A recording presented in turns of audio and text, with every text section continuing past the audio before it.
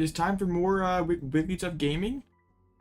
For the first time in a while, I've not switched up the list at all. It's the same list as usual, or not as usual, as yesterday. We faced all the right matchups yesterday, just didn't quite get it done in those games. So, I mean, everything felt pretty good. We just gotta actually like execute correctly. So that's the plan for today. We're just not gonna mess up. We're just gonna win. Yeah, pretty big tournament tonight.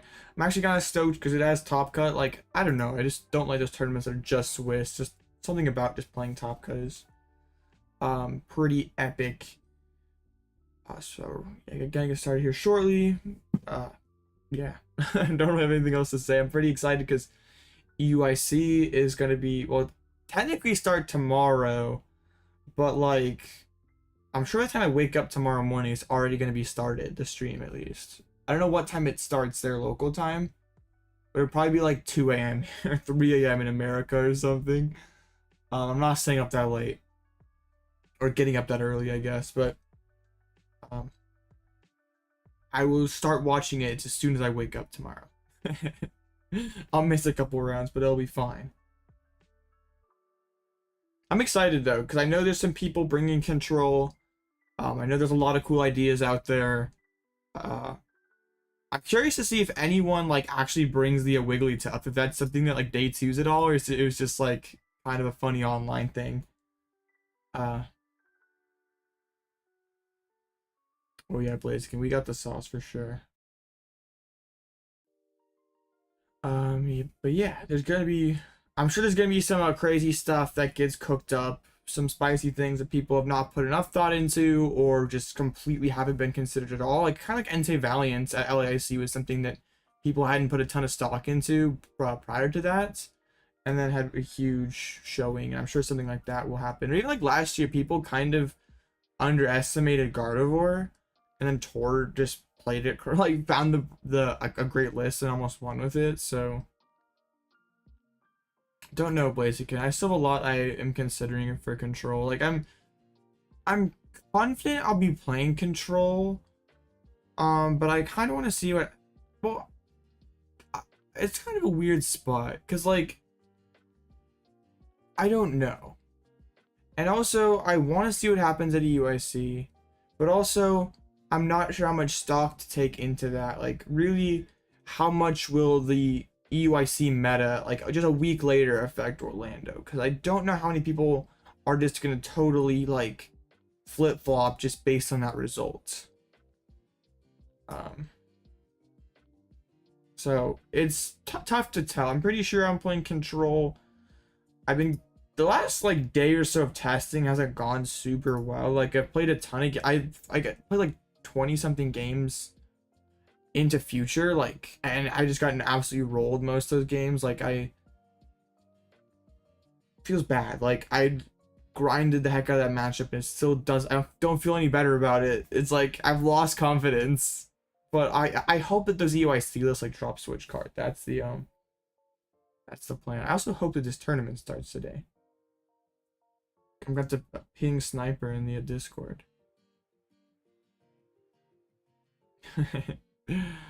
But yeah, always Control gaming. There's nothing else to okay, just had to complain. Perfect. First round up against just Lost Pile with Hoopa, so the Wigglytuff becomes a lot less good.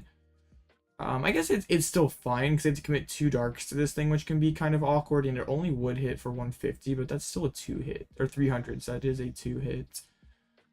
So not great. So that card is a little scary. But the rest of the list, there's 1 boss, 1 prime, no Pal Pad, only 1 vac.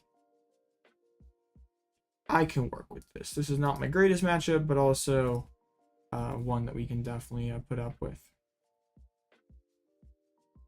So great. I think if Future doesn't play switch cards, it's totally fine.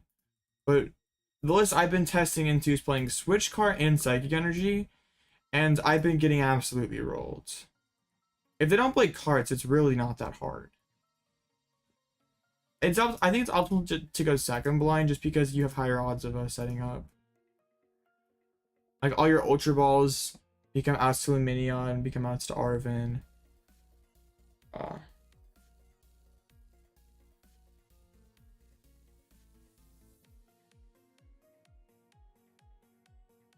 If they don't play cards, they can hit Mawile, so not great. Huh? I don't get what that means. Because if they don't play cards, they kind of have to be careful to benching too many Iron Crowns. And if they can't really bench Iron Crown, they're not really doing that much damage. So it's like fine. But if they do play cards, they like Arvens and Gears and like so many outs to find those switch cards that they pretty much have it on demand, and each of those switches basically equals 2 prizes because they can amp Mawile.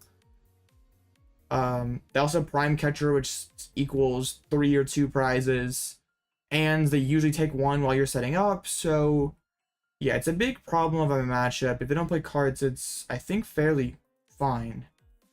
But aggressive decks are always kind of troublesome for the bird, and Future's got a lot of tricks as well. It's hard to win by, I found it's hard to win by prize trading when they can just knock out the bird. Like, then you can't chain your combos as easily, and it becomes kind of scuffed. And yeah, if you don't bench the bird at all, yeah, you don't give him any easy prizes, but also you don't give them any easy prizes, but like also you just can't find your cards, so it kind of is a lose-lose. Like, yeah, you get kind of body either way. I could push up Snorlax here straight away and just make it harder for them to spit turn 1, which I kind of like. Against Moon, bad matchup. Is it like the Moon to Dunsparce deck?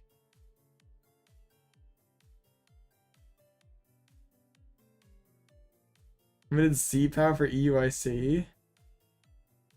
I mean, I think CPAF is a pretty good play. Like, if I had Bird being inconsistent hasn't been that big of an issue for me personally. It's mainly just like Future. Like, aside from Future, I feel pretty confident about everything, but like I don't think Future is that great of a deck overall, but that's not necessarily the point. Like, people are gonna play Future regardless, whether it's good or not. You're probably going to beat one early rounds, maybe 1 or 2 day 1. So it'd be hard to day 2, I feel, if you're just scooping to that.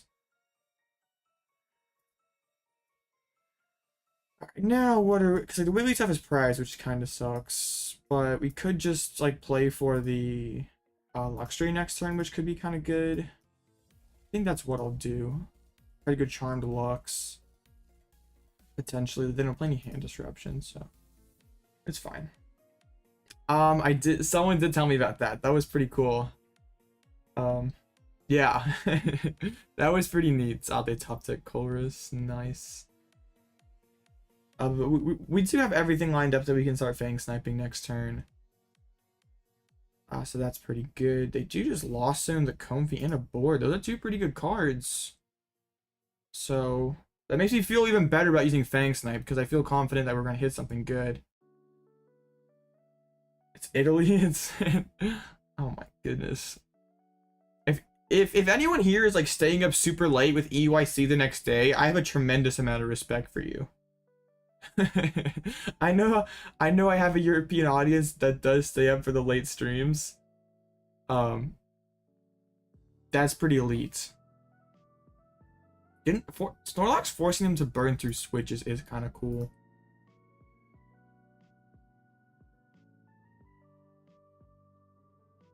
Is my PCGL like choppy for anyone else? I feel like it's not popping off at peak capacity. PCGL's been kind of weird for me like the last day or so. I was ladder grinding last night, and I kind of wish I recorded some of it because I was facing so much jank. Like, there were just decks playing cards that just don't make sense. But I suppose that's ladder. Right, let's get a Fang Snipe in here. Get the Bravery Charm on it as well.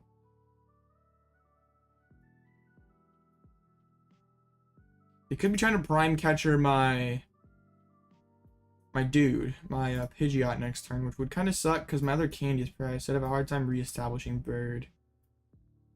But I guess, yeah, this is what we have. Fang Snipe. Boss's orders. No. Alright, no. Nope, nope, no, no, no, no. You can keep the boss. I'm gonna take that prime catcher. Yeah, nah, you cannot have that one anymore. Almost convince yourself to commit to learning how to pilot it. It definitely feels like a rewarding deck to play. It's just very hard.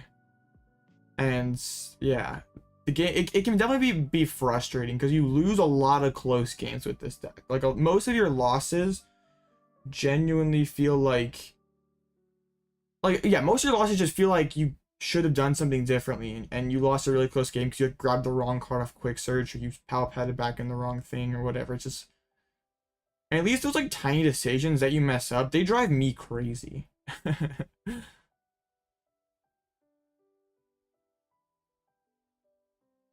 You won Eri won you 7 games in a row? Sick. So I definitely like to Fang Snipe next turn since we know there's a boss in the hands. We also know there's double rod, so Eri could go, yeah, Eri plus Fang Snipe would go really hard. Or even just Blustery Winds, KO Moon plus Eri double rod. They did Lost in a Lightning already. I wouldn't, yeah, swinging with the Pidgeot wouldn't be the greatest thing in the world. But they did Lost in a Lightning, so they can't arm press. It'd be locked into Amp, which I guess wouldn't be horrible for them, but they couldn't KO Pidgeots. So I'd be sort of okay with it, because they did Lost in their one Sableye.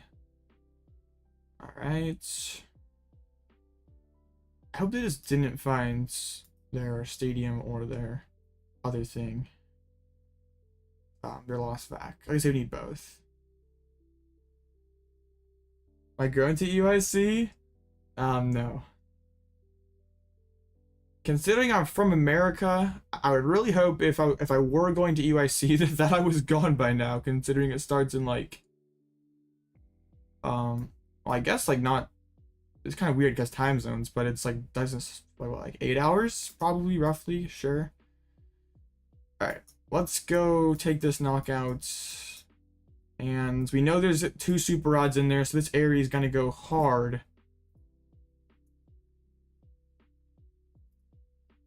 That sounds good to me.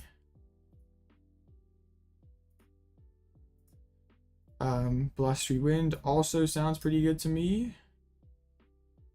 Could bench the Pidgey, but then I do worry about, well, how much do I worry? That's fine.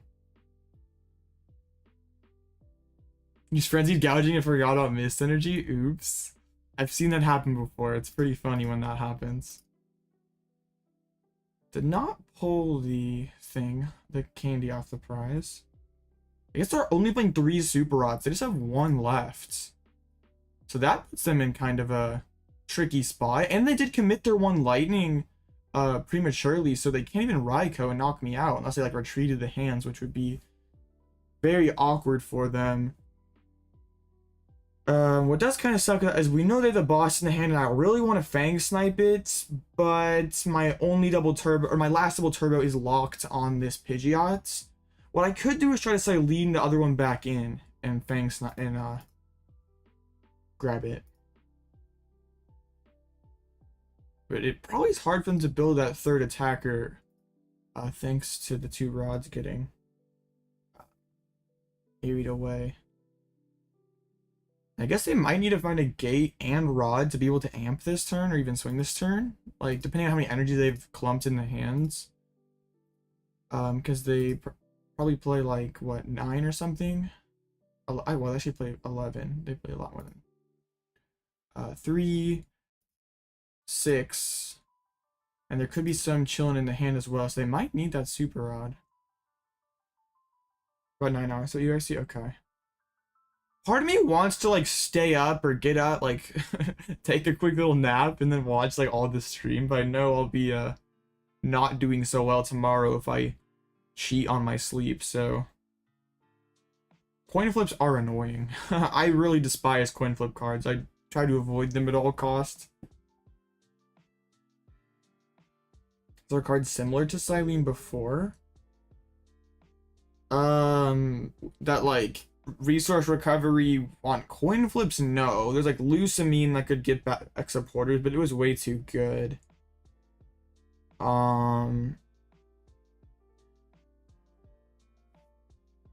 They hit a gate, but how many energies do they realistically have in deck? What's the Wigglytuff have good into? Lost Box, Future Hands, can be good into Chien-Pao, Arctina, good into the Roaring Moon decks, which have all of a sudden become more popular. And then, of course, into Lugia. I changed 0 cards, actually. Fun fact, we changed 0 cards. Alright, they do gates. They are getting a ton of switches. Wait, are you gonna bundle? Oh, they just didn't even attack. I really want to try to Cyllene back this double turbo then, and then Fang Snipe that boss out of the hand. I think they're trying to. Thanks, Cyllene. I really appreciate you, buddy. I was gonna say, I think they're trying to go boss plus amp. Oh dear. Okay. So they play 4 switch card, 3 switch. There's they still have 3 total left. I was gonna say maybe we could go that line, but unfortunately not. Let's get Radzard kind of loaded up here. I'm gonna retreat back into the Snorlax. It's like force out the Iron Bundle, or maybe even more switches. Yeah, let's go ahead and quick search. What do we want here? Could go for a Penny.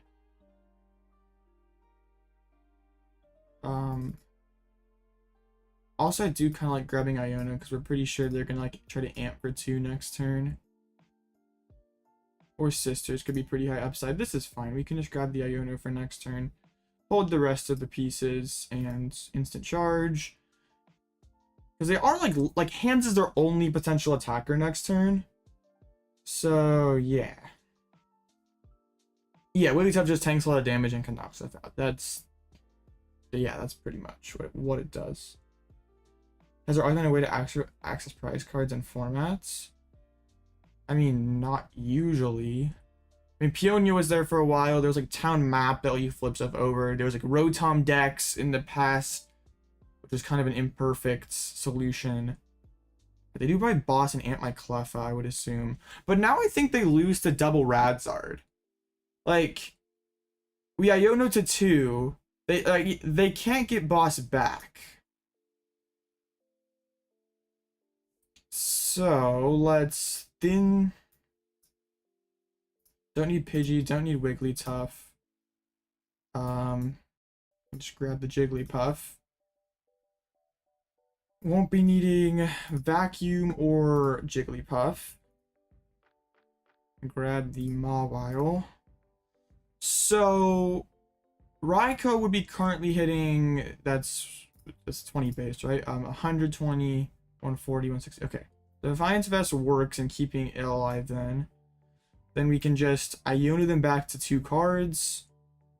And both their gusts are gone. We did actually rip the Hero's Cape, which is kind of sick.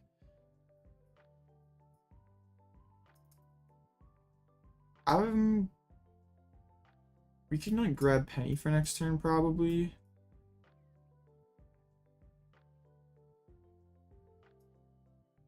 Yeah, that's fine. And take this KO. Use 1/1 Noivern EX has been successful against Future Box and base.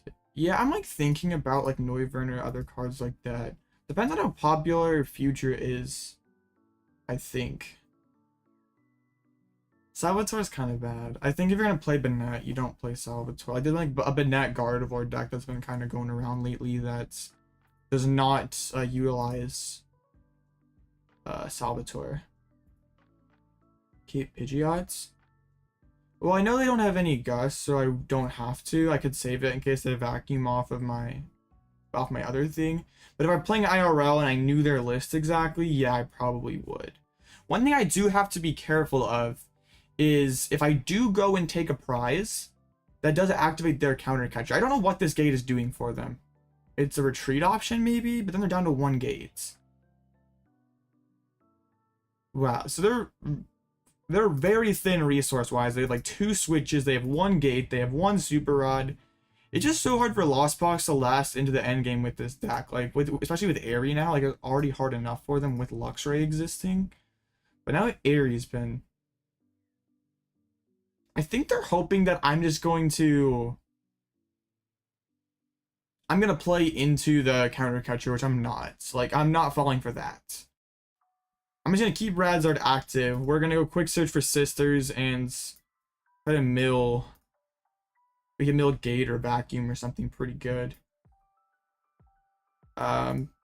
Sure. I mean, you can keep these. I don't care about those, but yeah. We get rid of that. We can burn the Hisuian. And the next turn we have boss for game. Or if they want to go knock us out, we have Arven for Super Rod to go KO them. I do think Lost Zone's pretty weak right now. I think it's not in a very great position. At least like comparatively to where it has been. Like I've heard like some people like hyping up Lost Box, and I just don't think its matchup spread is that good. Like, it feels like you lose to most of the format, honestly. Like, you lose to CPAL, you lose to Zard, you definitely could lose to Future Hands. Lugia is not easy. Like, the right list out there is probably pretty good. Or it's probably alright, but at least the decks right now. Kyogre would go really hard against Future Hands. That would probably make that matchup fairly free. Alright, well, we'll just pass. We have game otherwise too, because we can get Arven for Rod and have the Luminous Energy. Alright, pretty broken. I think Lost Box should beat CPAL. I mean, like early Amp is hard to deal with like this deck, because you like have to load up Hoopa, and Hoopa's awkward to attack with. You also have to like worry about Greninja. Not all these lists are playing Manaphy.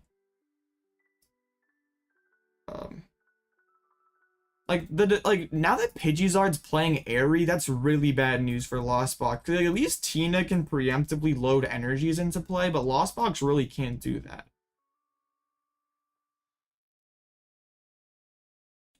Alright, broken. I'm gonna say GG back. GG. So actually a lot of birds tonight.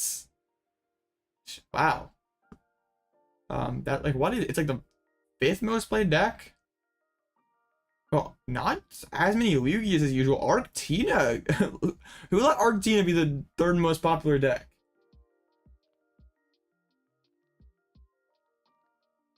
In that game, I could have amped the Cleffa. But also, I didn't really care if they amped because it activated Radzard. Like, I knew that they had no comeback. Like, I wanted them to spend their boss because I knew they had no comeback to Radzard plus Iono. Like, they always lost to that. So yeah, 9 birds tonight. Let's see. Let's critique the fellow birds list. We have Blaziken TCG, whoever this guy is. Never heard of them. Looks pretty similar. Not playing a Snorlax though, so that's an L.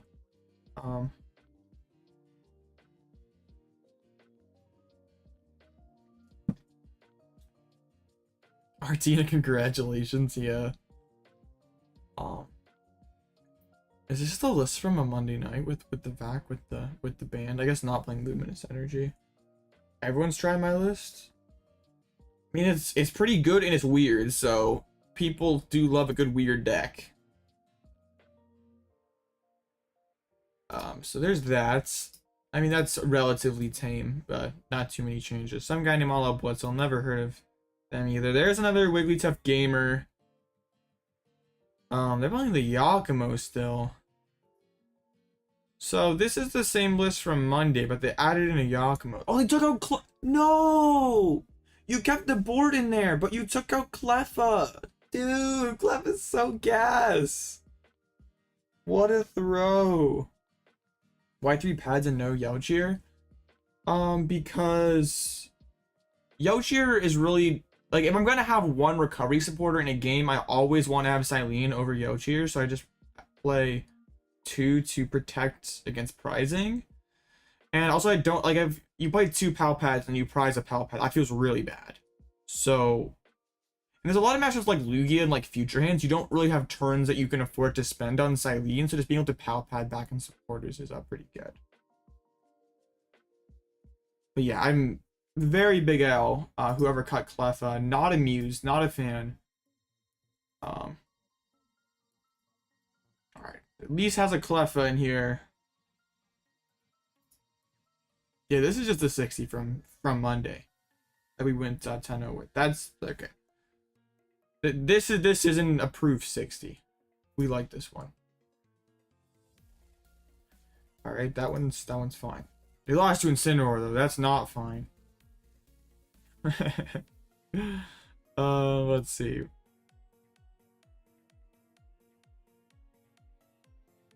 The usual suspects in the Pokemon lineup. Alright, well, that's my list from our last stream, I think. They cut the ban for the Lax. We're missing Peonia. I mean, if I could play that card, I would. Hey, what's up, Zid?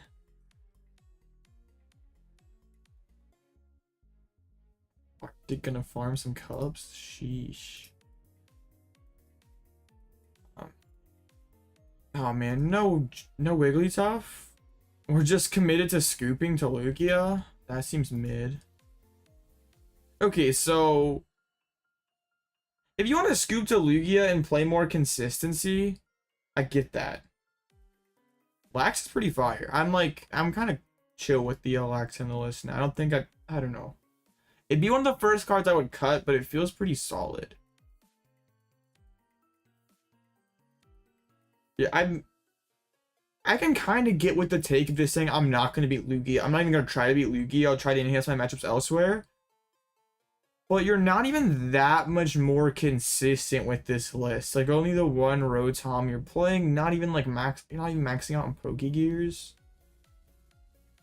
Like, you're using the slots for like more Sisters and Aries and stuff, which I like. Not a fan of, really.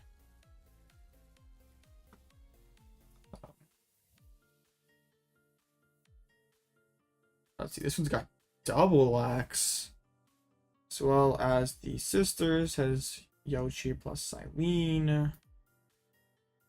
I mean, this list just has like a, I mean, I don't really hate it too much. There's just like a couple wasted slots, I think, like the Snorlax and the Erica. And the cart, I'm not really a fan of Switch cart. But it's not too bad. You're confused between supporting me or Brazilian elite players? Hey, you can support your local region, it's fine.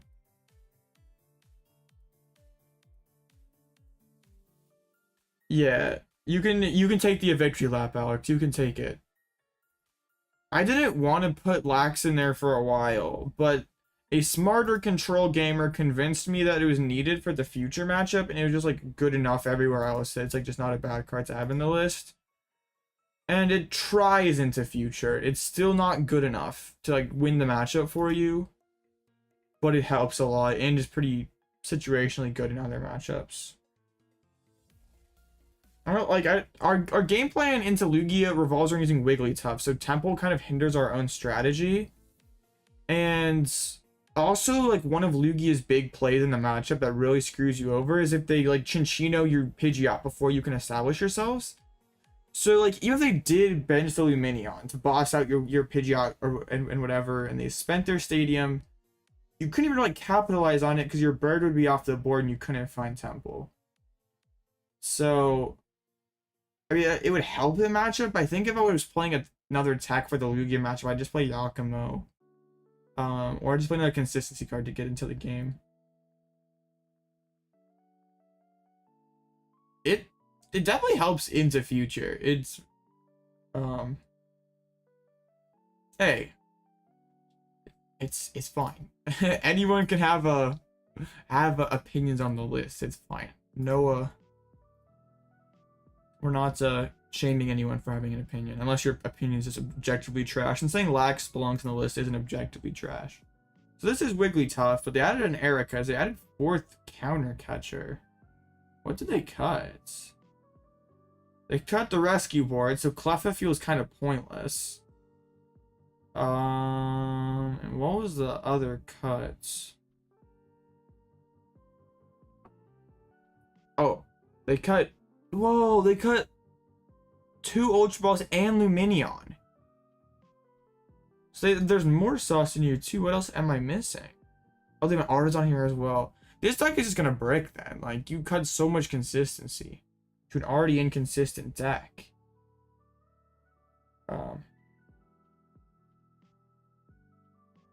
Yeah. Not a fan of this take. I struggle with 3 Ultra Balls and Lumi to set up, and you're... Yeah, you slice the consistency.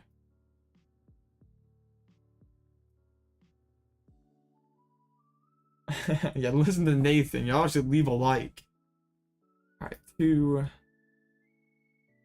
matchups to go. One of these times, if we have a long downtime in between rounds, I want to make a tier list of matchups based on how confident I feel into bird control, or how confident I feel against them playing bird control. And I'll kind of talk why I like the matchup or why I don't like the matchup. But that'll be when we have a lot of downtime, because I want to like at least have somewhat complete thoughts. It's not just like me rushing, and maybe if we like have some downtime when we're IDing and stuff.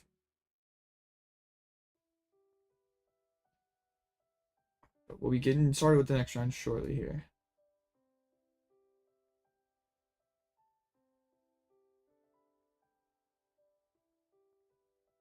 How's my future hands matchup? It's sketch. It's definitely unfavored. If they play cards, I would say it's our worst matchup. But if they do not play cards, it feels probably like it's pretty close to even. But cards are just so annoying. No, this is the same list from yesterday's stream. You want to play the Zard list in this tournament, but don't want to leak the sauce. Oh, true. Because if they see noted Zard legends Aaron playing it today, people would definitely switch, considering it's 9 hours before the tournament. If Guardy went out and like got a top 8, I wouldn't be that shocked. Like, those Guardy gamers out there are some of the smartest TCG players on the planet, so if they crack the right list and win the whole thing, it wouldn't even be that surprising of an outcome. Like, when I made that top 10 short the other day, I made sure to comment about, like, I put Lost Box and Guardy really low, and one of my least favorite things that people do on my top 10 videos is, like, months later people will watch it back and commented on it and basically tell me about how wrong I was, and it's kind of cringe. Like, I can't tell the future, so it's kind of hard to predict what the meta is going to look like three months later when there's so much innovation to be done. So I made sure to get out in front of it and comment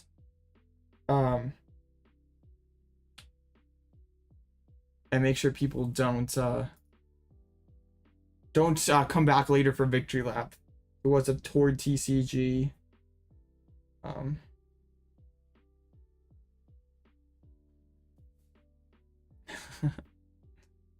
Guardy best deck, bird control second best. And see the future. Okay. You're still working on the list. You finally figure out how to go about the builds. I faced like a Guardy yesterday on ladder and it just bricked really bad. It was we just like, they went first, didn't Evo, and I just like, they couldn't draw cards. Like, it was quite sad. Okay. Next round's up. We are up against Aegislash with the Gengar. I'm pretty sure this deck just scoops to Klawf though. Like they can't ever one-hit Klawf no matter what they do. I just don't take prizes so they can't Luxray my bird. Okay, this deck just scoops to Klawf. Or even Chi-Yu is really bad for them because they at best 2-hit hits. And yeah, they play no Vac, so Cape Chi-Yu just goes really hard. Very interesting deck. We're just not gonna stall. We're just gonna go Klawf, we're gonna go Chi-Yu, and this should be totally fine.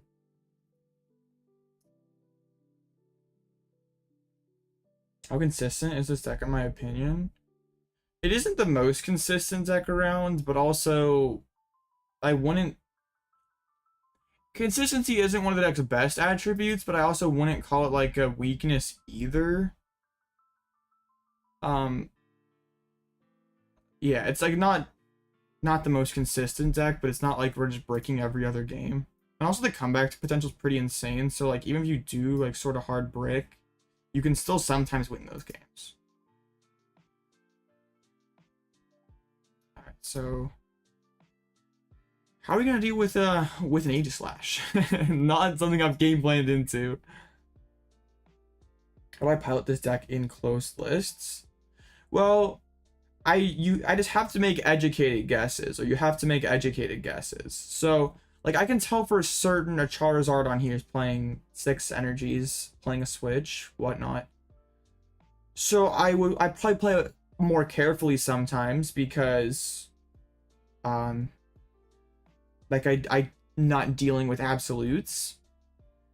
But yeah, for the like in most matchups, you can make educated guesses. Like this deck has this amount of energies, this amount of certain card, and like that last game, I wouldn't have known for sure my opponent didn't have another Gust card, but that would have been fine.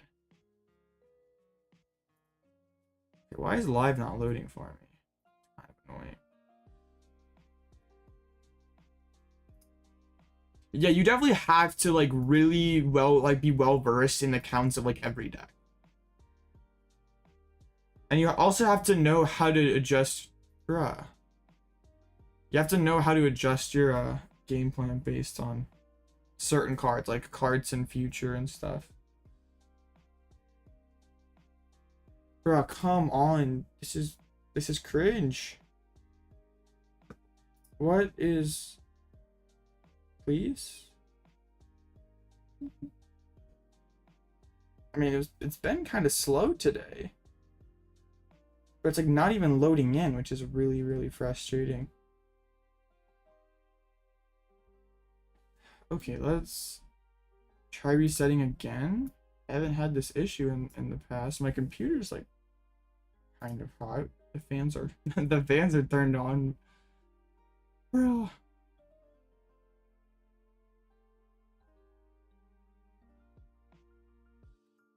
You got this, Tord. Easy. Alright, I guess you just had to reset it. Upgrade the nets? True. I think. Goldengo Palkia is pretty good, okay. I feel like it's just a worse version of C-Pal. Like, if you're playing Goldengo, you're kind of trolling. Like, is there anything that Goldengo... Bruh. They reset, right? Is...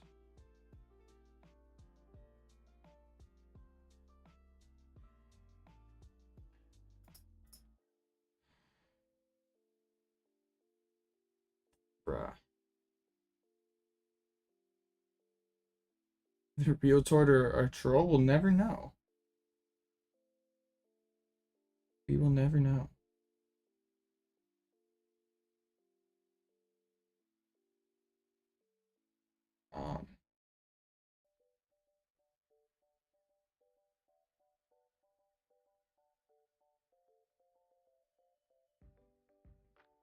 Yeah. It's not the real Tord, but it's fine. Goldengo's probably a better C-Pal matchup, I guess. But I think your Zard's worse. on Sander Wojcik, the control goat. Sander's one of my all-time favorite players. Like if I did like make a top 5 list of my favorite personal players, Tord would be not Tord, Sander would be top 5 for sure. It's not the real Tord, it's okay.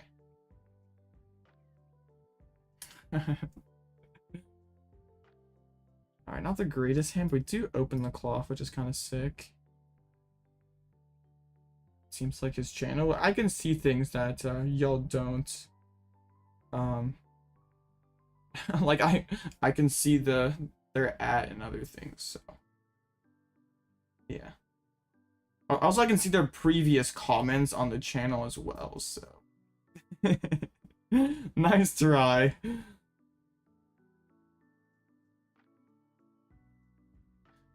I remember someone the other day telling me about how they wished all my opponents would stall against me in Orlando and I'm toxic for playing control, and now all of a sudden their name is Tord TCG. So interesting.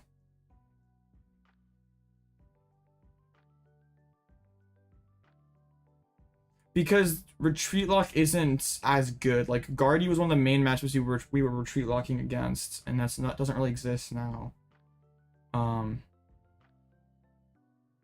If we sort of need to deal with like the new threat of Lugia, like that wasn't something we had to deal with. Well, that's actually pretty good because we could like Poffin for double Pidgey and bank for a Seal Stone for later. One candy, the one forest. What does Klawf really do? It's really, really annoying for decks like Aegislash that can't one-hit it. So they just lose energies every time they hit this thing. I do have to be careful benching too many abilities and not play into Scizor. So we'll keep it kind of low key. We'll try to maybe penny up the Lumineon potentially down the road. But yeah, we just pass.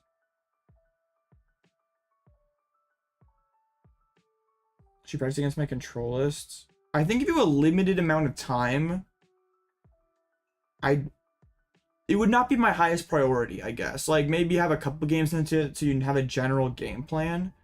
But I wouldn't put a ton of time into testing against it unless it has a big finish at EUIC and you know people are gonna play it. Because you have to deal with Lugia now. The Charizards are just in general way more teched out, so retreat lock doesn't always work against them. And there's the main thing is like Klawf is good against Lugia, good against Arceus, things that Snorlax isn't necessarily very good against. Same with the Wigglytuff. Like there's really only 2 decks that we win by retreat lock, which is Charizard, which is becoming increasingly harder with the amount of text that these are playing lately, and then there's also Future Hands, and that one's still not very easy. I haven't, but I did think about doing that, but also yeah, I could definitely try to do that. I'm probably should do that next week when we're trying to get the full Orlando preparation done. They're gonna get the Aegislash on the board and start hard bashing. Is that what that attack's called? Let's go. They're gonna bash my Klawf. I'm so sad. Zard is ridiculously consistent. It's like kind of gross. Like you look at Zard's matches spread and you're just like, how does this deck win so often? And then you realize that it's like by far the most consistent deck in format. Like it just doesn't break. I don't want to bench the Rotom just in case. Because I don't want to play into the Scizor just totally nuking my guys. I think I'll get a penny for next turn because I might want to pick up the Lumineon. We might want to pick up the Klawf. CPAL more consistent. That's kind of cope. CPAL did gain a lot of consistency. Be surprised double penny, but it's still far from the most consistent deck in format. Scovillain's kind of awkward because it's got like, isn't it, its attack cost like double grass, so it's like not super easy to power up. But Buddy Poffin is so insane in those those evolving decks. Like they can just like go first and whiff, but they still can win. Like they still can set up and stuff. Like that's like one of the like PAL got deceptively more consistent because it isn't just totally cooked if it whiffs its battle passes like last format. If someone practicing Wigglytuff control for EYC, he's a huge fan. That's awesome. Well, best of luck to your son, Matthew. I hope he does very well. How do you play against Zach when Turbo Hands have double cards? It's very hard. I like to either go Luxray early or Snorlax early, try to get them to slow down, burn resources. You kind of just have to like sisters and pray sometimes. And let's grab Pal Pad. Not actually, now let's just rip his sisters. I feel like gaming. Lugia broken or Lugia bad? I feel like it's somewhere in the middle. Is Tough actually good? Yeah, Tough is very good. Tough is gaming.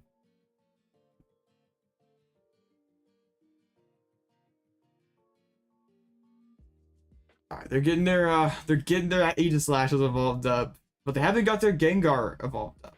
So they are they're gonna retreat. It's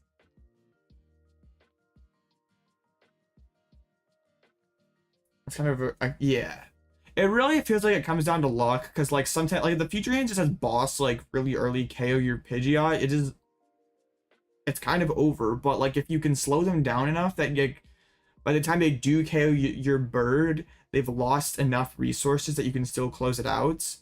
I mean, then you're kind of chilling. But like sometimes it's like if they high roll that town store early, it's so hard because like you can try to go for like the counter catcher Luxray Fang Snipe play, but it's so hard for you to get rid of that town store. Like it's tough to justify spending an Arven for okay, they can hit me for 150 and KO me with Scizor potentially.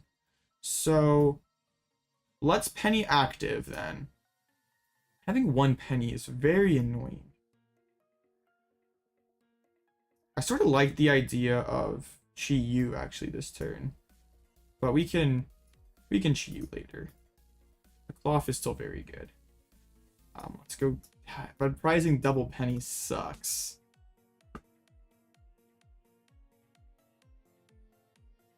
Luckily, we still have that cape and stuff. Upstarter, Charizard, Tina, Lost Box, or Lax. Just whatever deck you feel like you can play the best. I would say just based on overall power level, I'd go Zard or Pal. I would not recommend Lax if it's best of one either. Like Lax is a great deck, but best of one is it's too hard for Snorlax. I could see the one-up copy of Daisy. I don't know what you'd cut for it, but I wouldn't be opposed to it. I would never play Arc Phone. I think that card's kind of terrible. But I could see playing Daisy.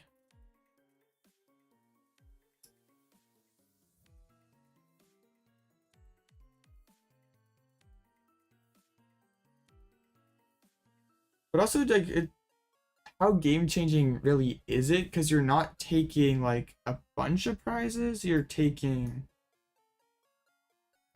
like, you do have ways to interact with the prizes, but not every game. So, like, how often do you prize a super game-breaking card? And in that matchup, do you need that? Like, really, really need that part, I guess.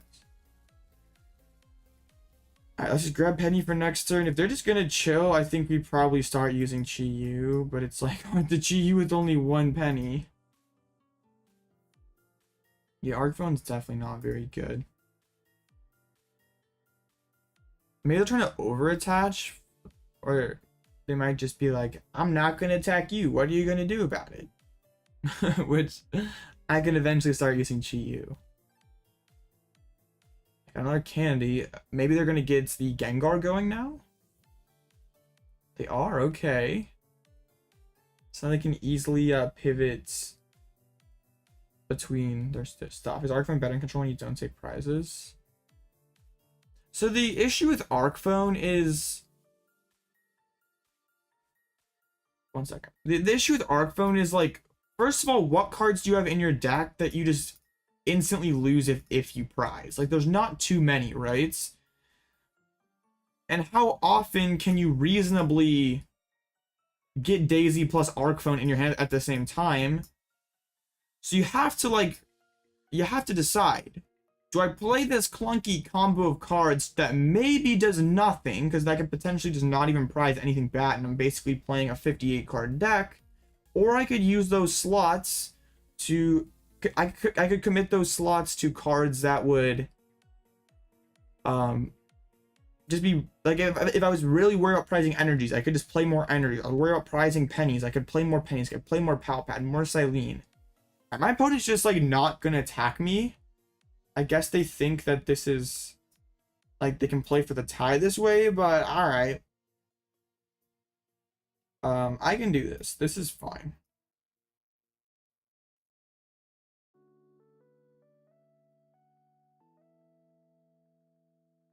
I mean, having one penny makes this kind of awkward, but now they're only, like, they're only hitting Scizor for, hitting with Scizor for 110, so I can get 4 cards milled per every Chi-Yu. And we can Cyllene back in pads and stuff. I mean, Daisy is kind of a consistency card. It lets you draw 2 more. Hey, that's pretty goated. That's really good. But also, there is a slight chance that Arc Phone puts a bad prize card in the prizes too. And you do all that. You do the Daisy, you do the Arc Phone, and you don't even get immediately have access to that card. Like, you still can't play the card. You have to, like, wait a turn to a top deck it. So if you priced out double Pidgeot and you want to get Pidgeot, you're just out of luck. You have to wait a turn. Yeah, keeping Pidgeot's pretty good. Just keep doing this. Mill again. Yeah, we can probably just win by deck out. The deck just doesn't do any damage. I milled twice and gotten both rods. That's mean. I know. Curious about something with Tough, which matchups actually act in a tank more as a secondary attacker. There's very few situations. I don't think I've really ever, like, used Tough just to soak damage and not, like... I guess the only time I've ever done that has been against future hands, because I would need more time to assemble my Radzard combo. That's the only time I can, like, actually remember being like... Okay, I need Wigglytuff to tank 2 hits here so I can get Radzard back. So usually Tough is soaking hits and slapping at the same time. Cyllene loop with 1 penny goes pretty hard. Alright, cool. Off topic, what's the plan versus Great Tusk Mill? I like to go early Fang Snipe and burn all their ancient supporters and then just start milling them with a Chi-Yu.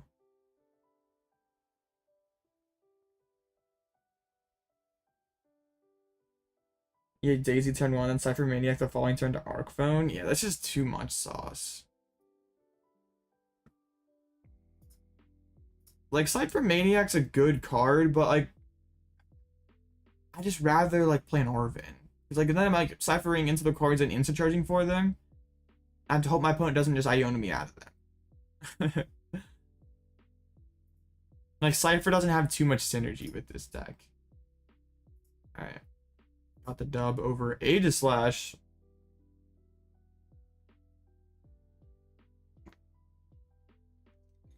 I thought I was gonna just sit there and let them...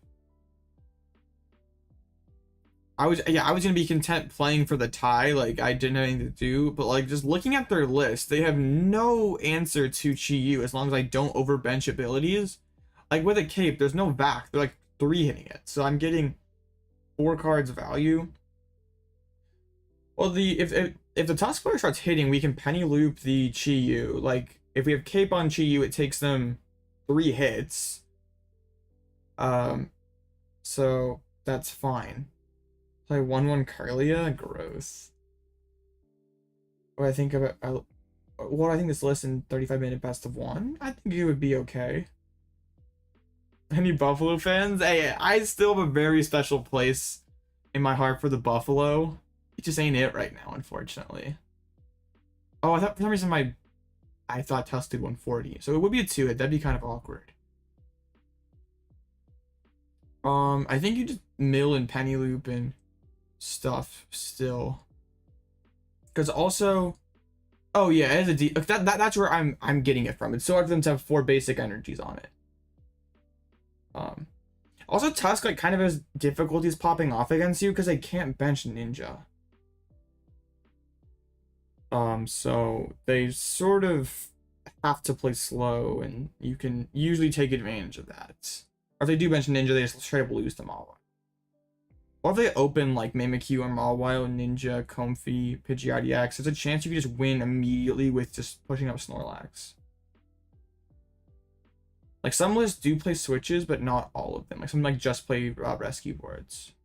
Okay, do we have enough time that we could do the tier list thing? Only 8 minutes. I want longer than that. Yeah, I never like. Yeah, Tusk's base damage may not be 160, but I always remember do 140 to me. That's the wrong Tusk. Gross. There we go. I was like, how come that's been doing 280 to my Luxrays? Ah, yes, because they put the double turbo on. Calvin Connor was his lax coach. That's probably the best one out there.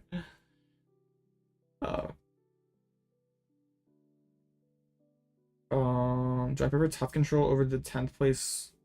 I don't remember what that list was. I mean, I'm very biased towards tough, so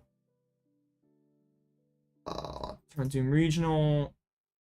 So I guess I can tell you exactly what I don't like about this list. I think we touched on this when we were playing in this tournament, but not real. Like this list is basically scooping to Lugia. And that's kind of... it's an interesting take.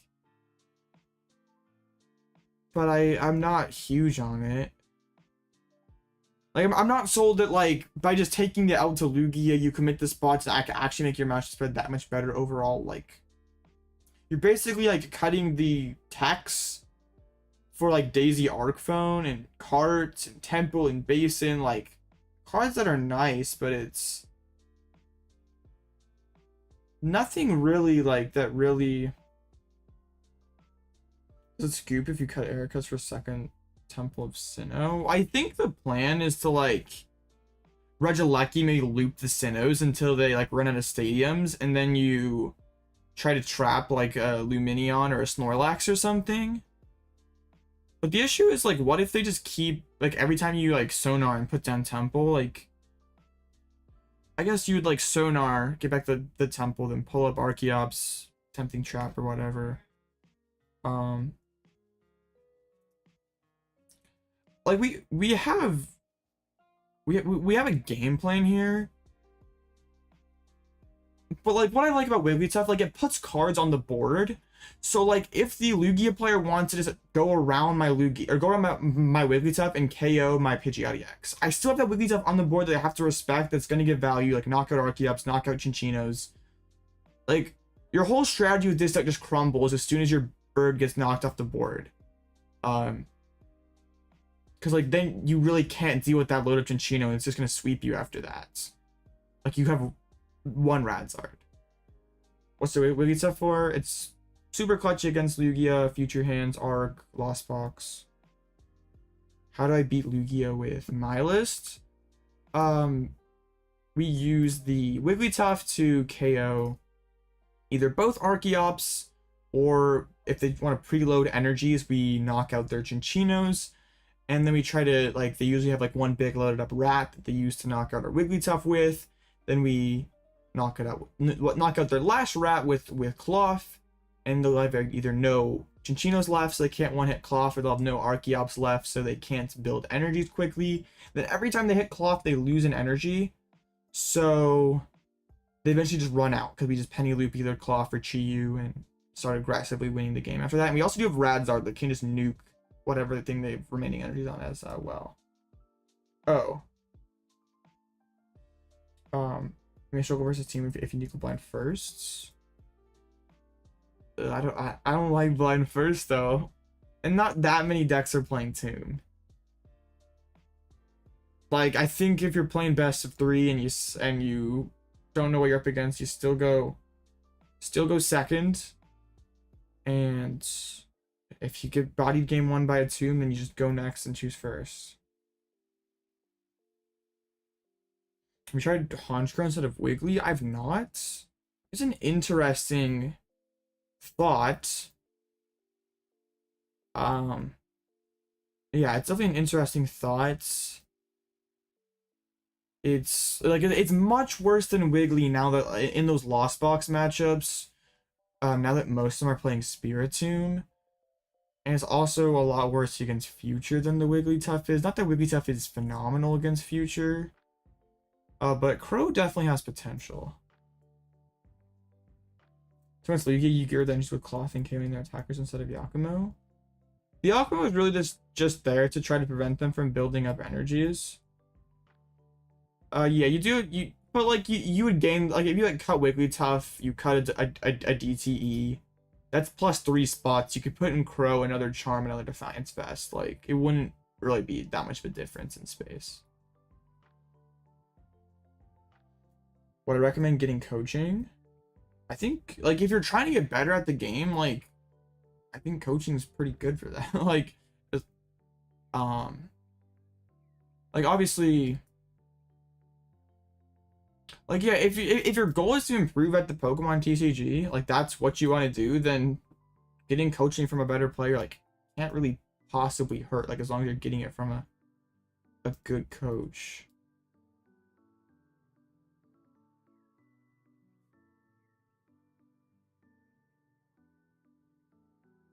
Yeah, I'm sure there's a lot of great coaches out there who can help you. So the main thing with coaching is they like kind of put you on the fast track, right? Like technically you could spend hours and hours playing ladder, playing tournaments, and learn the same stuff, but they help you get there quicker. And also just having that extra set of eyes can also just help you see things that you don't see. Because like sometimes you make mistakes you're just like not even thinking about. Like it's just something that you like, always do, and you just never think to do it differently. And then having someone else watch you and see like, hey, why'd you do it in that order? Like could definitely be isn't coaching expensive? Depends on who you're getting it from.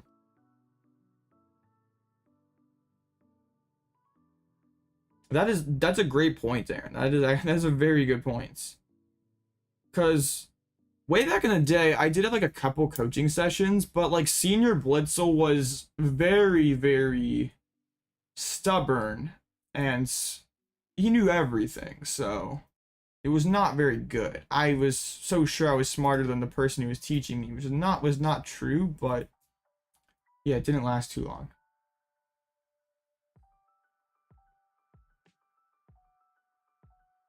Doesn't even compare for anything to coaching in other. I mean, like if your goal is to top beta regional, day 2 regional, like whatever you're trying to do, and you have the extra stuff available, then like just do it. Like you're gonna like even if it's just for the encouragement factor, just like having someone else like tell you that you can do it and that you're capable of succeeding is just sometimes all you need. Because like we're our own harshest critics, but if you just have like an extra set of eyes tell us like you're a good player, like you know what you're doing, you just gotta like sometimes you just like have to believe in yourself and know that you like you're gonna screw up and it's gonna be okay. Just like you just gotta go out there and keep gaming.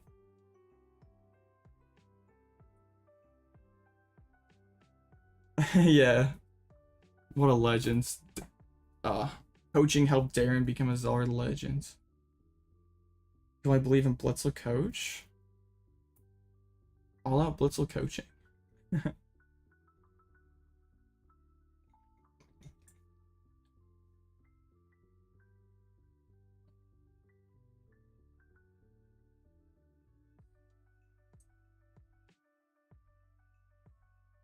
pretty expensive. I mean, it can be, but also like if you're spending a lot to go to the regionals, right? So like when you like, I would almost rather go to less regionals and have constant coaching than just like go to every regionals and like, I'd rather do well at the few regionals I went to than go to everything and have like a ton of mid results. I mean, obviously both would be super epic, but like I'd rather do well like 4 regionals than go to all of them and maybe pick up a couple mid finishes. Hey Darren, I'll be at League on Saturday, grinding some games of post rotation. Got to get that Orlando testing. I'm bringing birds, so.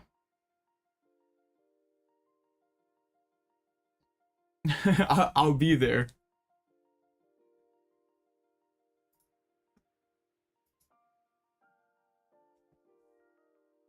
Collecticon this week? Rip. Hey, that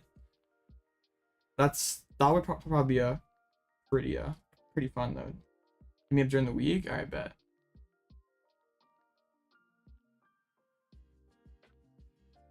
Like that's what's so like some of these people who like, I'm not gonna call anyone out, but like they go to every single regionals and like maybe squeak in like a couple of day 2s or just no day 2s at all. Like I don't know if they're not getting coaching, but like that's like a thought that I've had. Like if you're gonna invest all that time and money and like you clearly care a lot about the game, if you're gonna go to all the tournaments, like maybe you have to take a step back a little bit. I don't know, but like also if you go into all of them, you can like afford it and stuff, so it's fine. Say the name. It's not just one person. I'm not about to call anyone out here. Any coaches I would recommend? I would just like, if you're looking for like the best coaches, I guess I just go on Medify and see who's like top recommended, like who you think would like fit, like if you're trying to learn about a specific deck, if you're trying to more improve fundamentals, like I'm sure it just depends on what you're going for, probably. I finally got Wigglytuff Control live. Let's go. Yeah, it all depends on what you're trying to get out of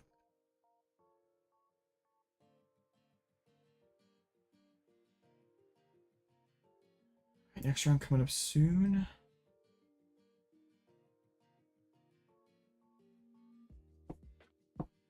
You feel targeted? I'm just putting my own putting my own opinion out there.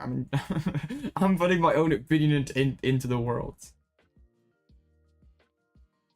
That's kind of wild. I don't know how you rationalize that. I guess if you have enough money, then like it doesn't really matter. Like that's just your weekend of fun. So like, and I'm not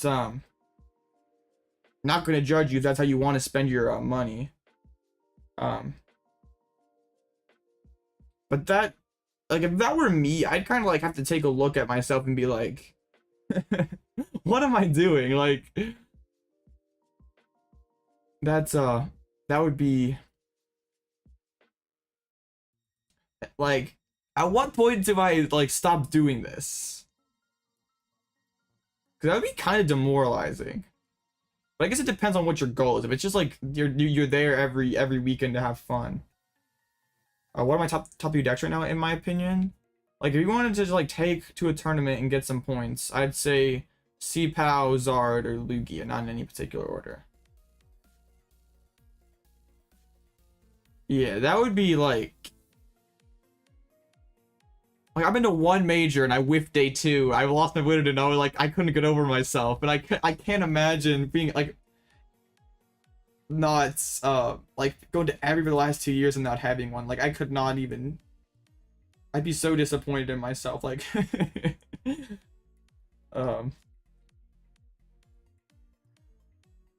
people who blame everything on luck are very cringe. Yeah, those. I always love it when like I sit across from someone and they like may have miss sequence things all across the point in the game, but they like basically like, and they're complaining afterwards how they would have totally wrecked me had they like drawn better, had they not bricked, had they not had a certain card prized. It's just all out Blitzel on Discord there. And it's just like I just beat you. Like, what am I supposed to say? Like, but it's just like you could have. I can't just tell them like, no, you misplayed like 3 times, or like you're playing just suboptimal cards in your list. Like your deck's is bad. I can't tell them that, but also like, it's like, well, what are you supposed to do? How can I play without a local game store and without live? That's tough.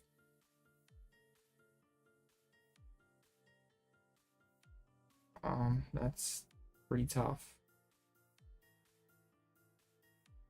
I mean, yeah, I guess you could if it didn't come across as like, yeah, you couldn't obviously just like tell them to their face that yeah, your deck is terrible. But also I feel like it kind of rubs people the wrong way if, like, sometimes I try to be like, well, what if you like? There was one time where like my opponent could like boss the Pidgey or something and it would totally wrecked my game, but they didn't. So I later like bricked them with an Iono, and after the match I was like, hey, if you would have bossed my Pidgey, I'm pretty sure I lose the game. But sometimes I feel like that comes off as kind of like, I don't want to come off as like a jerk, like, yeah, I just wrecked you, like you just screwed up, like I don't want to rub anyone the wrong way. Yeah, that's probably the best way to go about it, Alex. Just like not. Why the move away from Buffalo? Well, the Buffon's good against a lot of jank decks. It's good against, like, it's good against Ancient Box, it's good against Mirror Match. It's like okay against Lost Box, but like Radzard is better into future. It's probably worse than Tina than Buffalant, but it's probably better into the Lost Box stuff in future, which is just gonna be more common things into the meta. Zard favored into CPAL. I don't want to say it's favored, but if you're playing Eri and EVO, I think you have an okay time into a CPAL. Yeah, big timeout here. You need the chat for this. You applied by coaching on Metafy yesterday. What's the most important thing you want from my TC coach? I guess if I were to seek out coaching, which isn't something I'm interested in at the moment, but it's something if I could potentially do in the future. Like if I wanted to get a coach, I think because I feel like I can play Pokemon fundamentally well, but it'd probably be of like a specific deck. Like if I wanted to learn more about a specific deck in a short period of time, that's probably what I would go for it for. Oh, let's look into role coaching. You made a Dialga Metagross Pidgeot with the Reuniclus engine. It's way better than you thought. Oh, that's true. Stacking 2 Evos on top and then Reuniclusing them onto the bench. Yeah, Tio definitely fell asleep. Huge fan to come to the Puerto Rican regionals. That would be pretty fun.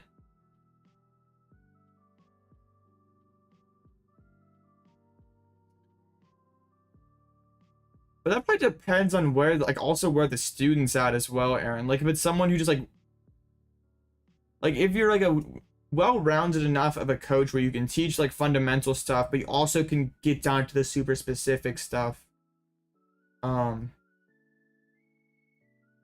Like, if you were starting out with someone new where you could teach them through the, like, the sequencing, like, the prize mapping in certain matches, but if you're someone, like, if it was someone who's more advanced, you also could help them out, too. Is it weird to be sorting card sleeves? You get them for free and don't know what to do with them? That is kind of weird. Alright, 10-minute timeout. I'm gonna definitely ping Sniper in the Discord. Sniper 100% fell asleep.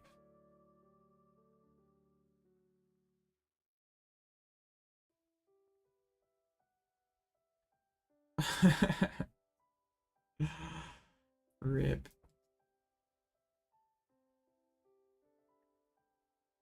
Just just flip it around. You just change based on what your student needs to work on.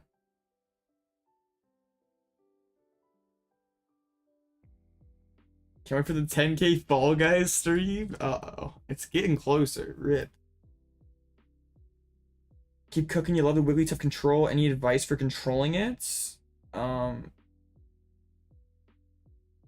Like getting better at the deck. You just like you just got to get more reps in with it. Like it's a really hard deck. Just have to get like really nothing really trumps experience. I would have some kind of magical formula of do this, this, and this, and you'll get better. Just you just gotta grind games. Bruh. 10-minute timeout. Alright, this is very cringe.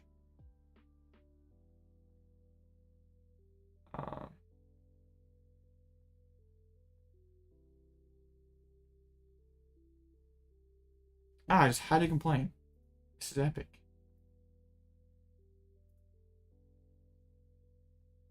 Oh no, the Raging Bolt Palkia. Wait, they just like totally scooped to Mew. Mimikyu. Like we can put Mist Energy on our Mimikyu so Mew can't damage it. Then they just have Radiant Greninja, which would be incredibly inefficient. And Ghost Eye knocks out Ninja once. Well, I guess we can't do that if we have Mist Energy on. Rip. Okay. Yeah, we can definitely do this.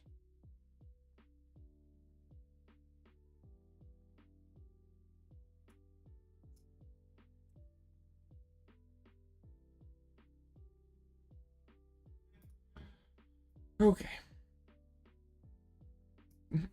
Keep the LZB you're running, you're 1-1. Alright, after this round I can check it out. Okay.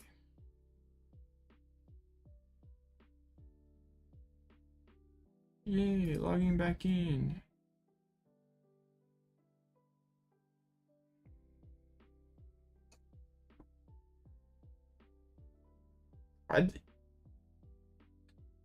Any ideas of the use of Bye-Bye Butterfree? I don't know what it does, so you think I need to get coaching to get good or no? I mean, no, but like I guess nobody, I guess, quote unquote, needs coaching. But like if you're trying to reach your goals and improve as a player, then it would definitely help. But it just depends on what you want to achieve in the game. Like if you like okay playing it casually and you aren't super, the results don't matter too much as you, then like it probably doesn't make sense for you. But if you really want to try to improve as fast as you possibly can, then yeah. But I haven't made a Wigglytuff control guide and I've gotten approximately 1 billion requests, so well, if you want to become a top player, then getting coaching from other top players would probably be good.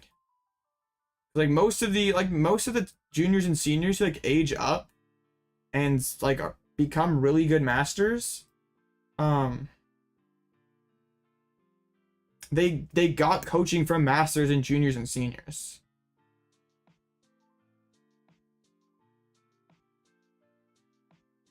My opponent needs to reset. It says I'm offline. It does not.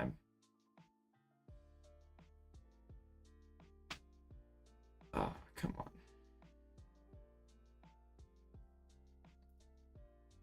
Bro, just please reset. Please reset.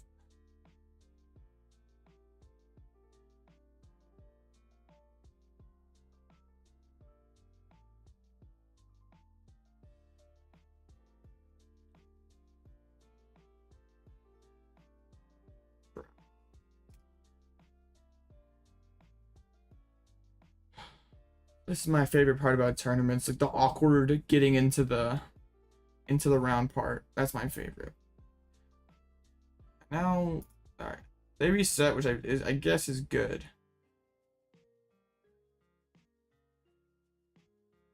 I guess that's good.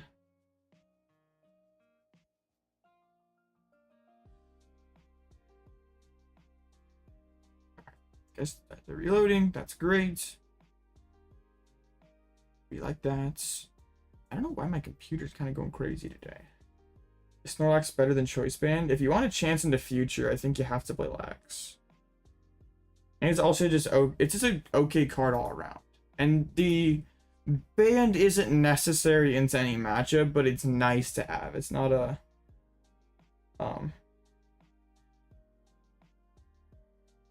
it's not like a necessary card. You be like you and play for 13 years and only win locals and cups. Hey, that's fine, right? We just farm locals. How do you beat Dialga? I guess force him to spread their energies out and then use Charizard to nuke the Dialga, but that seems really hard.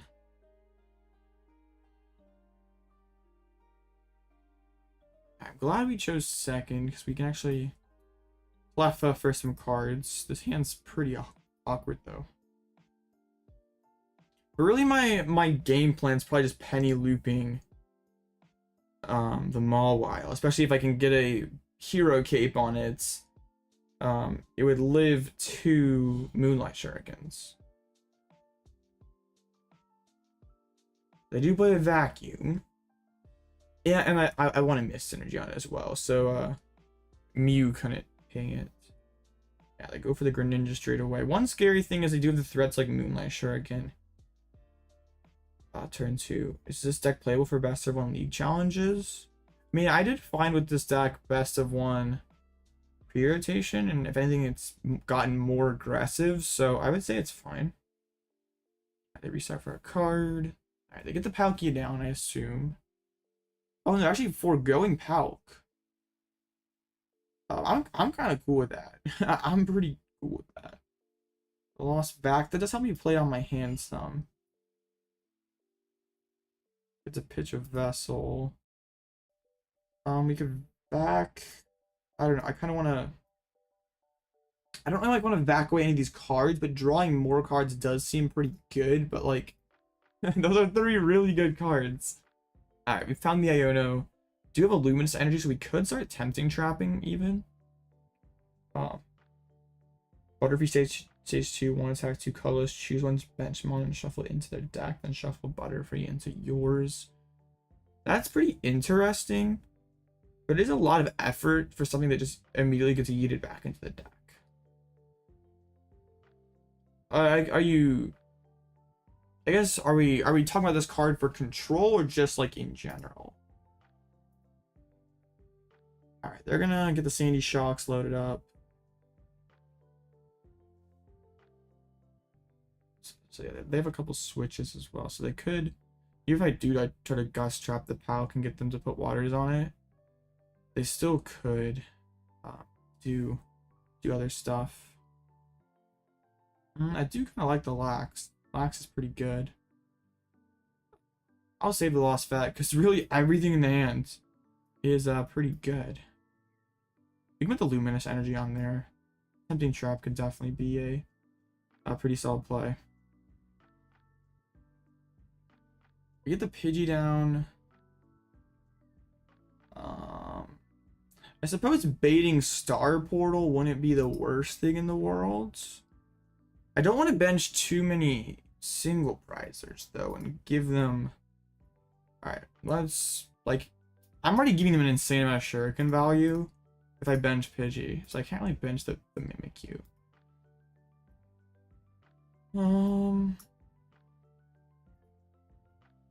Just Grasping Draw for a lot of cards. You can't bench the Mimikyu just yet.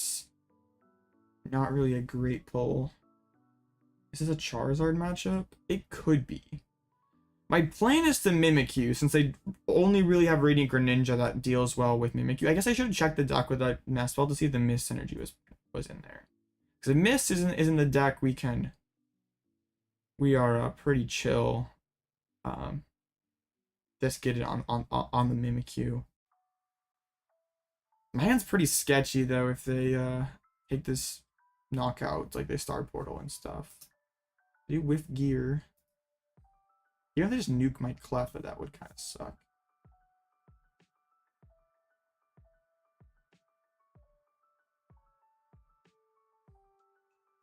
attached to the Ninja. Alright, they are going for that 2-prize Greninja play, which I can respond back with by Snorlaxing them and forcing them to burn a switch. And you to choose the new Mon. I guess that's like a cool like one of kind of play, but like what is your plan after that? Let's push up the Snorlax.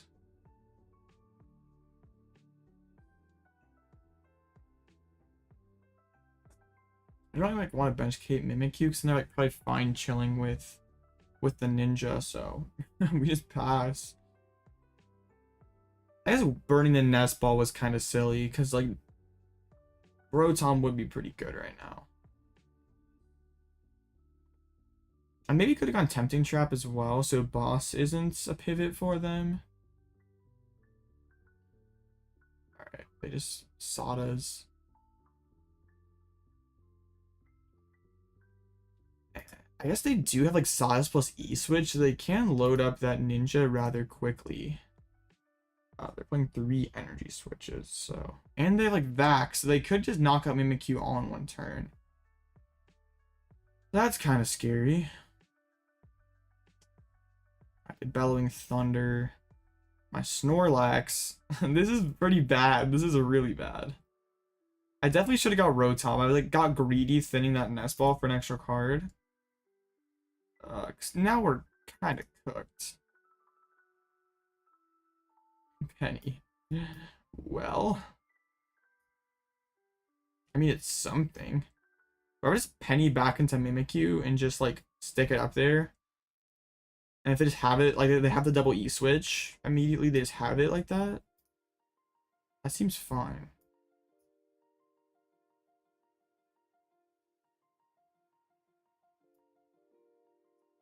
I'm attached to the Illuminous so we could even retreat if we wanted to. And also could start using Ghost Eye as well.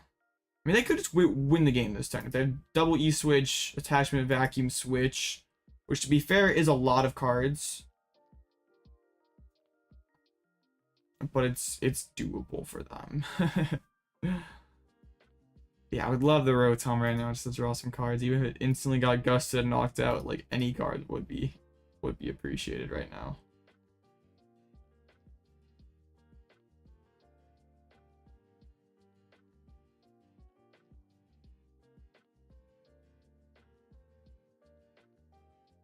Or even just like an Eri to hopefully hit some of those good cards out of their hands would be really nice.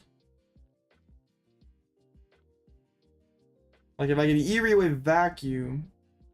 Oh, why did I think that he put me out of Greninja 3-hit range? It doesn't. I was thinking Greninja. Mimikyu at 90 for some reason. What am I talking about?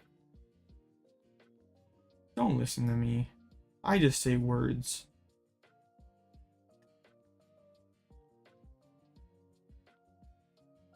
Yeah. There's Sodas. If they don't put one on the active, they're not committed to the retreat. They're loading up the shocks. For some reason. Huh. That's interesting. They're actually, and then they didn't put waters in play either, which is also, but I guess they can like Soda and cheat waters, but the Buddy Poffin. Well, we can actually lead and kind of. Okay, I like that. I like that. I like that. We can retreat and use lead and go get ourselves Iono again and try to work a comeback here. It is not great, but it's what we have.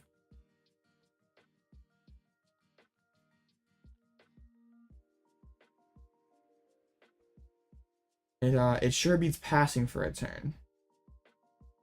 Lead is broken. Why no Pokegears? We have Ultra Ball Lumineon instead. I was finding the Pokegears to not be consistent enough. I also like Misfortune or Eri, because like I'm so certain they have like. Ooh, they could win the game actually if they had Soda, double E switch, attach. They could do it. I'm hoping they just like prematurely played the Lost Vac so they don't like lose it. So then we can charm and we're a little protected, but not a lot protected.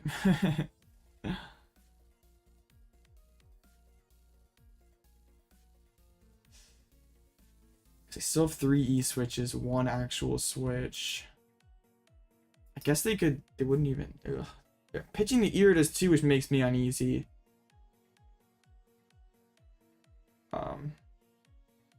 There's Asadas. They could just have it. I mean, it is a pretty big combo, but their deck is pretty small. They haven't played very many of those cards. They put a couple waters in play. Didn't put one on the active. Is that a good sign?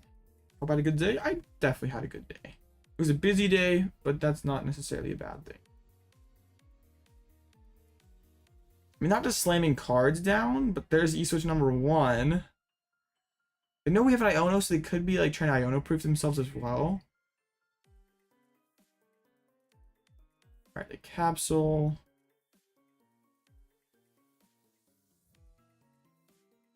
I'm surprised they're not loading up Mew. I know Mist Energy can just like totally wreck that game plan, but also it's a much more efficient attacker. Like, it doesn't eat up like all your Sadas and E-switches to pull it off over and over again. We got them to burn the Vac, which was nice. We definitely cannot bench the Lumineon, because I just be like Lumi for Penny the Lumi. Yeah, that's just not even worth it. I don't know if we attach the energy or not. Maybe could be good to have a retreat option, I suppose. Raging Pile. We're getting kind of cooked by it. Slow start is cooking us. We do some solid cards. I don't like that I don't have like anything I can like penny loop with though. I think that like dragging up Palkia might be my best bet. Just like force him to burn the energy, or they just draw pass. Well, okay. Let's rip his sisters here. Oh my goodness. Okay. That's pretty cracked. That was like the 3 best cards they had left in their deck. They're out of switches now. They're out of E-switches now. All it takes is a little sister's luck sometimes. Yo, that's insane. Alright, we can get a counter catcher. I think even the rescue board probably over the Forest Seal Stone, because I can't really bench another 2 prizer ever. Same list as yesterday? Yes. Player dip? I do not know about that, but I suppose I'll take it. I'm just gonna thin. I'm gonna hold the CC. Like, there's no point in burning it. But I guess we get pulled up the PAL. It's gonna be really hard for them to move. Because they can't even SADA to this thing. There's no E-switches. Are they just stuck? Actually, there's 15 total energies. There's 7 in play. There's 12 in the 12 come out in the discard. So they have 3 remaining. So that's only 1 ninja attack. So I think we do just win. We just can't get slow played. Slow playing is our only enemy here, which they might be trying to. Might be doing math. They attach to the ninja. Really, all you have to do is find another Gus to win this game. I suppose we can keep thinning. Sure. Grab the Lumineon, because that could be boss, which could close out the game. Alright, let's get cooking. Gotta play fast though, so we don't tie, because I do have an Iono left to maybe be silly and deny deck outs. It's another counter catcher. Alright, let's just draw pass. Could have ultra for the Chi-Yu as well, so Penny would just be out to mill. We do want to be careful about that though. I do Sadas, which puts more energies into play, but also draws cards, so we're totally okay with that. They do put energies on the Sandy Shock, so it can't get trapped, which I guess is good for them.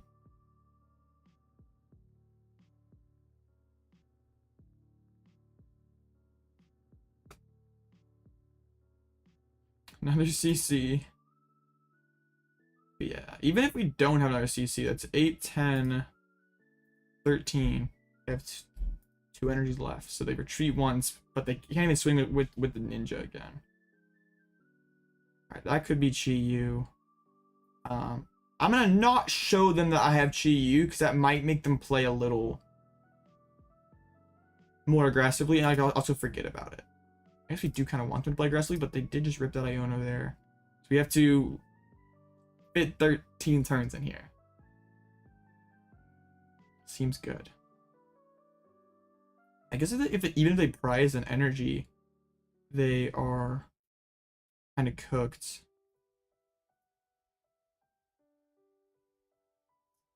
Okay.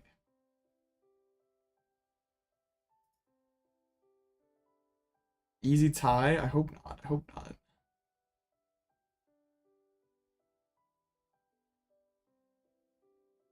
This one would feel pretty good to win because we've had a real tough go of it early on. There just had one lucky sisters.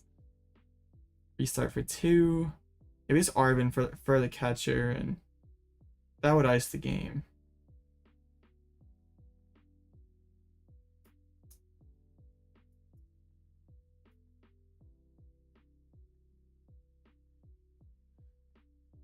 Yeah, because as soon as they retreated, we could start using Chi. Like, we'd counter catch up this thing and just try to Cyllene a Penny back on top, start using Chi-Yu. Alright, they commit both energies. They do retreats. So they hit us with the Ragran. But 7, 8. Yeah, there's no way they have any energies left. So we just do this. We can go search out the Chi-Yu pieces. And the next turn we can Cyllene a Penny on top. And we can win by mill.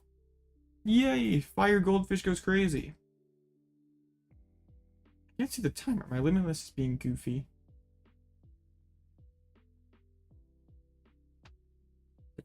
Alright, they're giving us the thumbs up emoji. I think that's a good sign. Alright, it was an excellent sign. Raging Bolt feels like a really sketchy matchup sometimes. But luckily they weren't playing like the Slitherwing or any good Mimikyu answers, so we're able to... Yeah, we could even have left the ninja there. It's fine. I would have just counter catch up the Palkia if it were in our real life, so that's fine. Alright, 3-0 starts. Yo, even one salty steak at 3-0? What happened to all the pile stuff? It's just regular Arc. Oh, it's Arctina grabbers. Okay, never mind. I take it back. I was gonna be very upset if it's just regular Arctina, but it's not. I'm very pleased to see this. Because I did mess around with this deck. It is quite goated. With the 4-4 Arc, hit 3 bad matchups in a row. You have? I don't think Moon or Tina are bad matchups. I was hoping it was the spicy lists. This is still pretty spicy though. Grabbers do go kind of area grabber goes crazy. It just steals games. Is 3-3 Bib ever better than like Aroma and 4th Arc? Check your arc pile. Okay, I got you, Aaron. I got you. I don't know what it is. It under Arctina? I guess we just like sort by alphabetical name.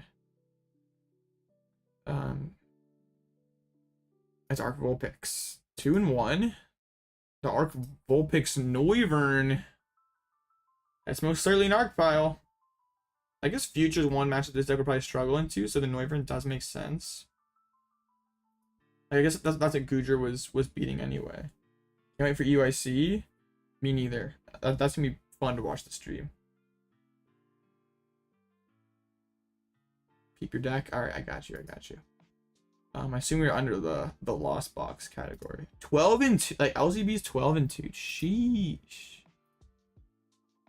And one of those losses is the unbeatable missed round. The ancient lost box with the 2 Sada's Crisis Punch, Spiritomb. One thing about Sada in here is there's not a lot of ancient dudes in this deck. Like Slitherwing or a Fluttermane I think would be pretty good. So like this card's at least live more often and you wouldn't have a 2-pricer in play all the time. You can't win with this deck? Uh-oh. That sounds like Arc Pile, Aaron. Why 2 Vacuum? Oh, in the previous list? I don't know. I was excited to try out this deck when the set came out, but I haven't ever got around to it yet. I've been too thoroughly enjoying Control. What's the strategy into Tina with this deck? So I think early Luxray remains really good, especially now that they're playing Temple of Sinnoh, and Mist Energy is a card that exists that we really like. So we tried 2 Fang type important resources, Eri important resources away. And then Mist Energy Wigglytuff is very, very awkward for them to potentially deal with. We can cape the Pidgeot so it can't get gusted down. Especially like cape, even cape plus Mist could be good. I don't know. Yeah, Mist the Wigglytuff, cape the Pidgeot, start smacking them. Even Klawf can be good. I think we either win the game by just taking 6 prizes with Wigglytuff and Radzard and running them out of options, or we try to run them out of like switches and just get a Tina trapped active and have a Klawf there. So like a caped Klawf, and every time they hit the Klawf, they lose 3 energies. Like if we have caped Mist Energy Klawf, what do they do? They like retreat into they get switched into a Cram. Well, we just CC back with the Tina, Penny the Klawf. It's one of the harder matchups though. Like if we just can't Fang Snipe good cards, like it's really important we get that Fang Snipe early. Like try to bait the Tina V-Star and stuff. Even like there's so many different ways you can use your hero cape in this matchup. Like you could put it on that initial Luxray to bait Star Requiem, which might be the move as well. I haven't played enough into Tina to know like which line's correct. But like if you baited the Requiem on the Luxray, then you could vest the Pidgeot and it'd be safe for the entire game. So that might be the move. Because like they kind of want to kill Luxray as soon as possible, otherwise it just gets way too much value.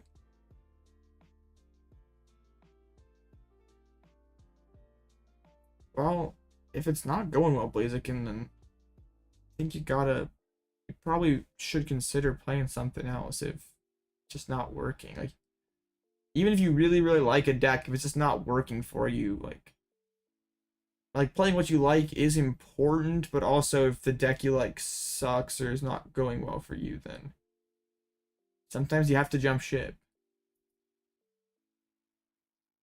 Yeah, best of 1 can definitely be difficult. Yeah, that's what I think like the game plan is probably most of the time is Luxray into Tough into Zari. Am I going to Orlando? Yes, I am. Aggron VMAX with Heroes Cape? Yo, the Aggron. I guess there's quite a few people at 3-0. I was going to say, what all do we have here at 3-0? But there's a lot of them. A couple Arctinas, which is kind of scary. There's a lot of Lost Boxes, which isn't quite so bad for us. C-Pal. Oh, C-Pal beat Banette. It's usually a matchup that C-Pal gets farmed. Oh, but they have a lot of extra sauce. I mean, maybe Blaziken. Which decks are almost guaranteed no Vacuum. So yeah, Lugia, C-Pal. Yeah, in terms of the meta decks, that's probably it. Lugia, C-Pal. Everything else, like, usually plays at least 1 or sometimes plays 1.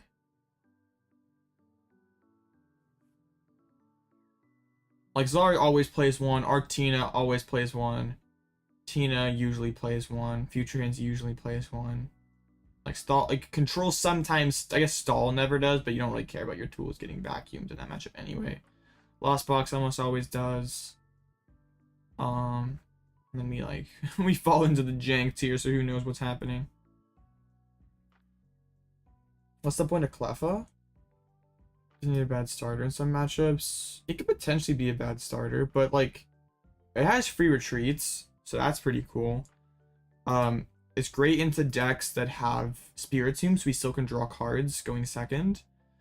And also it just makes your opening hands feel a little more smooth, because like sometimes you have hands where you have Arven, you have no ball search out aside from that, so you could go Arven for a seal, like Arven for Nest Ball for a seal stone. You could grab Rotom for a seal for Pidgey and just hope to instant charge and lock into the other Pidgeot pieces. But instead we could Arven for Poffin and a Rescue Board and get down Pidgey plus Cleffa, be able to keep the Forest Sealstone live, keep 2 Predators off the board, and still draw cards. And having a free retreater like Klawf in the active spot does keep options open that we could maybe go more aggressively with Luxray and Chi-Yu, because it does have that free retreats. So it just adds more consistency. It is a pretty good starter. And oftentimes you don't mind like bleeding 1 prize to start out the game. Like if a future hands is gonna peak excel you, that activates your counter catcher right away, so you could maybe get the first hit on their hands with Wigglytuff or something. I was even able to one time on Monday's stream, I was able to penny loop without Pidgeot in play because I had Cleffa as a free retreater, which would not have been possible otherwise. If I only have 1 Pokemon, can you put Prime Catcher? No. So if you realize that your opponents only switch out his Prime Catcher. Why don't I ever do your tournaments? I don't know what your tournaments are. Which tournaments are yours? Yeah, because I'm pretty sure Prime Catcher reads like if there's if you do. So since this first clause isn't met, you can't do the other thing. Dark Side? I just saw that for the first time yesterday. Have y'all hosted tournaments before? I guess technically in the past you have. It was just too late for me. I already streamed 1 time yesterday, so I wasn't gonna do it twice. Yeah, no problem, Robsy. I don't think I've been lucky to watch Wigglytuff in action. Any past streams you remember clearly to go to the well, I know I used it like against CPOW in the finals of the stream on Monday. I used it I think quite a bit in the Doom stream. Like there's like 1 game against yeah, I'm pretty sure I used it quite a bit in the regional. Like it was pretty clutch a lot of the time. Like I know I used it incorrectly versus that Lost Box. I think I used it against Future Hands. I used it against that Lugia. I used it against that CPOW. Brick too bad against that CPOW for it to matter. Definitely used it again. I carried it against that Roaring Moon deck. But yeah, I think I used it against both these LGBs, the Future Hands, the Lug, this CPOW. And those were best of 3, so you get more games as well. I did see that Arc Vulpix went 11-0. That was pretty crazy. But having hits like this game we prized tough, so we weren't able to use it, and these other 2 matchups aren't ones where we would want to use it. So some weird matchups so far. Let's see what we have this time. This first one was on CPOW, right? All right, this is one I like to see. They do play a boss's orders, which is usually not in Shenpao, but this person is, and the double lightning energy, so they can arm press Pidgeot if they want to. But they did have to like cut a rod to get this to fit. They cut like a cipher as well, because usually we see like 2 ciphers. And they're playing a gear as well. Okay, well this is a little different than usual CPOW, but I don't think necessarily like having a boss is good for them. But like if I'm using I'm Mawile locking the barrel, it doesn't really matter. I guess more so it lets them chase two prizes early. Or maybe gust around the Vulpix. Or not the Vulpix, the Wigglytuff.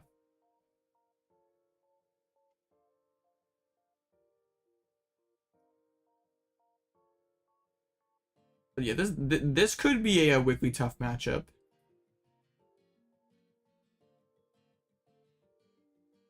It depends on how my opponent decides to play it. Because sometimes the opponent will just say, like, you're not going to beat me with Retreat Lock. I'm going to go no barrel. And it's really hard for them to find their combos if they choose not to do that. And they just lose to Charmed Wigglytuff, or Caped Wigglytuff. It's really hard for them to deal with me going Iono plus knockout Excalibur. And then you have to somehow find a way to nuke Wigglytuff.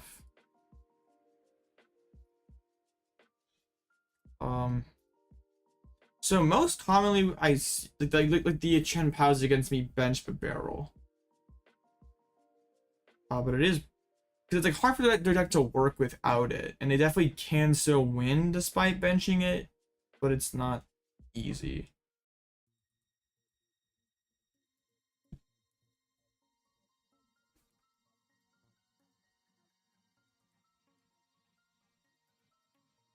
Let's see, did they send it? No. Okay.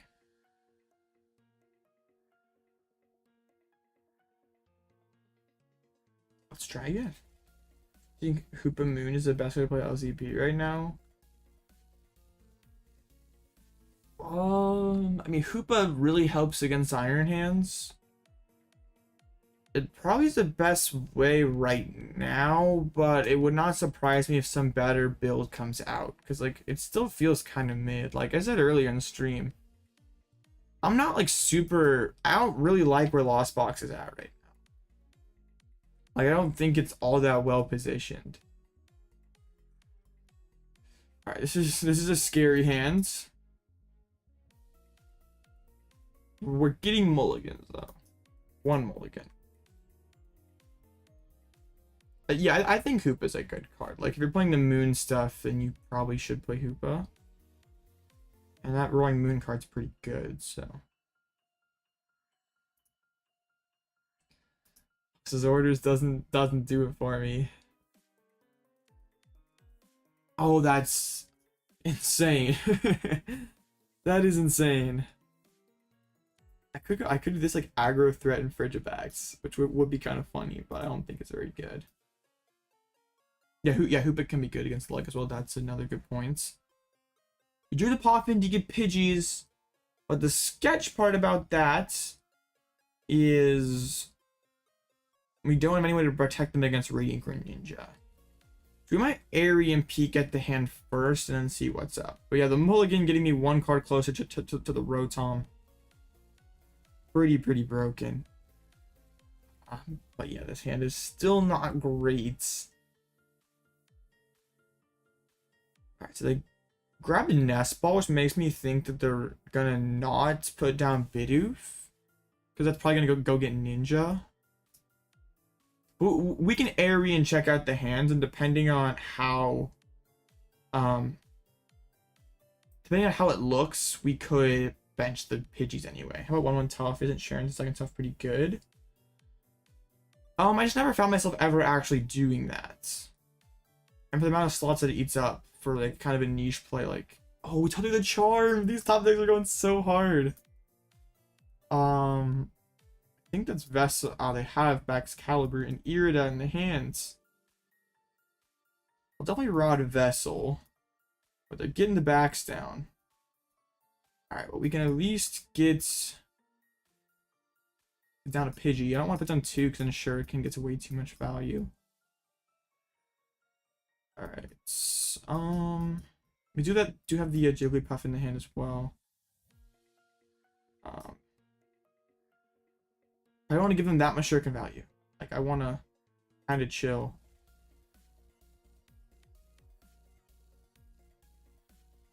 These instant charges aren't great, but we do have Fang Snipe as an option now.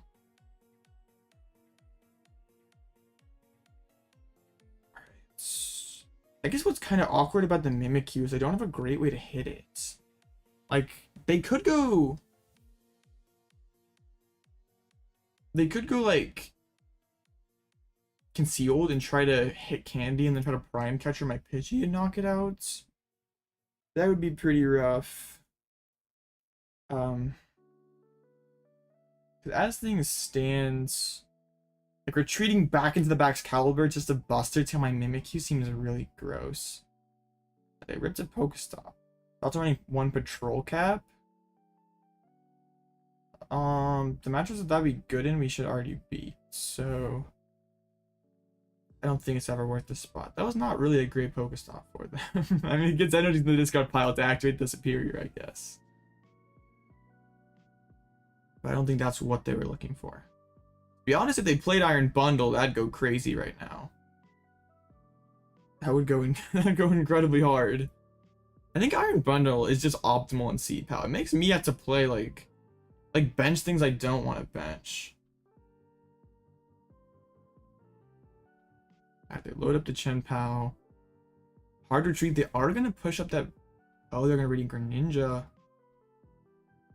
Okay. So they're gonna Greninja and probably hit the Pidgey again? Or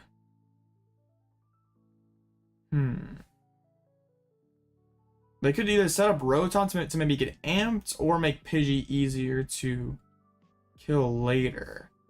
My play could just be Fang Snipe. If they kill Mimikyu, do ping the Rotom as well.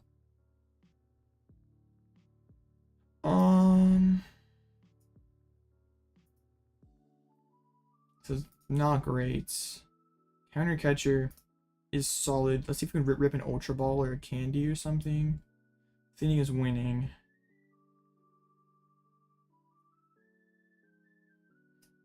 I guess we haven't really been able to prize check, or I never did prize check.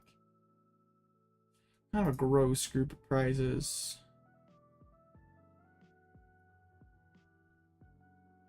Alright, we can pick up the Rotom.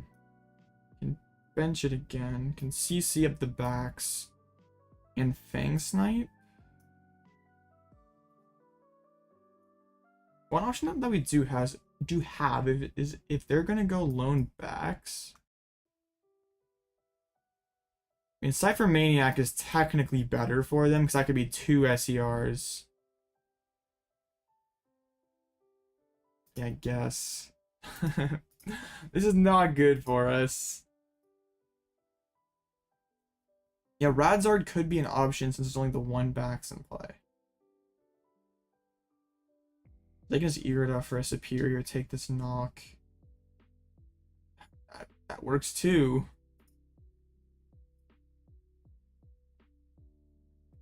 Dang.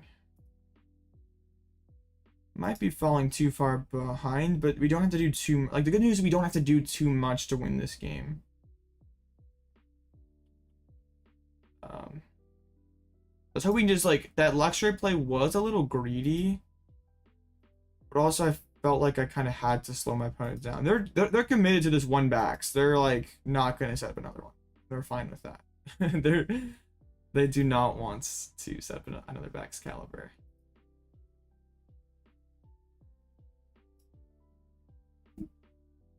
So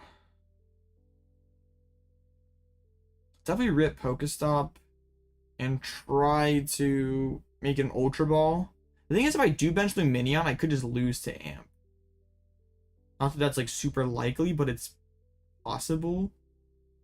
Alright, they get everybody loaded up.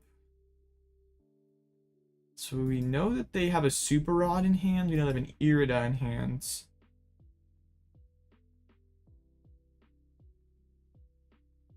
They play the Super Rod. Let's shuffle back in. Shuffle back in the backs. Backs and energies. Alright. Top deck Arven would go so hard. 3 Arven top decks in a 33 card deck. We can do it. We can do it. Would have been nice to... I guess even if we did get Hero's Cape, we would still have gotten our Luxray nuked.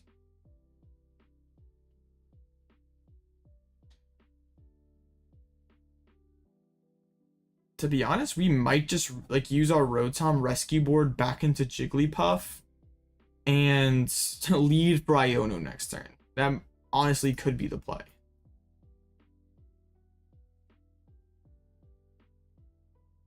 Pal Pad is not very helpful.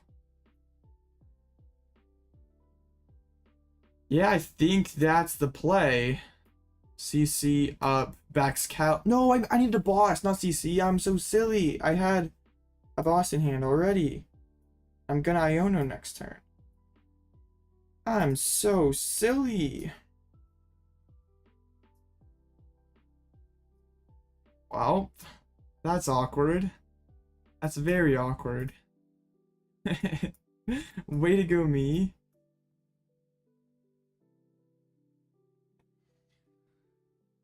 I definitely wanted to save that counter catcher because then if they retreats, we're still able to hope the backs next turn. Misclicks go crazy.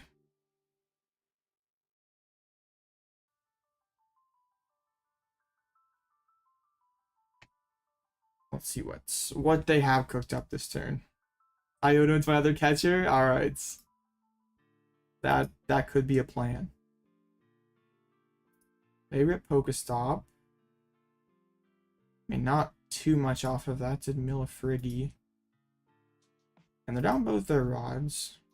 Yeah, so they can't ever set a Bib to be protected against the Iono. And I could always just Radzard anyway next turn if they don't preemptively load enough energies in play. Wait, they set a Bidoof. That's a massive throw. Both their barrels are in the discard pile, and both their super rods are in the discard pile.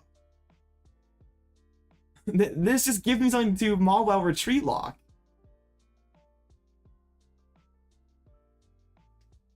That is a big throw.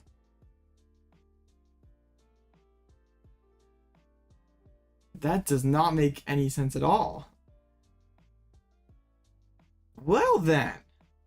I guess they do have that prime catcher though, and there's the Rotom on the board, so I'm unsure if we'll actually be able to punish this. But like, I don't know why they'd ever do that anyway. It gives me more win conditions, and it thins 2 cards, but I don't know if that's a worthwhile trade-off.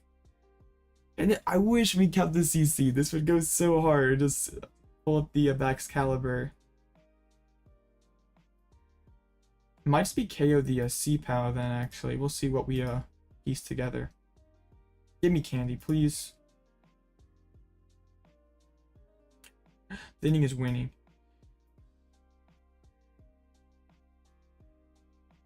Yeah, what if we just KO'd the C-Pow? Put him down to 2. Sure. That hurt a little bit. There's the Pidgeot again. And the Cleffa as well.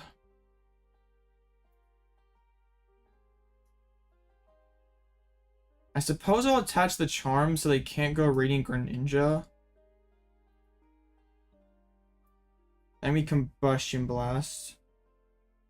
Well, I mean there was downside to that stop, but I mean I have to also do stuff to get back into this game, so I have to take more chances than we'd normally be comfortable with. Oh no, they must think Barrel's in deck. Oh no. Oh no. Oh, who's gonna tell him? No. No. Oh dear. That's so bad. Okay, we just Penny and KO. I think.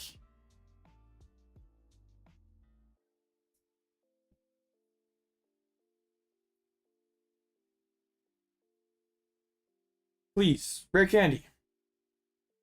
Broken. More thinning. More winning. Alright, we take this draw power away. We can vacuum away their Pokestop. I've had enough of you. I mean, their hand's like Poffin Ultra Ball thing card. This is why the Radzar's clutch, because it's just so much lower maintenance than Wigglytuff. So, can just be straight up better sometimes. Yeah, they're absolutely in top deck mode. And I can kind of reestablish. It's having another stop. That's scary. They milled it. Okay, they got a superior energy retrieval. And they kind of have to play it out of respect for Eri. Ooh, they could knock me out with the Baxcalibur. That is a pretty risky play for them. But I don't know what other options they have. They do use the super colds. They load the Baxcalibur. That looks like what they are going for. But they are pretty far away from winning the game. Can I ever Radzard again? Not quite. Well, maybe actually I can't. If I Radzard again, I feel like I'm just winning this game. Because they need their last SER and candy backs. Shoot, that top deck goes hard. I don't think I could just go and punch this.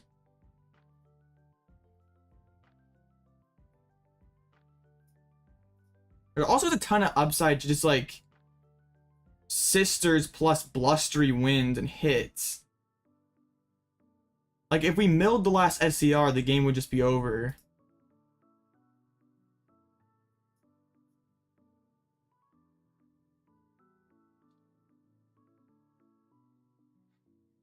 Oh, this is so risky, but there's so many.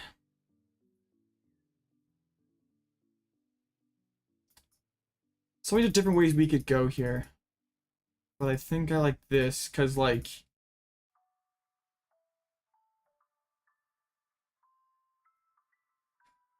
five cards. But like, I don't want to mill any of these.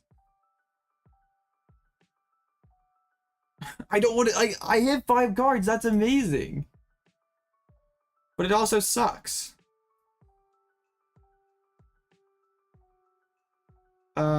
Yeah, you can keep all of these.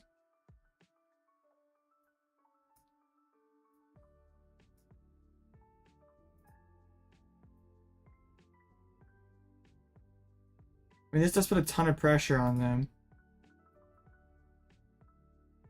Yeah, like we hit cards, which like is great. But we do get we get to bounce the Pokestop, which is amazing. That's pretty high upside to that play.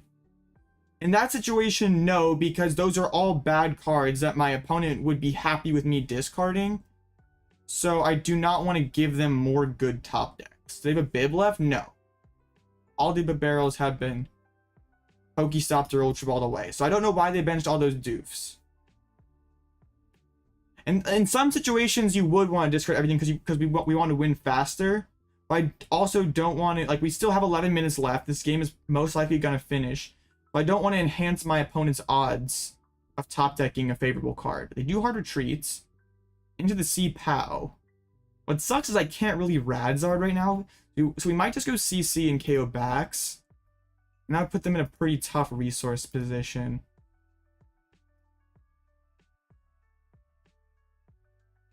I would like to Sisters again, honestly, as well. But I think just... Okay, I want to check the deck and make sure. There is... Okay, there's a CC in there. We could just boss this turn as well. Save the CC for later, because we don't have a better supporter to play.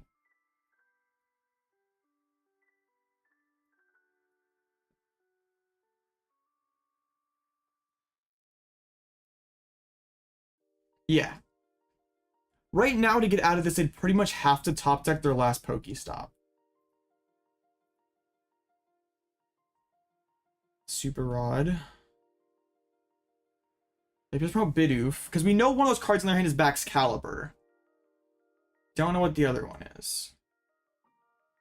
But like those 5 cards that we left, Ultra Ball, Hisuian Heavy Ball, 3 Nest Balls, like those are 5 cards I just do not want to see.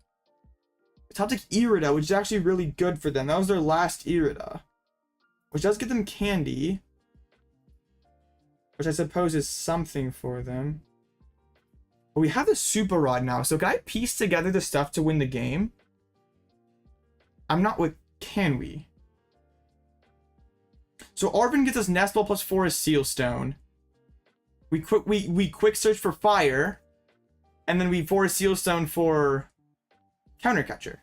Okay, we have it, right? So then the Rod gets us Fire Radzard, and we quick search. Yeah, this works, right? I'm not just trolling.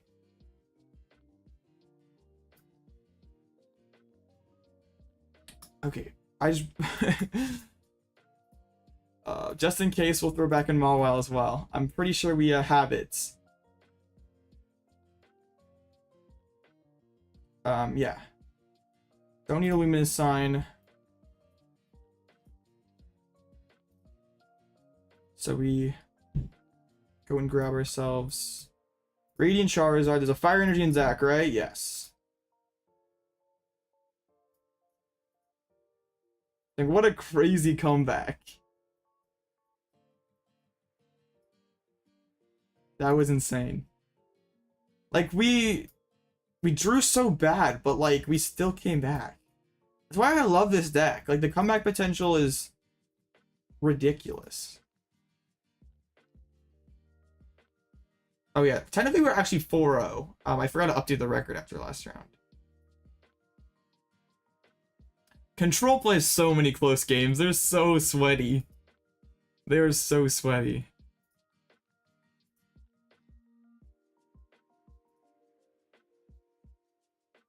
Yeah, going for the boss into the Arven was actually kind of goated.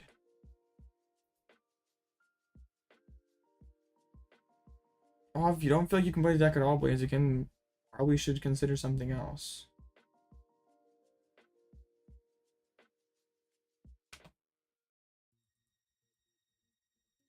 Wow, that was a crazy game. Yo, it's all these steak at 4-0. There's a classic Roaring Moon. It's not really classic Roaring Moon. They have the 4 baby moons, but like they're not doing the Dunsparce stuff. I feel like Wigglytuff would just carry here. So we'd be kind of chill with that. Zard cooking. There's a Devo, but like nothing too scary. Lost Box. Chilling into that. That was Tina, right? We could deal with a Tina. We could deal with a Tina. That was Lost Pile. It's a Guardy up here. Who let Guardy cook? That'd be tough. And then Future Hands. I know a lot of you out. Oh, it's like Future Box though. They're playing the double or letting a Leaves and 3 Grass Energies. And no cards. This would be so much easier. Alright. You want to look at what you face, Blaze again? I got you. I can show the list. Just a moment. Yeah. It gets kind of cut off, so I'll open the yeah. 1 luminous energy. It just gets cut off. What's my Lost Box matchup look like? It's not bad. Luxray, Eri, Wigglytuff, very, very good. So far, so good, Joss. What's the game plan versus Roaring Moon? Well, they sort of have to play slow because they can't really bench their support mons. So Wigglytuff can kind of carry. Especially since that list did not play Temple of Sinnoh, they have no way of getting around Mist, so they just trade really badly into Wigglytuff. Like 3 Calamity Storms. We also have Radzard, so we just probably try to take 6 prizes.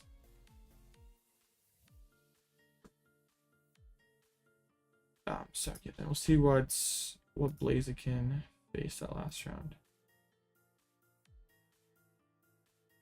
Against the Gengar Lost Box. Dang, this is this is some sauce. with the only 3 switch 1 cards.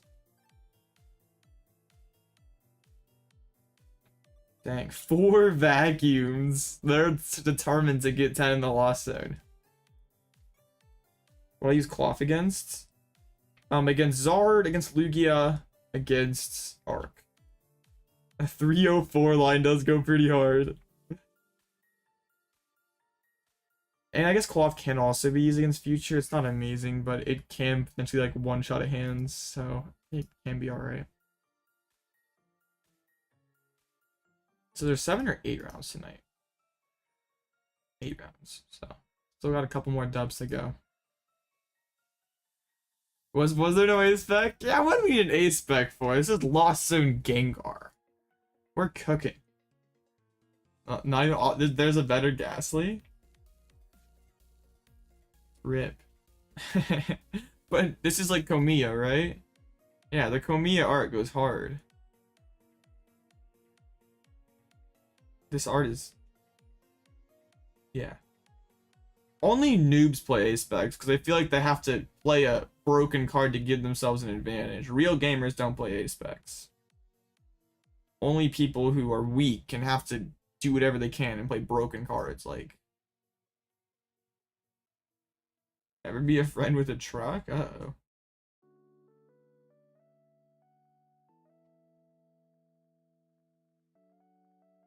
Was that what the 10-minute delay was all about? All over a silly truck? True, 4th Gengar is way better than Prime Catcher. I don't know what y'all are talking about. Prime Catcher seems so mid compared to Atticus. But bro, couldn't put the Neo Upper Energy in here? That actually... Neo Upper Energy would be pretty tough. Like, get that 1 energy tap in tricky steps? That's pretty tricky.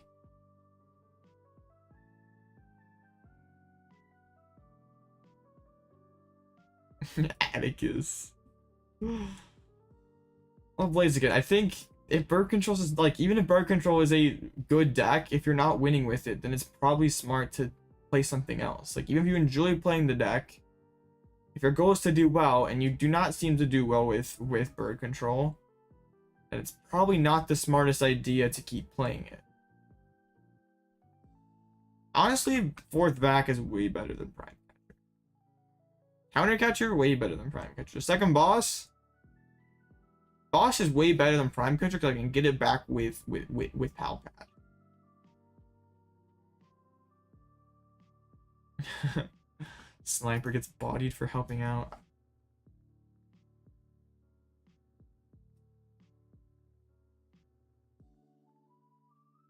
Pal Pad Synergy goes way harder than just... Item-based Gust is so mid because you can just Pal Pad it back. Very good.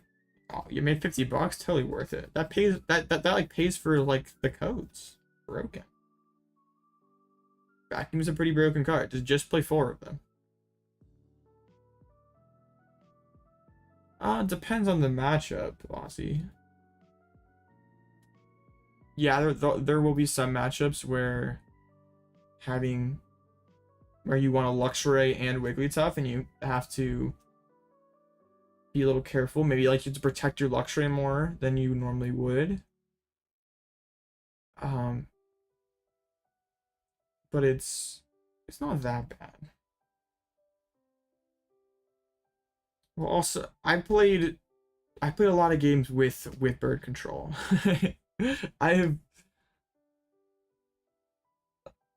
spent a lot of time playing and theory crafting and tournamenting with this deck. Like, if I could give you like easy advice to help you play better and win more games, I would, Blaziken, but it's not an easy deck to pick up and play and do well with. Like, it's a good deck, but if you're not doing it right, it wouldn't be a very good deck, I guess.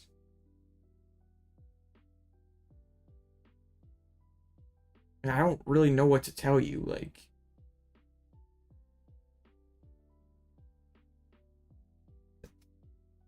if it's not working, then then I guess just try something else. Like maybe revisit bird control after Orlando when you aren't feeling quite as like stressed and have to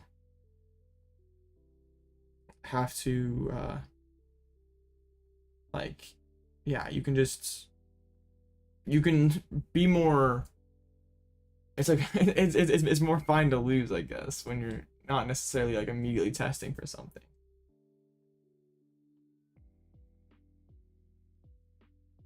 Well, there's still time to figure some other stuff out.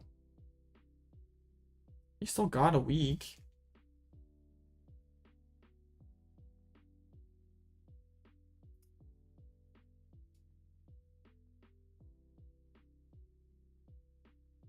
This is a pretty interesting pool of decks of 4-0.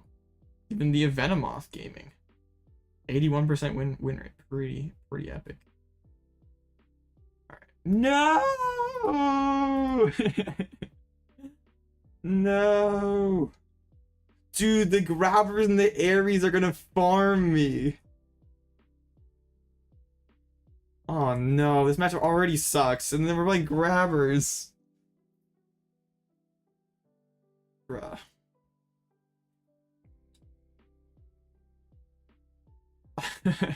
Bad to get farmed by one salty stick again. That's fine. Nah, we're just gonna win. I'm a win. And Skwovet. True, the Skwovet plot armor. I mean, Arctina already is a very bad matchup, and then you make it even harder for me to set up. I don't have high hopes here, but it is an Arc Pile. That's the only thing we have going for us is, yeah, they're an Arc Pile. You need a Gengar deck to play. The Lost Gengar goes far. The Gengar ability with Sableye does seem kind of cool. But, I would definitely play the list differently than that if I were to build a deck. Oh, this hand actually doesn't suck. I have to bench Pidgey so it doesn't get grabbered. Not letting you grabber my Pidgey. Sharon against Arceus would go pretty hard, but like, what if they just boss the Jigglypuff? That would kind of suck. See, I saw it coming. I knew the grabber was gonna grab.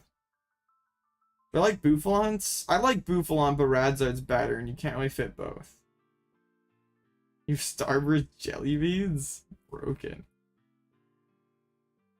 Okay, attach. Okay, not a fast start, so I suppose that's good for us.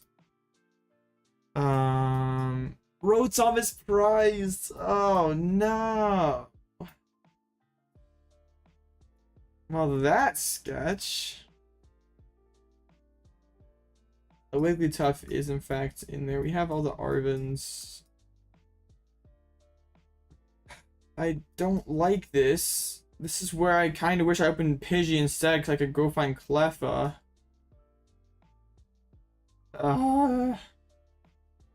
It's not over trust. The issue is they can just sit there and Abyss Seek all day, and they know my hand sucks. At least if they played an Eri, it wouldn't body me. Eri would fail. There is a bright side to this, chat. Eri doesn't do anything. Abyss Seek. This is so sad because like it's an arc pile moment here where they're not popping off. But unfortunately can't capitalize on it. Penny into the lead. Oh, burning the Wigglytuff feels so bad. But also I have to play Pokemon.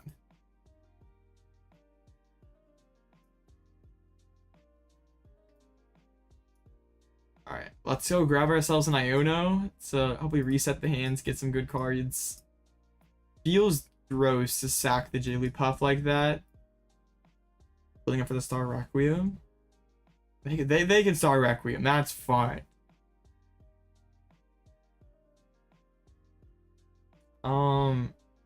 I mean, it's good, but like, it's still not that much difference. Okay, they did bin the Iron Leaves. Klawf could go hard now. Like, if you're struggling with normal bird control, I don't see why playing that deck would be any different. It's still bird control. Okay, we can get the big bird going. It's not all bad. Oh, they found the grass. What a lot. They're so lucky, chat. They're so lucky. It's fine. What's cool is I can't nuke my Pidgeot because there's a double turb on there.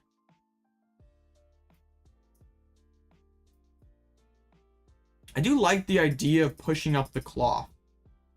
But there's also like... it just gets vacked. And nuked. But do we care? No, we don't. We don't care.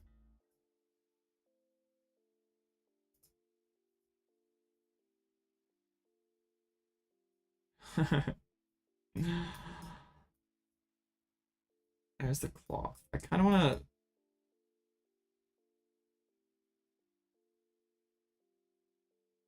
Yeah.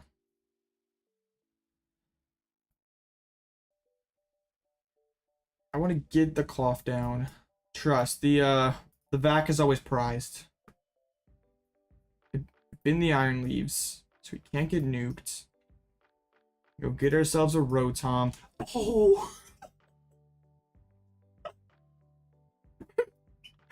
Oh, we're so cooked. We are so doomed. Oh no, this is so bad. This is so bad.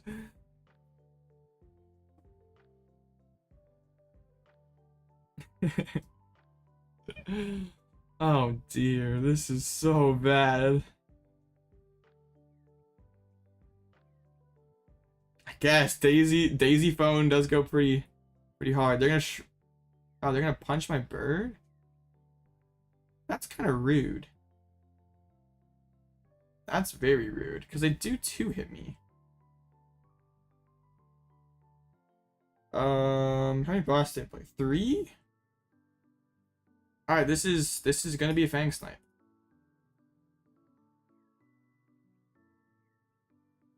I can't believe this, chat. I can't believe this. Alright, let's Fang Snipe away. Hopefully, I'm assuming they're gonna try to chain boss against us, so that was their idea. I'm gonna take my bird away.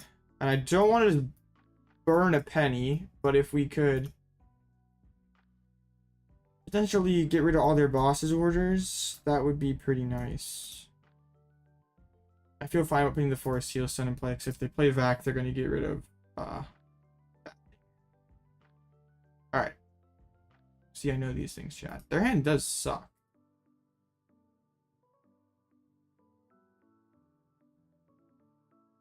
Should probably 4 candies because of Eri? It maybe should. Or play like Arctibax. I've seen someone play Arctibax, and I kind of like that because it also plays around Devo. We have a mid-off. This most certainly could be a mid-off. So what I want to do is like boss here or CC here and start building up Klawf and start hitting. So yeah, let's do that. They're in top deck mode. So let's go get ourselves the fighting energy. Let's go Arven for CC plus this, sure.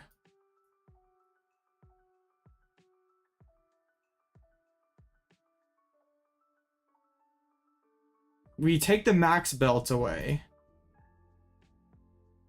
I'm surprised they don't commit the max belts, but that's fine with me. And then we can start Klawfing. We can Penny, we can start Klawfing.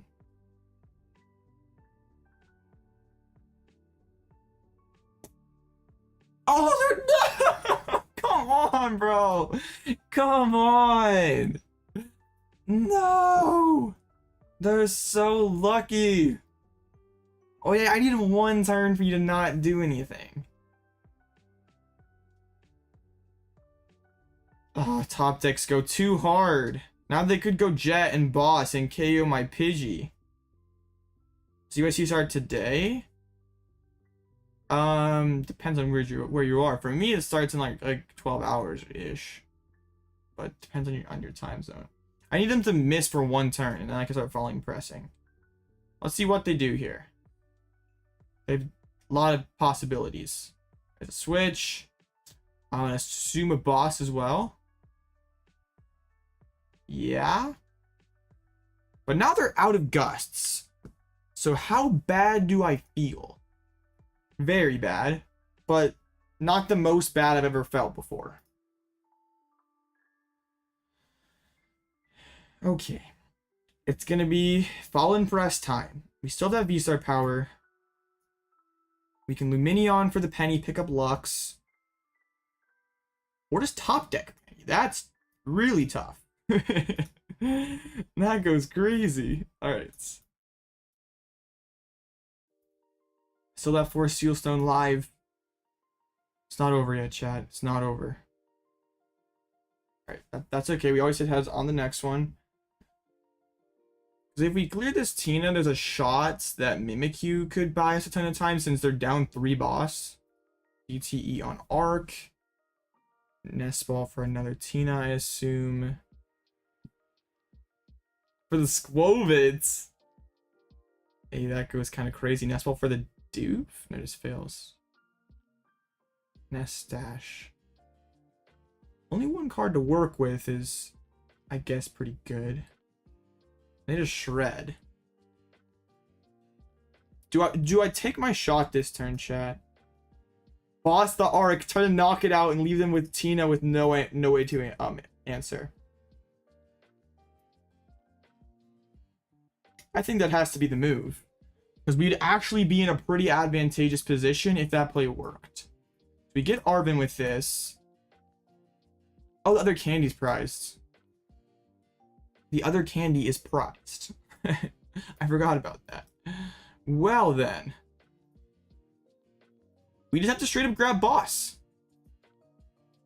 And you know what? That's alright. We're just gonna hit heads. We will just hit heads. We will just hit heads. I told you. I told you. When am I ever wrong? What's up, Sodium Addicts? Because now they only have like a couple of Psychic Energies left. One card in hands. There's only one Psychic left. No Super Rods. Somehow we are gaming. Klawf is the MVP. Okay, we try to Cyllene Candy back on top. Falling Press again. If it's heads, we just win this game. Heads again, we win the game. So, yeah, it's fine.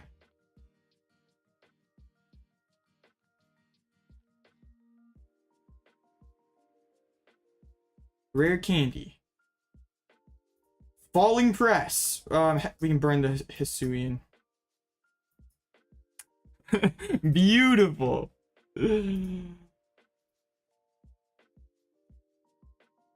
Come on. Ah, never lucky. Never lucky. It's okay. It's okay. It's okay. Because the issue is they attach another Psychic and it just gets burned straight away. I want to boss that Arc again. I really want to smack an Arc again. Choice Belt even. The Nest Stash. Alright, well we get the bird going next turn. We can CC up the Arc. And we smack them. There's a lot of enthusiastic bird control gamers. I'm very happy that there's people who like the streams. Oh wow, we top deck candy, chat. No way. Okay. Bird is back.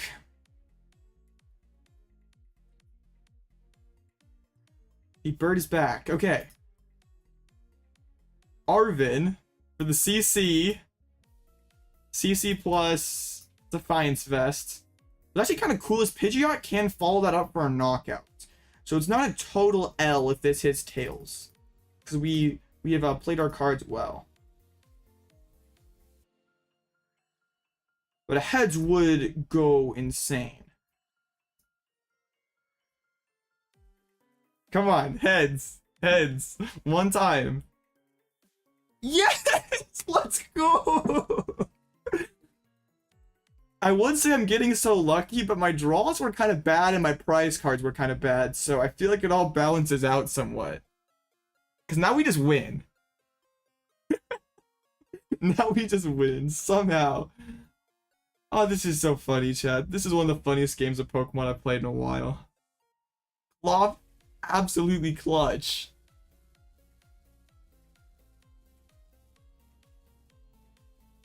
Because I can't really do anything now. All their DTs are gone. They can't load up another arc, since one's there, one's in the Lost Zone. They attack this thing with Tina, they instantly lose their last Psychic Energy.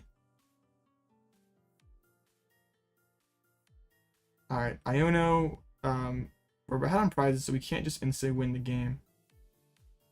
Grabber my Chi-Yu! Hey, that's rude.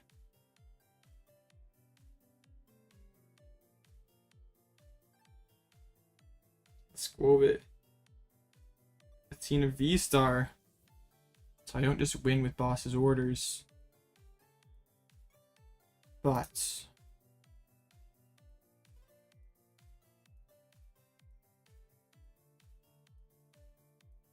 we just be very smart, chat. We be very smart. We never misplay. Thin out the deck. Get ourselves a Mimikyu. We're probably Radzard's better at this point, but that thing could get stuck. We don't knock out this Squovit, because that's one more card that my opponent needs. And next turn we have Retreat.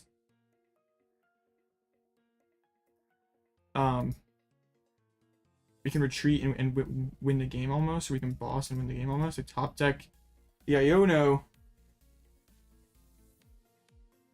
Penny plus Mawile attached to the Arc. Nest Dash again. Rescue Board helps us get into Cleffa quickly. Like, otherwise getting Cleffa active turn 1 is just too difficult. Alright, now we quick search for an energy on our bird. We can just put Luminous. And we're setting up checkmate here. We even can have Penny to pick up the Lumineon so we have boss for game next turn. That just increases our amount of outs, but then they could boss up Snorlax and they could get... No, they're just out of bosses. They're 3 in the discard pile. So that... This is... checkmate. Yo, what's up, Captain? What's up, Owen? Attached to the Arc. Nest Dash.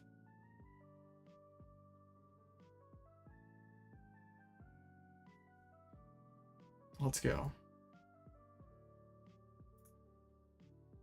Klawf is so goated.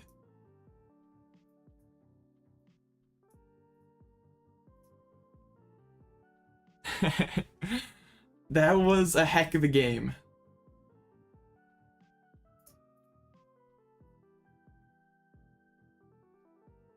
Did not think we would get there with those opening draws and those prize cards. But Klawf is kind of broken.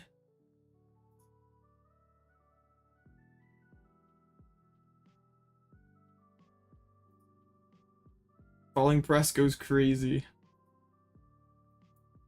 Yay! We actually beat one Salty Steak. That's a massive dub. Some of the new viewers might not realize it, but that does not happen very often. Klawf went crazy. Yeah, these comebacks the last 2 times have gone insane. Like, this deck is just so silly.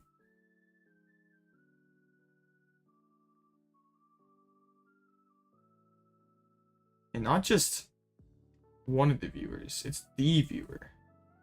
You goated one Salty Steak.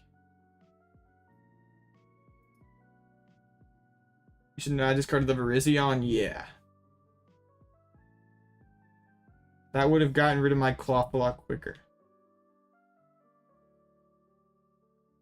But then I could have Snorlax with a Charm on there and Guts. And then it would have went stuck. Do I believe this build is better than last formats? Ooh, that's tough. Because I felt like the build last format just felt more stable into every deck. But I think in terms of overall power ceiling, that this deck is higher. Have I watched any Magic? Yeah, I just watched it last night. Like, they cooked the Pelicans. It was wonderful. Now, same list as of yesterday. So there's a Future Hands and a Lost Box, as well as another Lost Box. So not likely we're gonna face an LCB next round. What record do we need for a top cut? I think 602 probably. What I played against tonight? We can pull it up. Lost Box, Aegislash, Raging Bolt Palkia, then Chen Pao, and Arctina.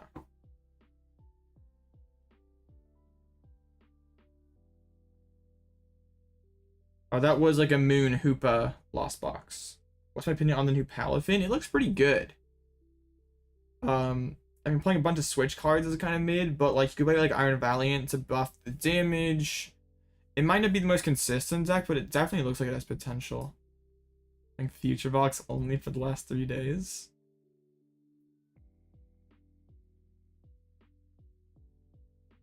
Future Box is kind of interesting. Klawf definitely MVP.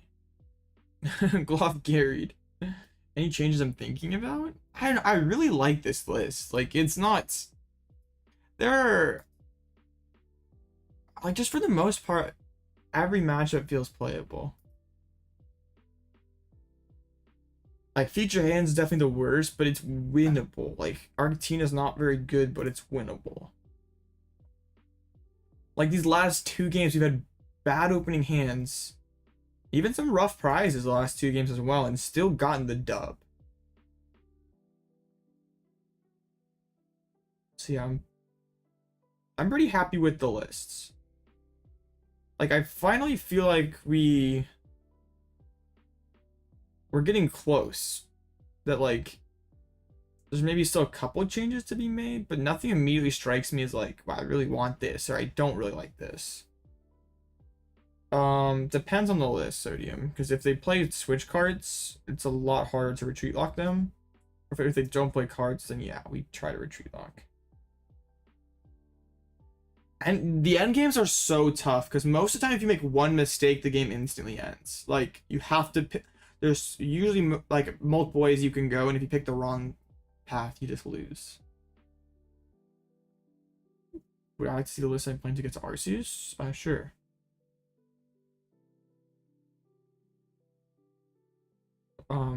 But yeah, the end games feel so tricky. Did I see your picture on the Discord? Let me check. I've been ignoring Discord. I will no longer ignore Discord.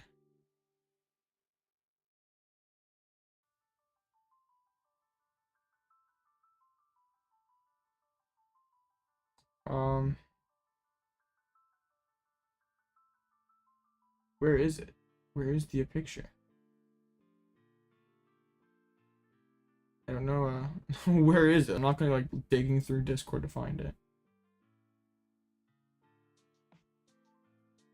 I think we have to bench Bird versus Future. As bad as it feels, we just don't find our combos without it. Alright, in general.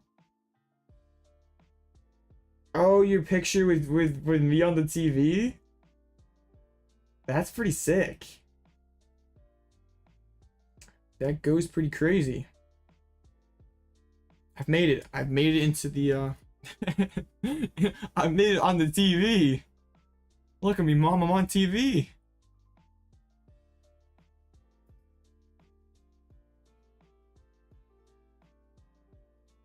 That's pretty funny. Guardy's moved up to 5-0. This seems like it would be quite hard. They have a lot of switch outs. Well, not a lot, but enough. Wigglytuff would be difficult for them to deal with. That's one thing that we have. And their deck, yeah, they don't have as easy way to nuke. Like, even if they've got a fully loaded Jigglypuff or a fully loaded Drifloon, they put the cape on it. That would cap out at, well, I guess 3 times 16. Oh, they couldn't. Yeah, they could. They need all the energies though, and the hero cape or Lux cape. So I guess not super practical early game. So if we could maybe Wigglytuff trade 2 for 2, maybe even get some vacuum value for the bonus prize. I beat Guardy on ladder yesterday because I like started off kind of slow, and I was able to like Cyllene back in my vacuum to like a multi-prize turn with my like vacuum weight tool and +3 wins.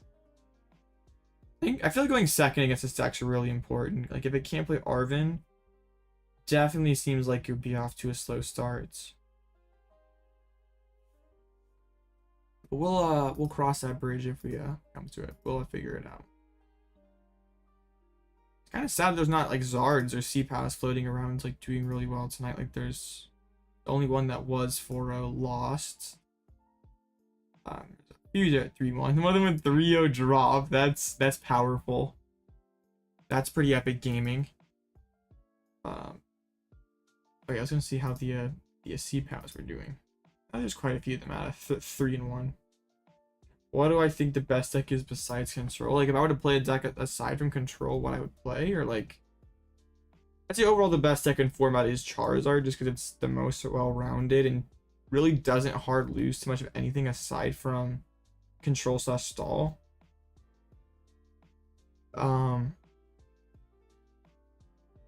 But I've always kind of enjoyed Pal from afar, so I think if I was not playing control, I'd probably play Lost Box or Pal. Not sure I'd build LZB though. LZB seems kind of weak right now, so maybe I'd just play Pal if I wasn't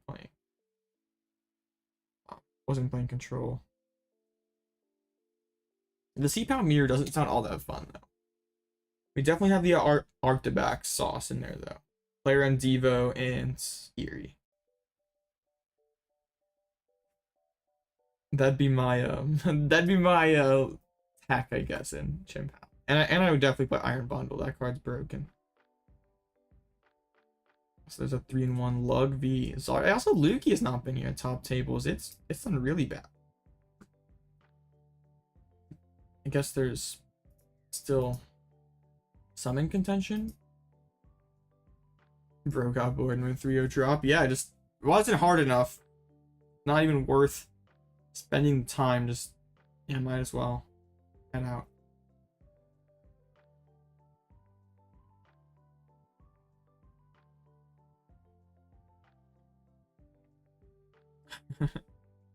Yeah, real gamers go 3-0 drop.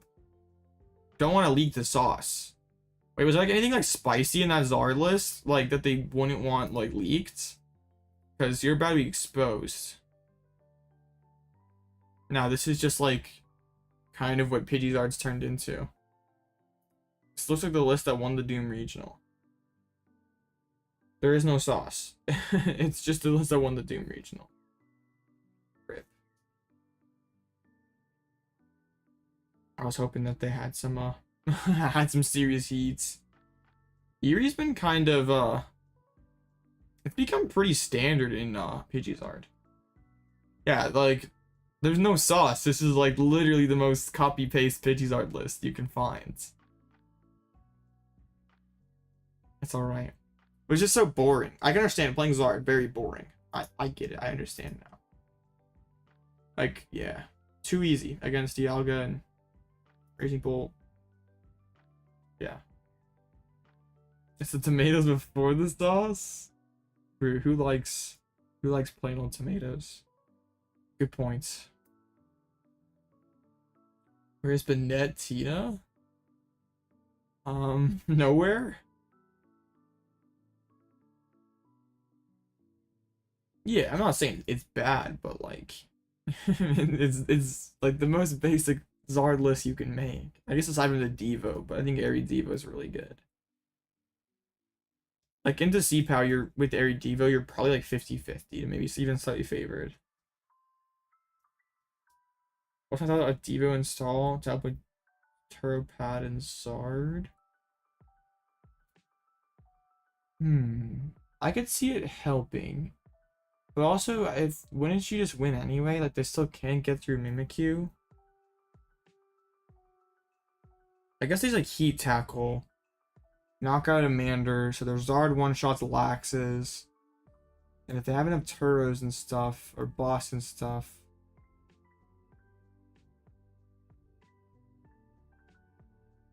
Yeah, but Charmeleon still has to 3 hits, charms Mimikyu.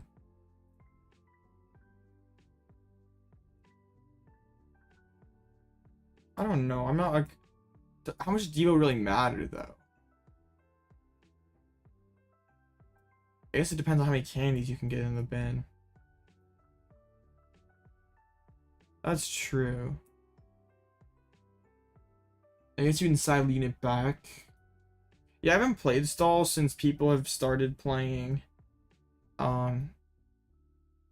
these heavily tech Zard lists. I guess it also would beat Gengar. I don't hate it. I don't think it's, and I guess Arven finds it, so like at least it's searchable. Yeah, I'm not like opposed to it. What, Zard plays Cyllene? I don't think Zard plays Cyllene.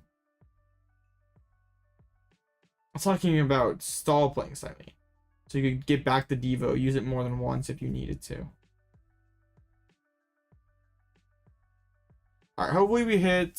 What do I want to hit out of all these decks? Maybe honestly the future hands, because they don't play cards. I want to show how that matchup goes.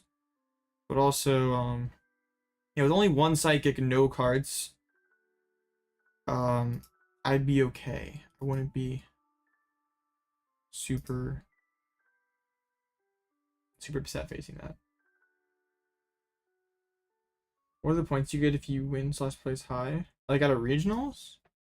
Like first place gets 200 in the automatic Worlds invite. I think second gets like either 160 or 180, and it just like goes down from there. Like I think top 8 gets 100 and like top 16 gets 80. Oh, in Blue Ditto? Oh. I don't know about that. I thought since you're talking about the regionals just a little bit ago, I thought you were talking about that. Yeah, I don't know. It might say on the details page, but I'm not sure. Next round is up. This is the Lost Box. So this one also has Hoopa. This one's only 4 rods, so we... And a tomb. Oh no! They're teching for us, chats. Play my Worlds invite from this tourney? I hope so. 200 points for getting the dub, that would go hard. This is definitely scarier than the one we face around 1.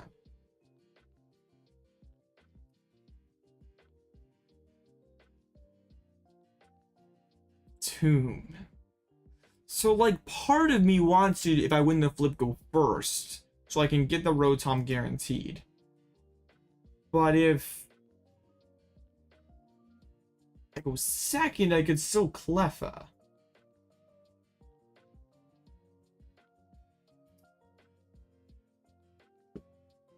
This is very sketchy. How many points are you out of curiosity? I'm at like 332, I think. But I haven't been to any majors. That's all off league challenges and league cups. So I'm gonna have to do pretty good at some of these regionals that we're getting to. It's a dozen cookies hand delivered by you. Oh my goodness. Okay, I'm definitely winning now. I'm gonna make Sniper drive all the way out here to hand deliver me some cookies. That sounds pretty good. Would I play Control Worlds if it was good?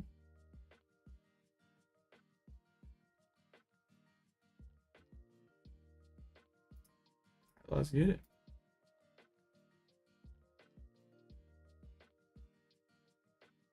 Yeah, I have 4 cup wins, a second place, a top 4, and like 2 challenge wins.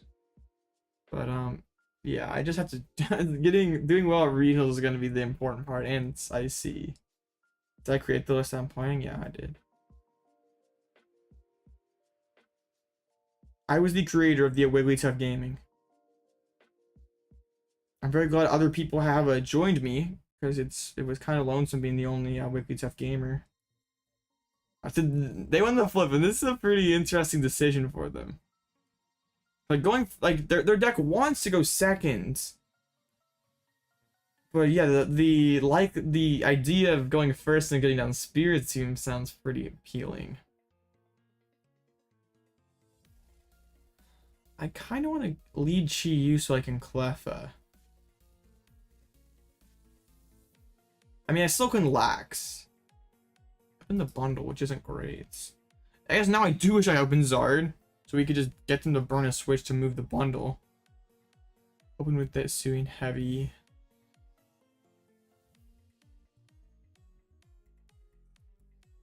I guess even like an early Singe might not be the worst thing in the world. Hopefully we prize Pidgey or Cleffa.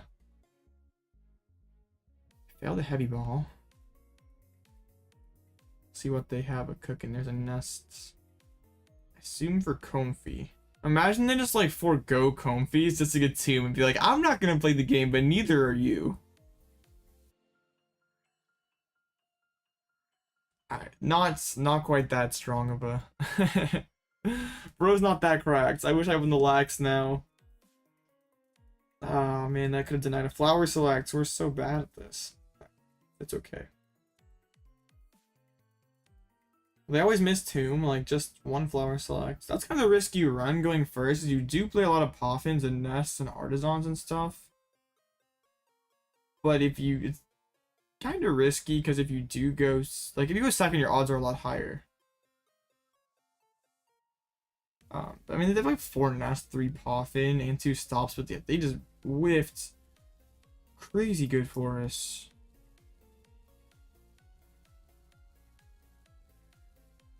I don't really like that. That's not great. Dang it. This hand's awkward.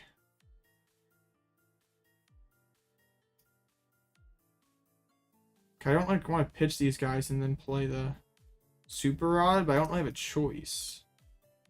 Like I want to get Cleffa down so we can draw a bunch of cards. I guess we probably don't get Cleffa. We probably get Pidgey.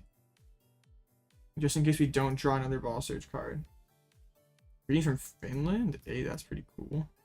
That'd be late in Finland. Bros stay up late. Alright, let's rip an Iono. I know their hand wasn't great, but I have to play Pokemon too. Alright, we can get the Rotom and Instant Charge, so that's not bad. I want to go Rotom rather than... I could go Fang Snipe. Fang Snipe could go kind of hard.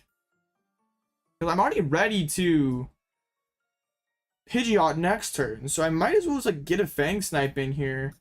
Potentially slow them down another turn. Alright, this actually is not bad. I do not know what time the UIC stream starts. Hand is not very good. What do we take away? The gates? I mean, Pokestop could be more. I think the gate, because I already lost 7 to 1 gate, so we discard 1, another one.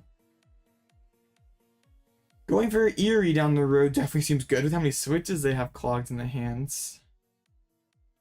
I mean, they will probably burn a couple going between Flower Selects this turn, but it makes it pretty awkward for them if they draw more Mirage Gates, because getting 6 in the zone this turn would be pretty unlikely. This is why this matchup is tough for Lost Box. It's difficult for them to retain their resources. Well, Stranding can be one eventually, but yeah, not in the immediate future. Like, Gate is definitely, like, especially since they have 3 of them. Like, getting rid of 1 doesn't exactly change anything. Sisters being prized does kind of suck, because we can't, like, aggressively chase Gates or Rods out of the deck. They slammed on the Pokestop. Oof. That feels bad.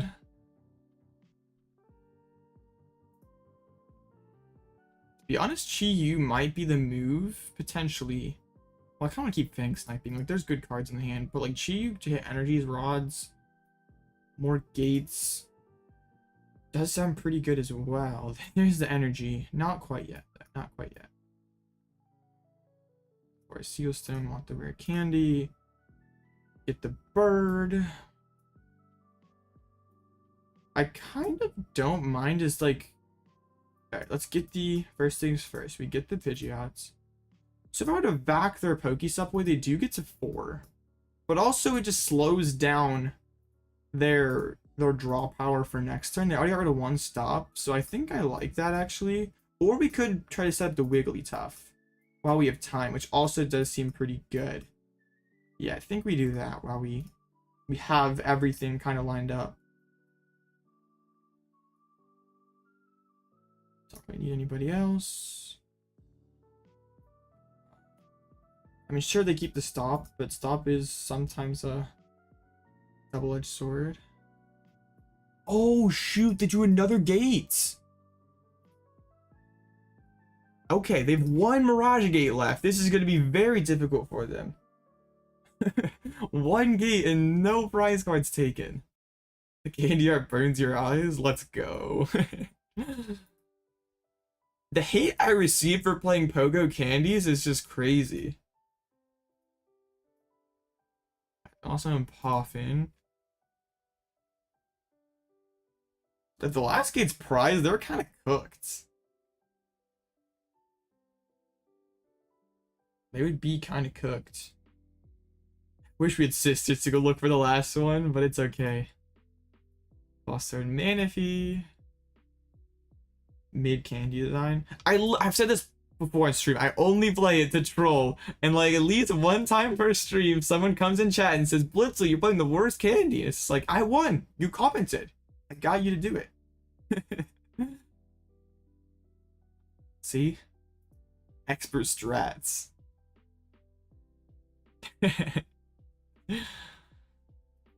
Lost on their only Sableye. That's like one of their few like energy efficient attackers. And they don't have gate. It must have been Chorus or Sableye. That sucks for them. Not had an easy go of it. One thing that would really suck is if they could somehow KO the Pidgeot. Pogo Candy optimal? True. Pogo Candy is definitely optimal. Yeah, hands is not going to matter. Hands with that many gates gone. I'm glad I have fellow Pogo Candy enjoyers. Cause like IRL I play with like EX Pollen Phantoms ones, but I can't play with those on here. So I just play with the troll one just for the memes.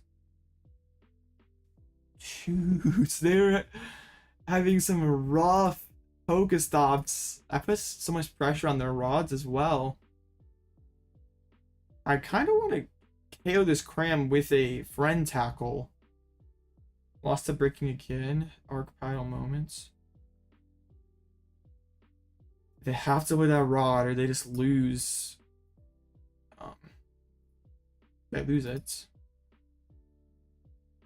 Yeah, they like kind of... They like have to miss sequence just to like play around Fang type and Eri, which is kind of awesome. But they'd rather leave the Pokemon and energies out of the deck so they don't redraw them.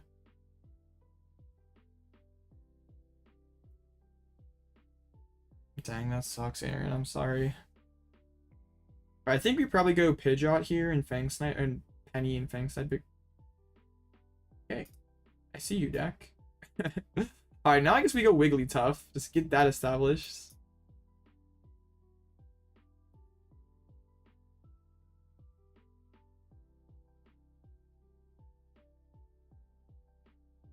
One thing that could be really annoying is if they like KO my Pidgeot. So I don't want that to happen.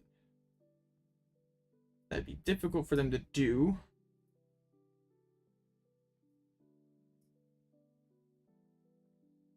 Come on, give me that prime catcher. I know it's in there. I actually didn't. Their hand just sucks. So if I take... This is... How many Nest Balls have they played? Like, Pokestop into Nest Ball is actually fairly likely. So I think we get rid of the Forest Seal Stone. I just really don't want the Raikou to KO my Pidgeots.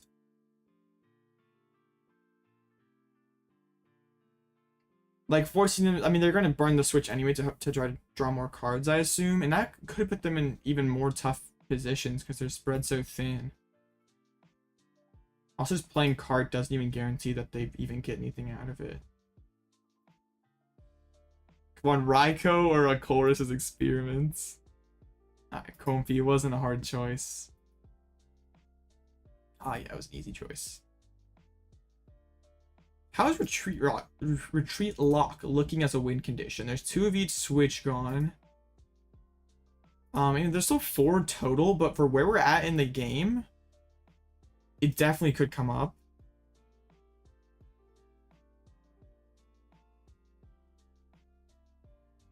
It definitely could come up.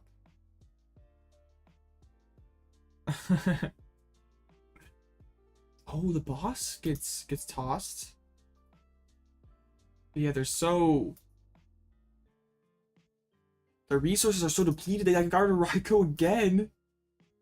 Like, these flower selectings and choruses are so tricky. They have 4 switch, 3 cards, and a prime catcher. The switch cards. Comfy again. Yeah, so they're... And they also have, like, a rescue board. Yeah, Arc Pile leaves it to itself a lot. That's why I'm not a very big Arc Pile enjoyer.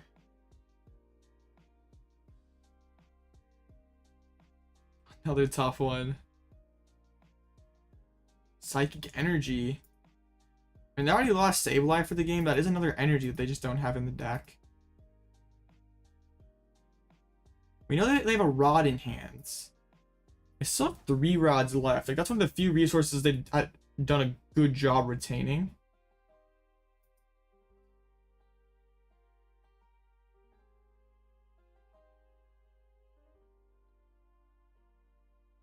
Arc Pile is lit. Arc Pile does, like, it's a fun deck. I enjoy playing Arc Piles, but just ain't it right now. All right, if they spit again, they have to burn the rod. And Sisters would go so crazy because, like, we're pretty sure that there's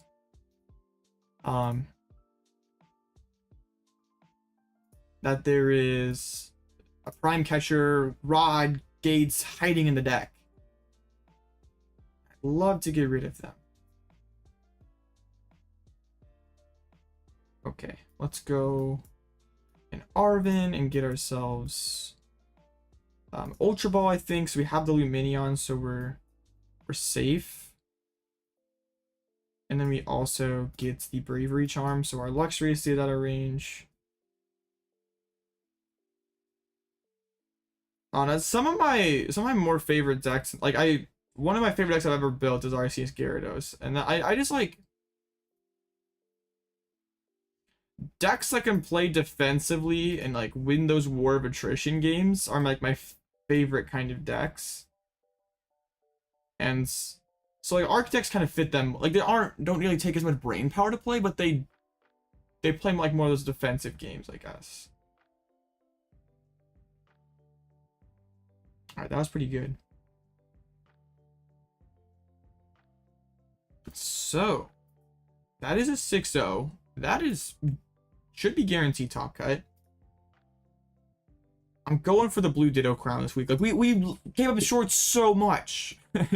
Like after we won the first 2 blue Dittos, I think I'm on a streak where I have 2 seconds in the top 4. Like, yeah, there's the top 4. Then I didn't play that one. Second place. Second place again. I didn't play either of those, then we, yeah.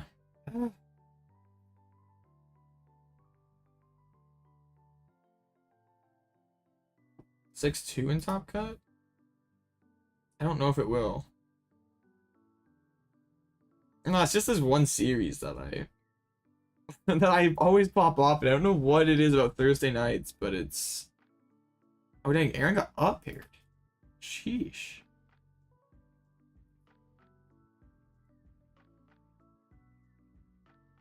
Your friends who got to invite off Arc and is pitted to control.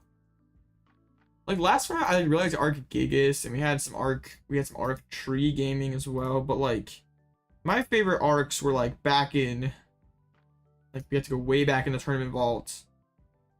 Yeah, Arc Gyarados. That was where it was at. This one. Yeah. This would probably be one of my top 5 decks of all time. I'm biased because I like made the deck. But it was pretty epic. GG's Lance. Yeah, to be fair, you had some pretty bad draws.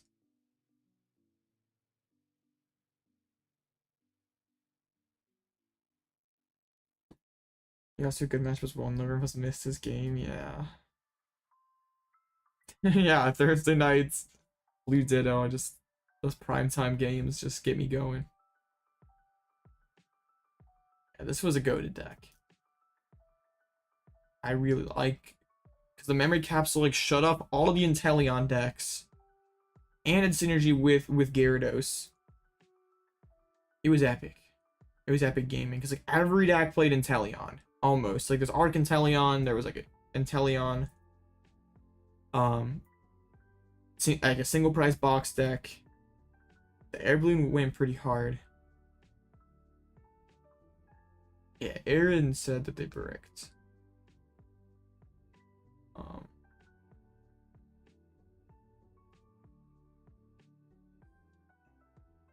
But yes.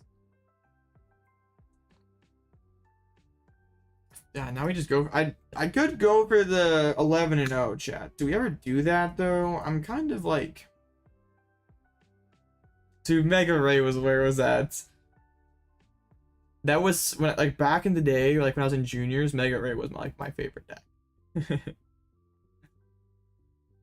That was pretty epic stuff.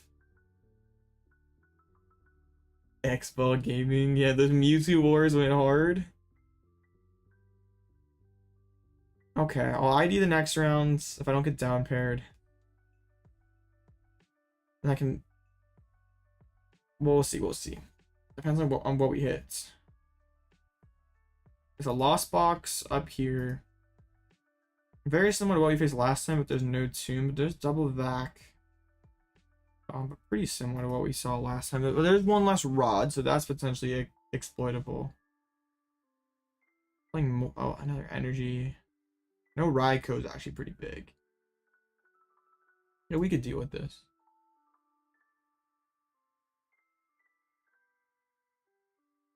And yeah, Future Hands.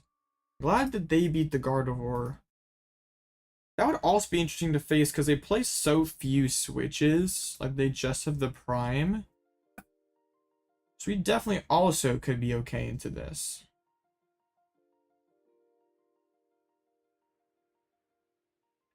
But we'll see. Like both matchups seem okay.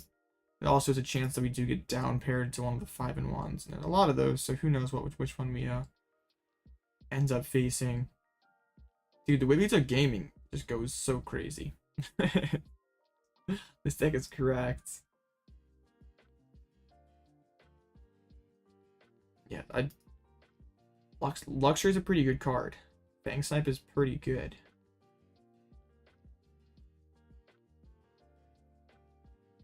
Like all the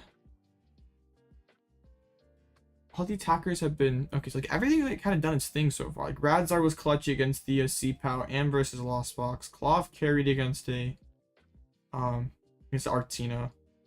Like Wigglytuff was set up and ready to go if my opponent did set up that last game, but Luxray just was too clutch. Chi-Yu was amazing against that Aegislash. Haven't used the retreat lock stuff yet, but Klawf is crazy good. I was like, a couple of streams ago, I was thinking about cutting Klawf, but that card's kind of good. How good I think controls in best of one? Well, I'm currently 6-0 in best of one. So I think it's pretty good.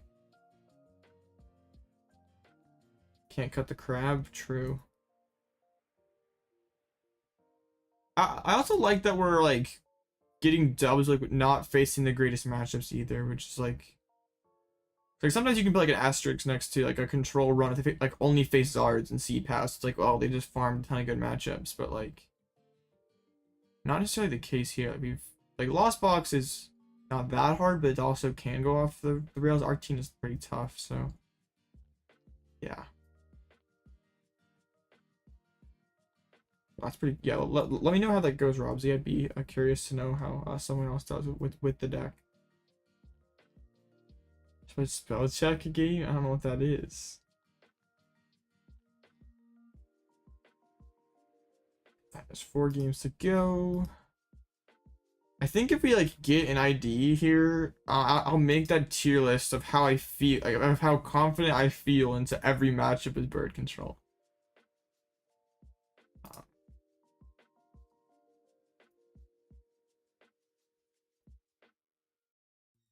You have Lost Tina, but also to change once you got into Master League.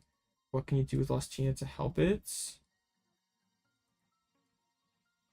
I don't know. The Eri in a lot of decks really hurts you. Like you can play Tomb to kind of try to gain advantage back against stall and control. Play Temples to potentially counteract Mist Energy, but it's hard. Got top 4 to couple with block locks last 4. No experience. Seems pretty good. One time? Nah. Nah, it'll be fine. It's only 5 minutes.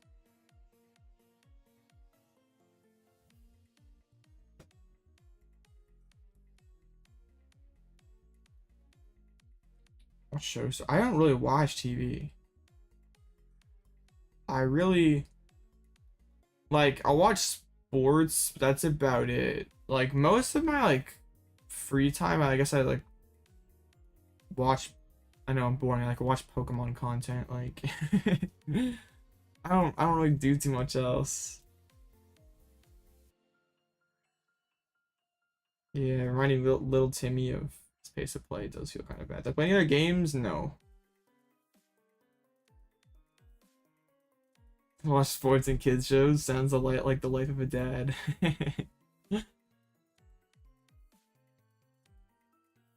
Yeah, I've said this before. I'm very boring. I just play Pokemon. I'm just a PTCG gamer. This is what I do.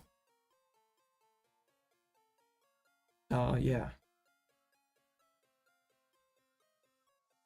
Don't I don't do too much else.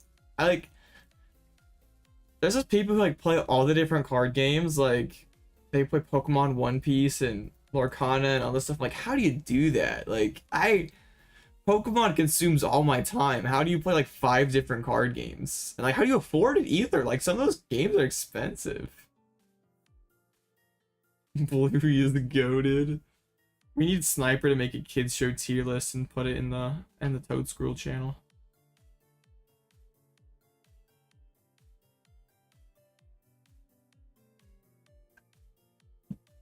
Sniper is a Bluey enjoyer. What am I studying in school? What is school? Sounds like a skill issue. Maybe next Thursday or RIP.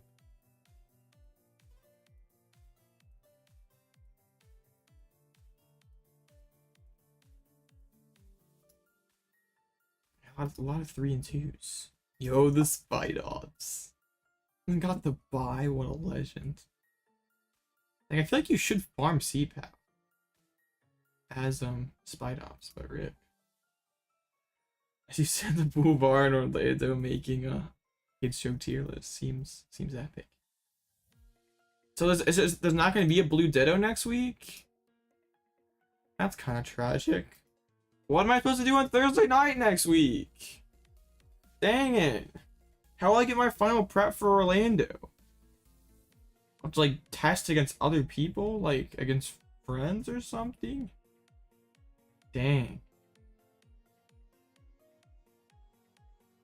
Yeah, cause I leave for Orlando like Friday morning, so another tournament to do would be kind of cool, but that's sad. No blue Ditto weekly.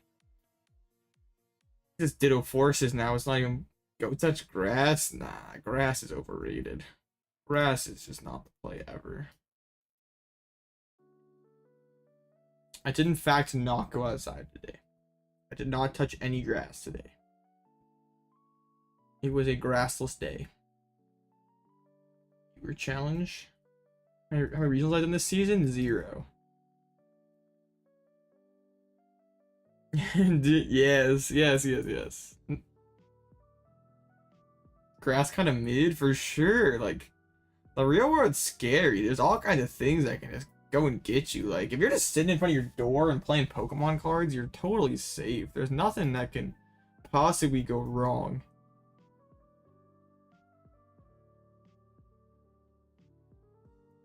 We did the best resistance, so I don't know if that means that we don't get down paired though. We did not. We faced the future, and I kind of want to play this out. But also, like, what are the odds I just like whiff and like I don't like making top cut's good. All right, try. I think we go for the double ID, unless they don't want it. But yeah.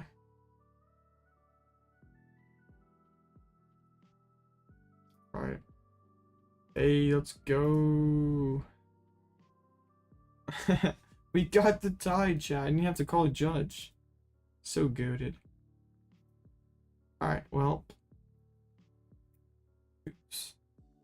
Yay. Grass mid, Radzard eats you alive. No need to touch. Yeah, I know, right? Like, so many decks play Radzard as well. Okay, well, I guess since we have time, I'm gonna refill my water and take a quick break, and then we're gonna come back and make that bird control tier list, and maybe some other cool stuff if yeah. But yeah, no door stream. You gotta pay extra for that. So yeah, be right back.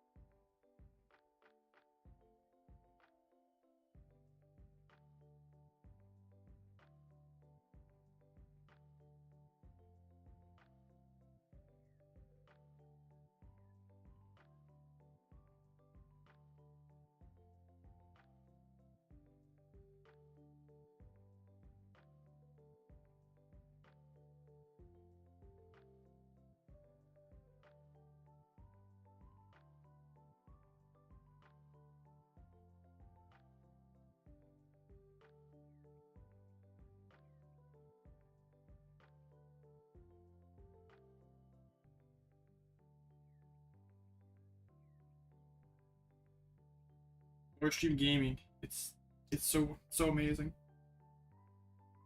Y'all better be thankful. This is the free version. If you want more door streams, you gotta pay extra. You gotta join the Patreon. $40 a month for 24-hour door streams.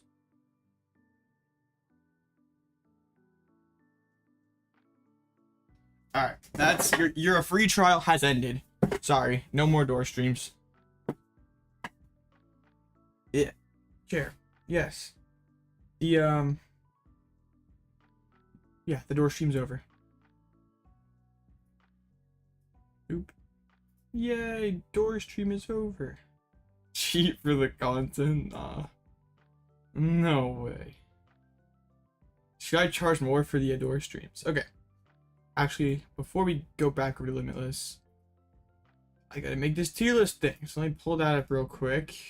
If I were a real gamer, I would have been prepared, but who am I kidding? I'm never prepared. Okay, let's do this. You clipped it. Let's go.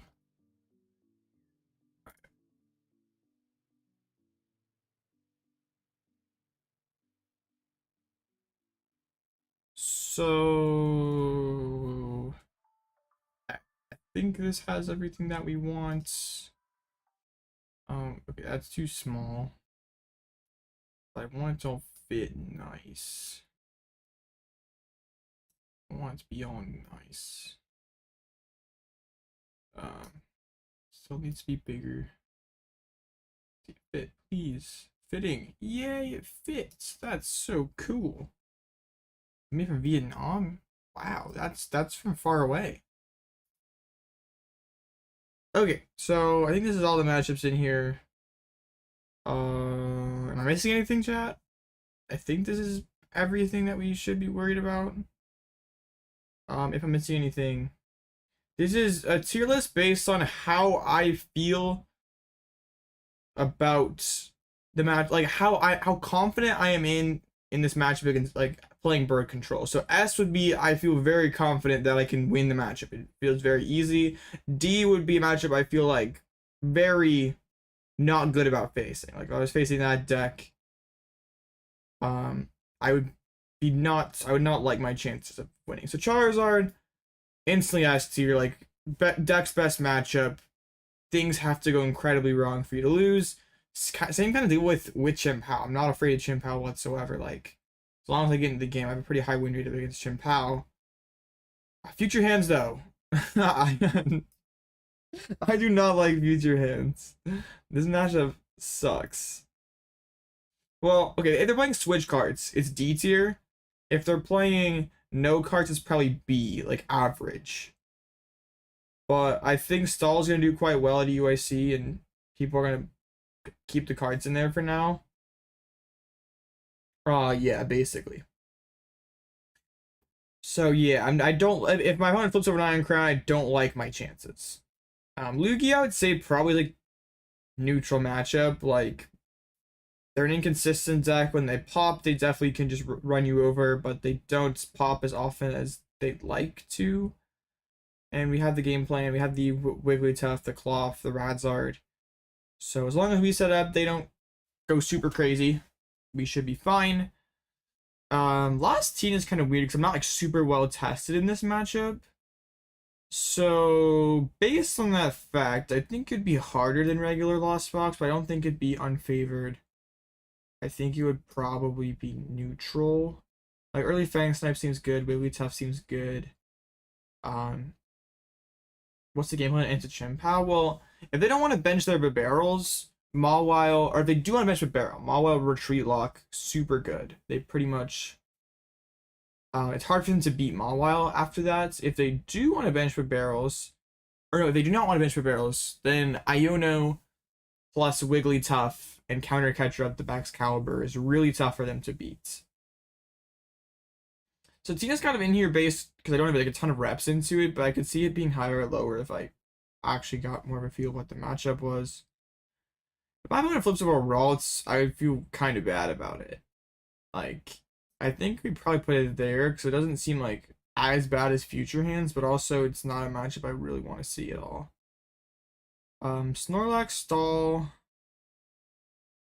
It's not an amazing matchup, but it's not really horrible either. So I think it's a perfect neutral matchup. But it's probably favored. It's just kind of weird. Arctina, I would put in C. Like, it's definitely beatable, but there's a lot that can go wrong. Judge is very annoying. Eri is very annoying. If they play Lost City and Vacuum, those cards are very annoying. Yeah, I don't really like this matchup that much. Great Tusk is incredibly free. Ancient Box, I wouldn't say is free, but it also I would definitely feel favored into, so we'll put it there. Same with Lost Box. Like, I don't like Lost Box isn't free, but also it definitely feels favored. So, had to go a couple Lost Box games today. Just Luxray is so difficult for them to deal with. It's really difficult for them to retain their resources all the way through the game. And we do Wigglytuff and Radzar to trade with whatever attackers that they use. Goldengo, I feel pretty confident into. Mimikyu just sort of bodies their deck. Cape Luxray kind of bodies them. A Roaring Moon I also feel pretty good about. I don't know if it's quite like as free as some of these other matchups up here. This could be an A tier, but like, Wigglytuff just sort of bodies this deck. Do we put it in S chat? I think we could, but I'll be conservative. Put it in A tier. So, Lost Box Charizard. So that's Sablezard. That feels kind of hard because like they play Spiritomb, which is always frightening. But also their attackers aren't very good against us. Like Radzard takes a ton of energies. Sableye and Cram don't do enough damage. But they usually play Tombs, they play Devos.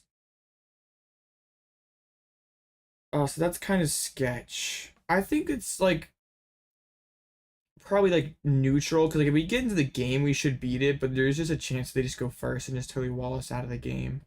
Thanks to the Spiritomb. So yeah, we'll put it in there. It like probably is better than I think it is because of Cleffa. And then lastly, Raging Bolt, which is kind of funny to have it included, but I guess that's what we did. I wouldn't feel great about seeing a Raging Bolt. I think this seems like a C tier matchup. They usually play enough switches. They usually play a Slitherwing to deal with Mimikyu. So it can definitely be hard to get across the line. They sometimes can't pop off because benching Ninja is easily exploitable. They do like usually play Collapse, so they can just bench lock and collapse off the Ninja. So yeah, I wouldn't feel great about Sandy Shocks. Raging Bolt. This is a tier list based on how confident I am into that deck as bird control. D being not confident at all, S being extremely confident. And yeah, like B is basically neutral. So yeah, Future Hands, Gardevoir, Arctina, and Raging Bolt are decks I absolutely want to avoid at all costs. Some of the Lost Box stuff, Lugia, can be. Please post this as a meta tier list. Oh, that would get some people excited. We could. Oh no, there's no way Tusk or Goldengo or Ancient Box is even close to that high. Future Hands might be D. I'm kidding.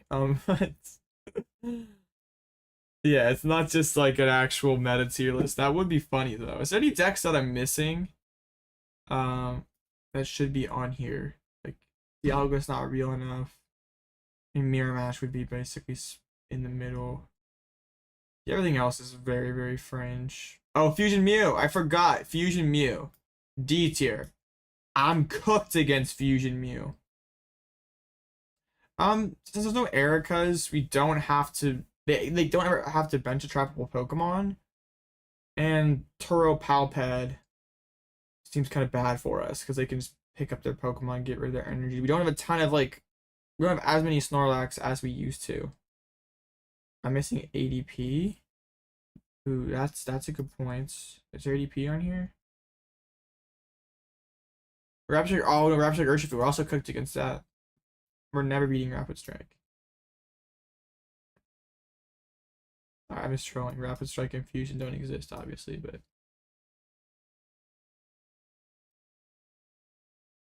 Oh no. Attack! It made put them all again.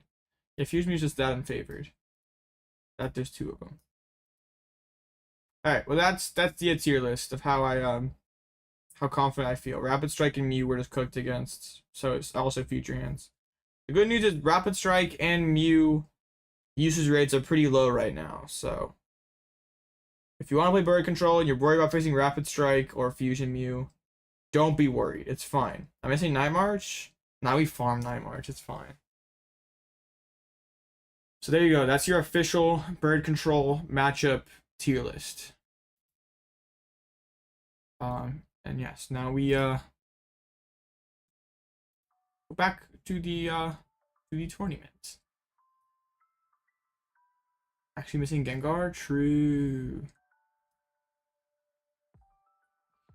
Alright, so the down pair lost, or the person who got down paired, yeah, lost. Oh, so that's a block lax move to 6-1. What, do they have any sauce in here? The double Temple, double Yakumo, 2 Cyllene, 3 Pad, 1 Yellow Chew. That might be actually kind of hard for us. What's the game plan into Dino Box? Well, they can't really bench Ninja, so they really have a hard time setting up fast without Ninja. And I like to either like Fang Snipe their cards out of their hands. Like Wigglytuff could potentially be an option, but I don't know if it actually is that great. I think your plan is just like Fang Snipe or Chi Yu and just like try to counter catch her and spread all their energies out. If it's the Big Moon version, you definitely use Wigglytuff. But if it's like the all single prize version, like they have to bench Koraidons for those to do any damage. Sounds like the threat of Wigglytuff can make them bench more Pokemon. So maybe you do it, you bench it just to get them to bench more stuff. Farms Night March but loses to Mad Party. Mad Party, they don't play any switches. But if they're able to Giovanni's exile their Dedennes before we could get them off the board. I guess we don't have any Ericas to force them to put down the Dedennes. And no Yakumo to get rid of their twin energies.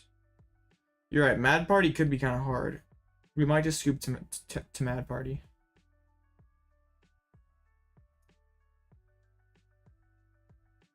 Just use Giant Asteroid worked against the Dinos before. True!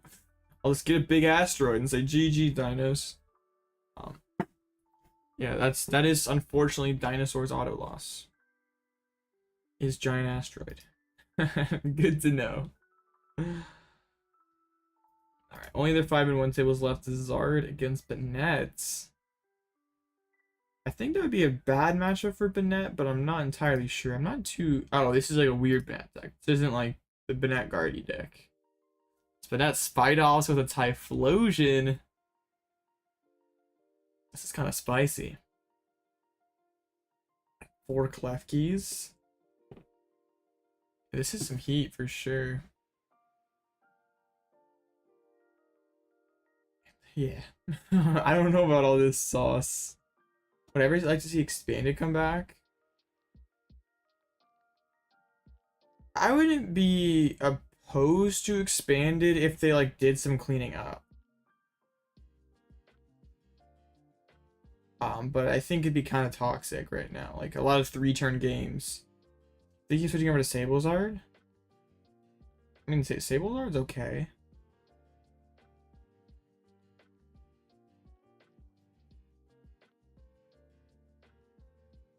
Yeah, I think they wouldn't be that good in Zard, but maybe the Spider would swing that matchup. But now from Lost Origin is pretty cool. I thought it would see more play than it actually had. Like Lost Box when it first lost Nets, I was like, oh, surely they play the Banette now to ramp the Lost Zone, but they never did.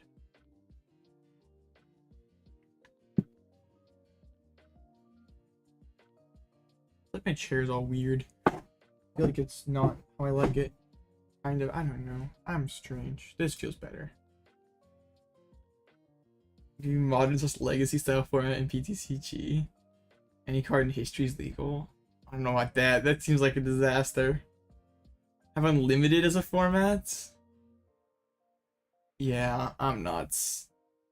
Chair stream next? No. Well, that's actually pretty smart. So the Iono protection. That actually is pretty smart. I think I tested that too because I was like wanted the item lock against C-PAL, but C-PAL like really wasn't a real deck, so I stopped playing it.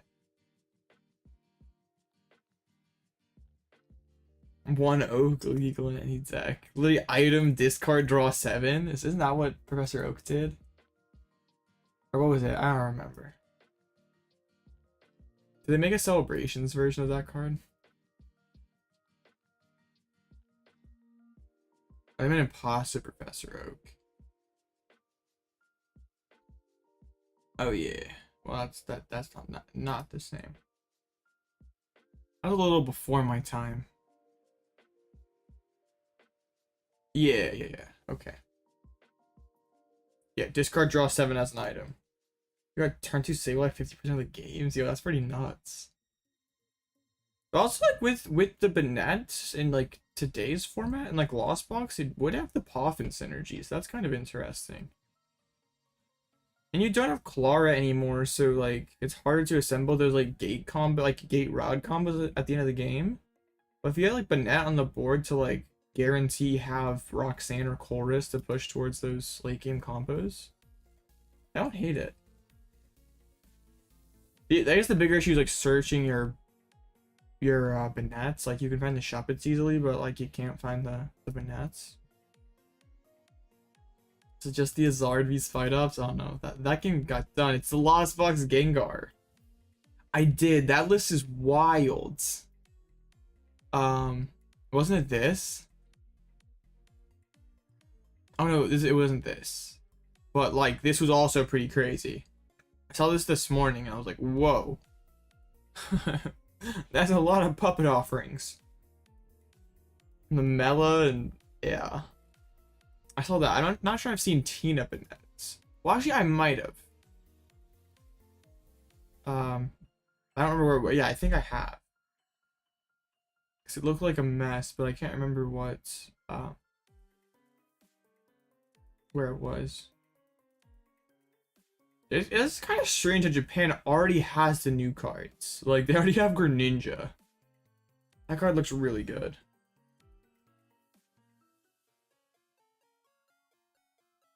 It feels kind of strange. Like, they're already playing this stuff and like we haven't even like really thought about it that much. Or Lost Box Gengar. Lost Box Gengar versus of course, Charizard EX Pelipper. Wait, isn't this just like the Charizard starter deck? I think it is. Well, I guess they added the other Zard, but it's like very similar to the Charizard starter deck that you got for like playing during Obsidian Flames. I remember it had the Pelipper. Right idea, Pokemon, just wrong bird. You're an improved version of Banette Tina. It didn't go negative, so pretty good. I remember that list being like kind of a disaster.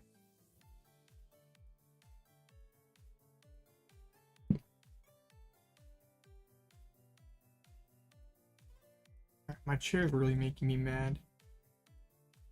It's like not as close as it used to be. It's making me angry. My chair is making me mad. Is this better? Could be. Is it? Is it actually better? Okay, this is better. See, sometimes when things don't work, you gotta do something different. Pro-life tip. I feel like I'm closer now. A little too close. Yeah. Sorry, I didn't mean to invade your personal space or anything. I bet. I'll scoot back a little bit. Okay. Yeah, back to the other stuff.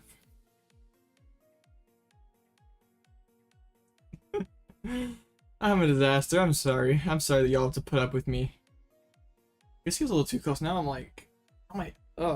I can't get the perfect chair position back. I had it optimized before. RIP. Drawing normal stall Sunday to your weekly? Oh man, Sniper's still a stall gamer. Bro's been on that stalled list for a while. What's personal space anyway? True. Nice. Just got home. Yeah, we are gaming. We're most certainly gaming. We've been getting dubs. Had some kind of weird decks today, but still gaming. Zard wants to stay away from me, but it's fine. We'll win everything else. Just the Lost Gengar versus Zard. They might be going two at a time. Not with that attitude, you can't. Yo, that game in Salty Steak was crazy. Klawf took 4 prizes. We needed like multiple Klawf heads to win, and it happens. It was epic gaming.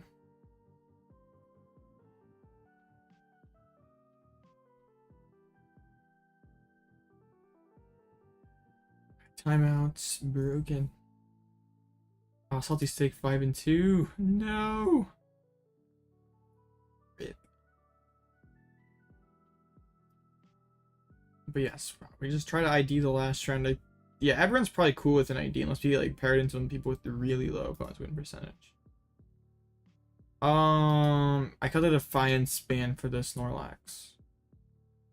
It's only changed from the list from Monday. But it's the same as last stream, if that's what you mean, but it's different from the one that we played Monday night. Yo, it'd be funny if like the Zard's like, nah, bro, the Lost Gengar was slow playing me.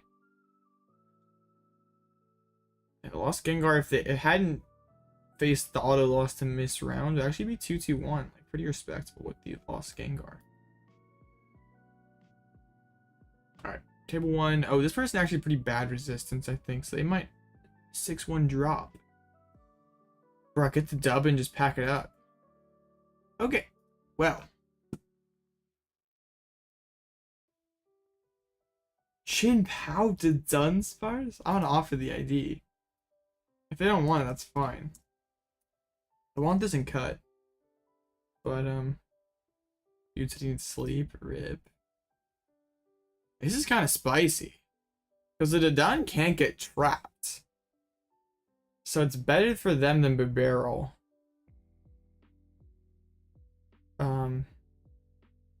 But also seems kind of clunkier. Alright. They're cool with the ID.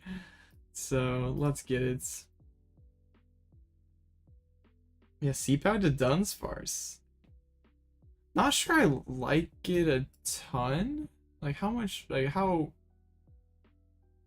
I feel like it's really epic synergy with Cypher Maniac. Only playing one of those seems kind of goofy. It makes Poffin a good card throughout the game. And you have a lot better starters as well. Like you have two, like starting Doof like kind of stinks, but opening Dunsparce is pretty good. It also gives you like a draw engine versus stall, which is like kind of bad. Like usually it's pretty bad for you. But they did like a cut into the consistency cards that fit it. Like there's only like 2 Nest Balls. There's only 2 Ultra Balls, only 1 Nest Ball. There's Aromas in here instead. Depends on how they play it. But with Radzard and Wiggly, we probably could go aggressive.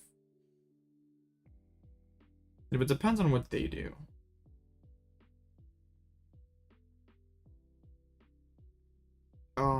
Because also, yeah, we could. Yeah, I guess we probably just like chase backs and stuff, like usual C-Pow stuff. Just probably wouldn't ever have Retreat Lock as a win con unless they like open bundle or something. I think this would oh no, I only get 1 ID. Come on. Shout out to Mime Famous, absolute legends. Mime Famous, also known as the Bun Bun Sniper, absolute goats.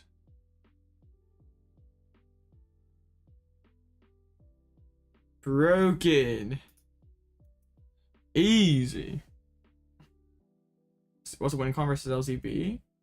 Luxray, Eri, sisters, burn their resources, then prize trade with Wigglytuff and Radzard, and is a pretty tough, for them to have more than like 1 or 2 attackers. Influencer risk. I'm trying. We did it, chat. The 602. We somehow got the double ID.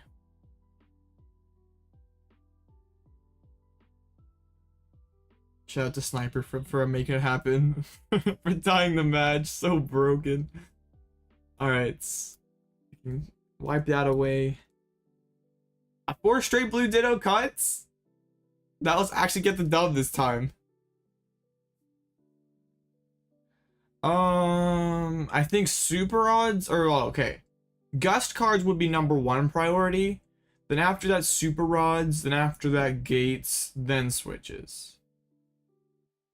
Like super odds equals more attackers. Gates equal, but also if they like already lost on a gate and there's only 1 in hand, I might be more tempted to hit the gate than I would normally be. But yeah, and like you can also go chorus too if their hand's like kind of dead otherwise. But usually I wouldn't. Once you double ID the challenge, went 3-0 and got seconds. Double ID the challenge is wild. I don't think I've ever heard of that before.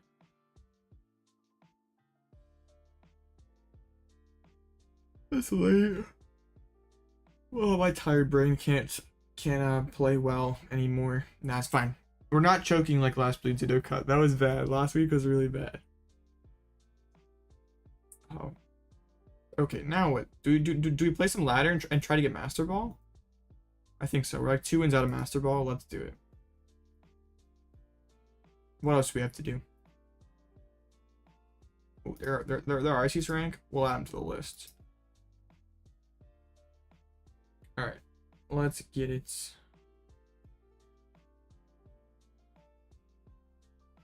Meta tier list. We could do that as well.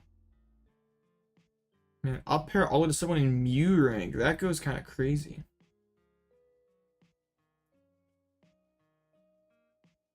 Yeah, we'll play a couple ladder games so I don't just like fall asleep. Like I keep my brain working kind of.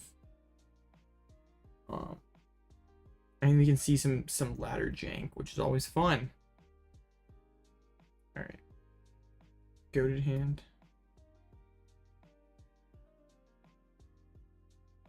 Okay, we have both options of Sisters and Eri. What do we do, chat? What's the move? Depends on the deck, but probably Eri to maybe slow them down some. You made a bracket for me tonight? Appreciate you. Oh, it's Lug. Well, this is nice, because, like, we haven't faced Lugia at all this stream. And we probably won't in Top Cut either, so I don't remember if there's a Lugia closer on the bubble, but we'll at least get some Lugia gameplay in the stream. I'm happy about that. So I think we will go Eri to try to lower their odds of getting turn 2 double Archeops, but this isn't like an amazing hand versus Lugia. They didn't just totally pop off, which is nice. Ooh, that Arven top deck goes hard. And Jigglypuff is prize. I've never been happier to see the Puff prize in my life.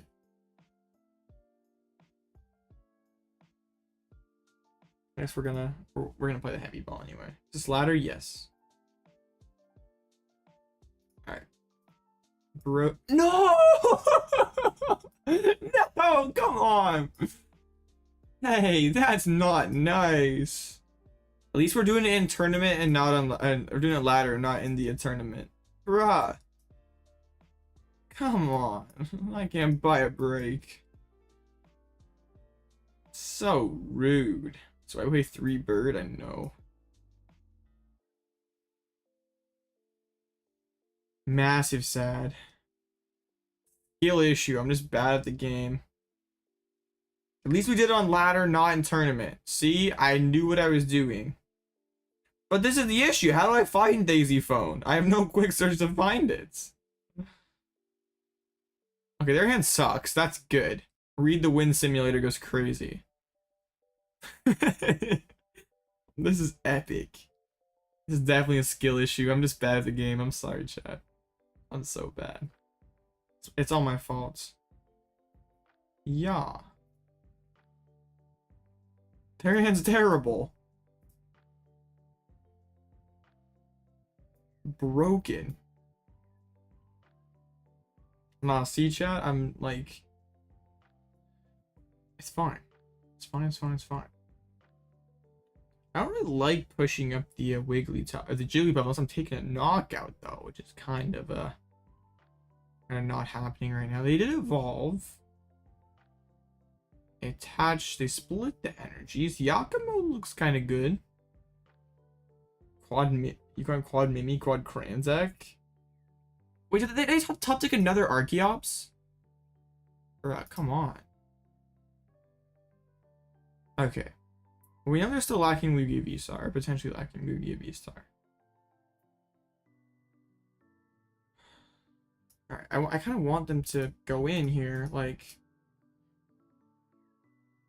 Take another good top tick away. I think I can boss Chinchino next turn if they're still not going to do anything.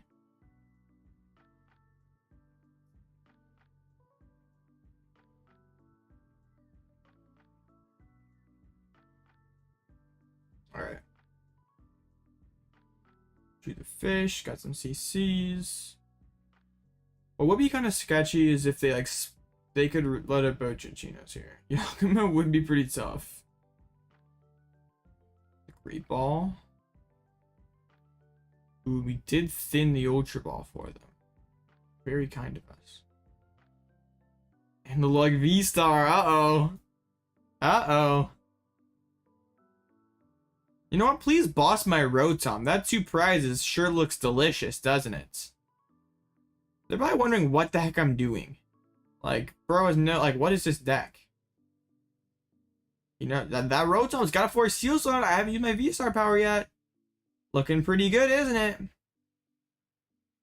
You know, 2 prizes. That makes you so you need 6 minus 2 is 4. 4 prizes left. You're pretty close to winning the game. Just 2 big Chinchino knockouts. I would never knock out your Arceus or anything. Hey, listen, chat. I'm so good at this. Don't use your other Primal Turbo. You don't need that. Putting energies in play is bad. Let's go! I'm way too good at this game. Just how we drew it up. Overloading energies is scary. Okay. The issue is I don't have a Pidgey down just yet, which would have been kind of good. It's fine, we still can. Yeah, the ladder paid actors are very cheap to recruit, so... Master Psychology, yeah, they can totally hear me. Alright, let's get the Lumineon out of range. Let's finally get a Pidgey on the board.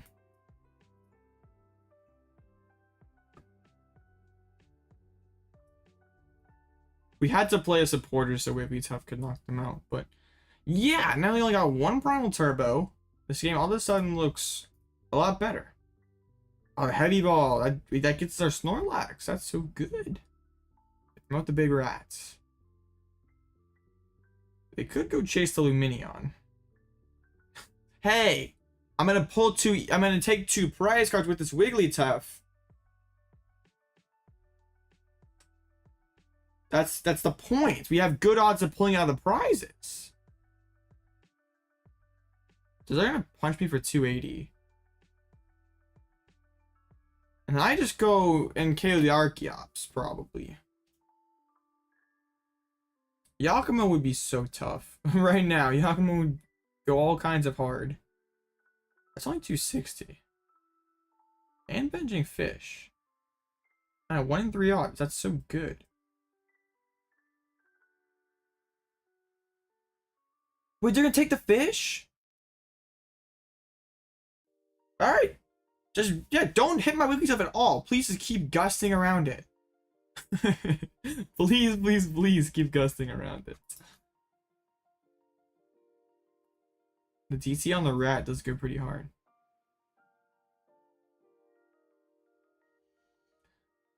So we just CC the Archeops. Probably, right? We could go active as well. I kind of like Q active. We'll see what they do here. They're binning more energies. That makes KO active even more appealing.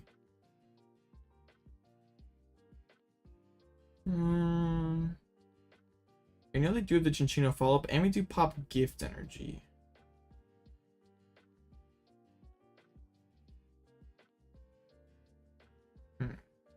Decisions.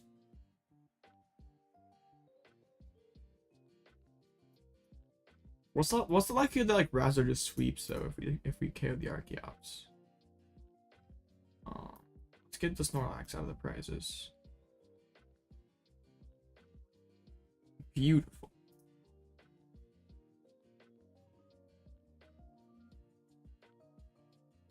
We could get pop for 280 and pops for 280 again.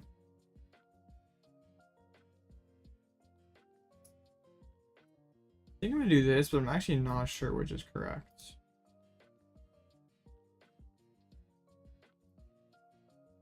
And the Cyllene.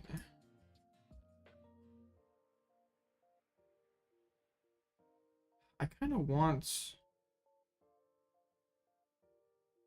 the fish on top. But I want to potentially be able to like Sharon, Radzard, KO Rat. Please, Pidgey. Let's go. Let's go. So both Archeops are gone. Oh, if they hit with the Lugia, I definitely would like to counter catcher that's Chinchino.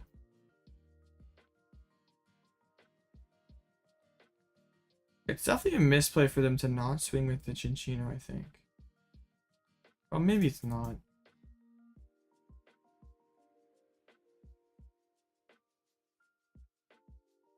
So then next turn we Arven, set up the bird, CC KO Tough, or KO the Chinchino. Then we Penny into Cape to Radzard hits. And just Penny loop the Radzard after that. And we win this game. All the rats. We're splitting energies, that works great for me. The Thornton! Get the Lumineon off the board, get the Noivats. Okay, I see you. I see what you're doing. Alright, top deck fish? No way. I could have just put Arven on top, but I wasn't quite sure what I wanted. I could have gone Arven or Sharon, depending on what my opponent did. But instead, we'll do this, and this. We could just lose, though. That'd be kind of bad.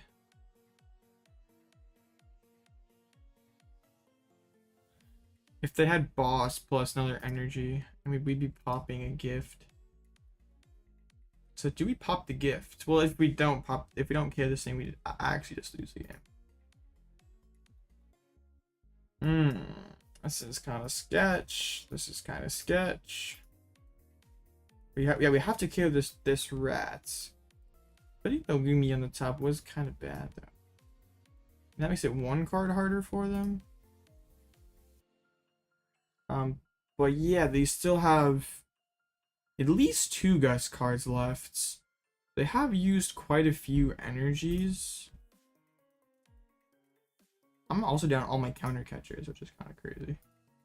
Alright, they promote the Lugia. They don't just promote the rat, so I think that's a good sign. Down 5 energies, 8 energies.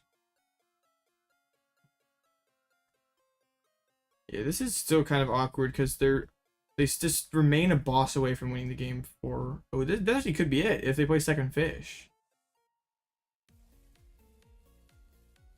Alright, no. They actually get the Noivern down. Okay.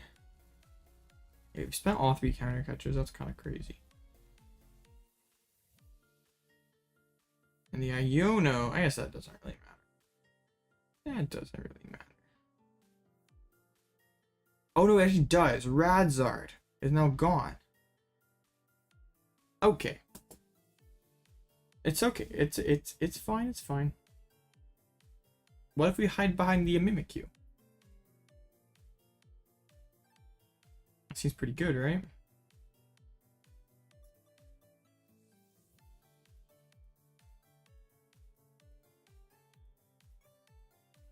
Alright. The Mimikyu. The pass. They remain a boss away. Only 3 cards in hands. And they never have it. Aroma. I mean, Aroma doesn't get them too far. We know that they don't have Lumineon. They did hit tails. And they didn't just slam down boss. So that's good. So next turn we can penny up the fish. Grab a Lax, thin things out.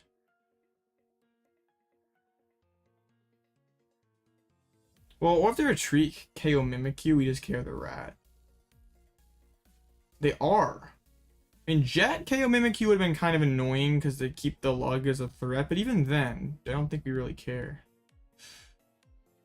No, this is totally fine. We just penny up the Lumineon, take this KO, and I don't think they ever close out this game. Yeah.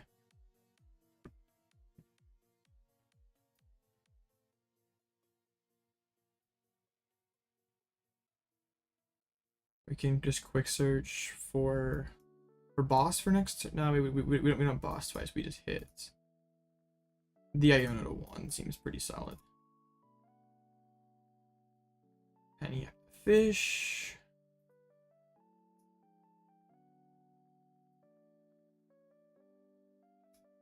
We'll just holds. We'll just hit for 160. And we're just 2 attacks away from winning. And they have no easy way of taking their last 2 prizes. Getting Lugia, despite prizing Double Bird, would go crazy.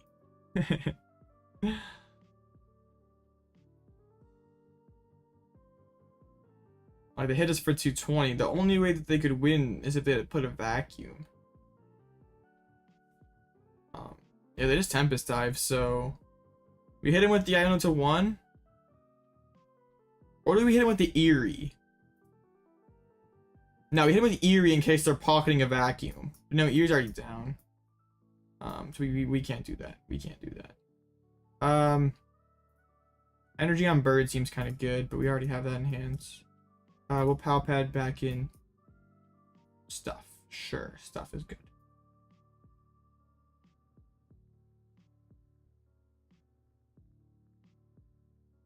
Let's put back in the Sharon. And sure, Eri is... No, we don't need Eri anymore.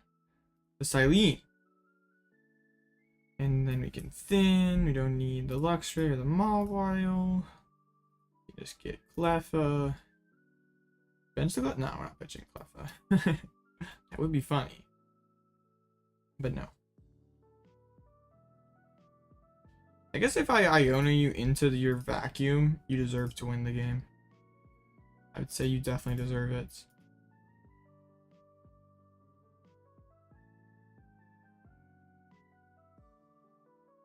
Let's see. Do they have it, chat? Master Ball. Yo. The Master Ball goes crazy.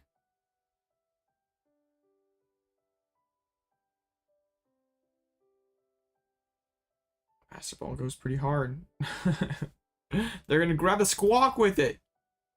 And Squawk and seize.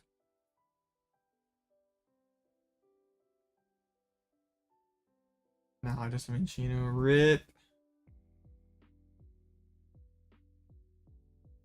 He jet into the... Oh, and Gentle slap me. How rude. Which does like line things up, so if I don't have boss, I would be in a weird spot. But we do.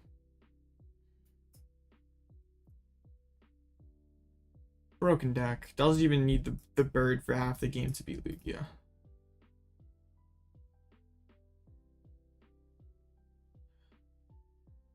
Broken.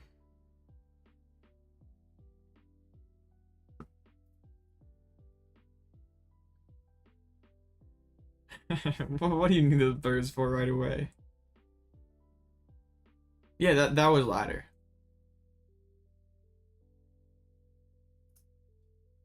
Yeah, that was ladder. We just ID'd our last round, so we're waiting for top 8, but we played ladder just for the fun, because we're almost a Master Ball. That's pretty cool. But yes, the next round's almost up here, so we just thought it was a top 8 game. That was pretty clean. But only 2 matches left. Potentially a bubble. Yeah, I wish that was tournament. But looks like, I mean, it's fine. We still got a Lugia dub on stream, and it's gonna be no Lugia uncut, so that's pretty cool. I really like the Zard to win. Oh, they're against a bird. Oh, they gotta grief this bird that doesn't have a Klawf.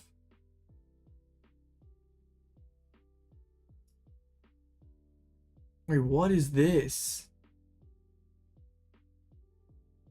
This is 5-2.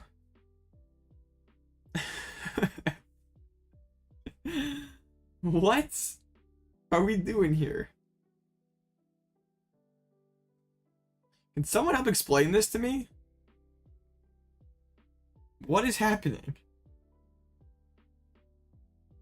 For Zard, we have water energy, we have a lightning energy. That's a normal deck move. Ditto true. Very true. Oh my goodness. Poor Suicune wasn't invited. I know Suicune rotated, but has Entei and Raikou, but no Suicune. Massive sad. The binder drop meta goes crazy. Why are we going 3 wide? We're going Infernal Rain onto... Yeah, you're right. It could make cut. That's the hilarious part. And they do like a better bird control matchup probably than most other Zard decks. It still seems pretty bad. But they have like Devo and Prime and stuff. They could definitely get it done. And the Raikou to nuke the Pidgeot. And double vac? Yeah, they could definitely definitely kind of cook.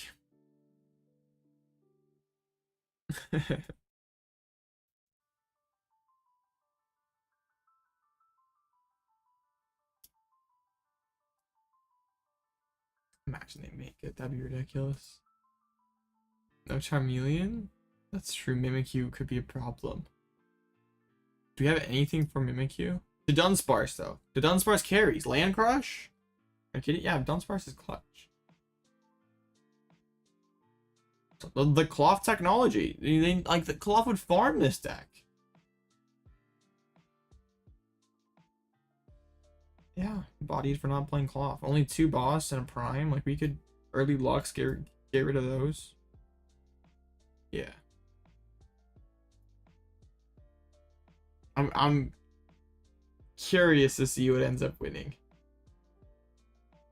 I mean, we might get a rematch up against C-Pow in top 8s, assuming everything stays the same. Because their resistance... I assume the Zard misses even if they do win. Which is kind of sad. That's an elite Zard list.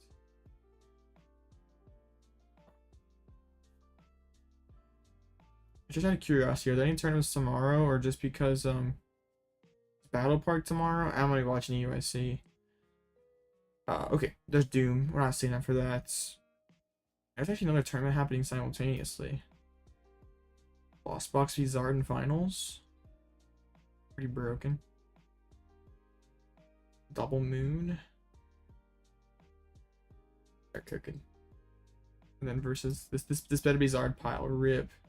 Did I see the Palafin EX? I did. That card looks pretty cool.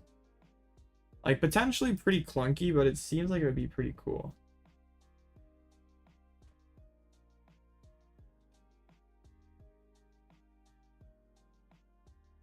You need to host that tournaments? Could have been asleep. Yeah, cap your tournaments at 664 people. Actually, don't do that. What? It's only 11 o'clock, Sniper. It's a Thursday. What do you got to do tomorrow?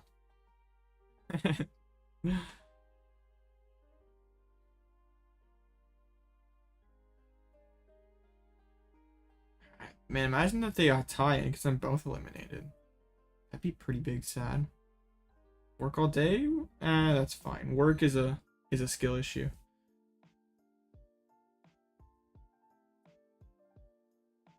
Yeah, you could like Arven for Switch plus Rescue Board and retreat out of the Finizen and switch back into the big Palafin.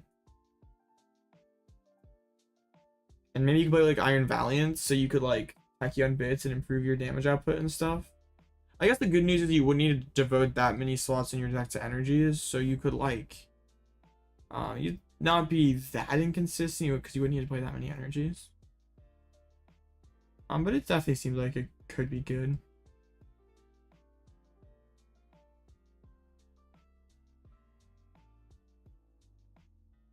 You play with a Lost Engine, yeah, you could do that too. There's definitely potential with that card. The Zard pile gonna die. We need the Zard pile. Yeah, Dodon was. I saw that in the Discord earlier. That's a good idea. So you just switch into the Dodon and eat it back into the deck. But there was like a 6-1 block lax. What happened to them? Ah, they're here. Oh, true. That is. Yeah, that's pretty solid. I like. It would not surprise me that card is playable. Like it is a solid deck. It'd be funny because like there always seems to be some kind of promo ultra rare that becomes good. Like it was Trevenant Dusknoir, I mean Electrode, Hisuian Electrode. I think there's another one that was in a box that was like hard to get. Like relatively recently. Oh, yeah, we're doing well, Jeff. Oh, Dragonite, you're right. Yeah. There we go. Ours are supposed to be bulk V's. I have like $10. Maybe more because you need a lot of Palafins. Because like Dragonite was like $10, but you like really only needed one.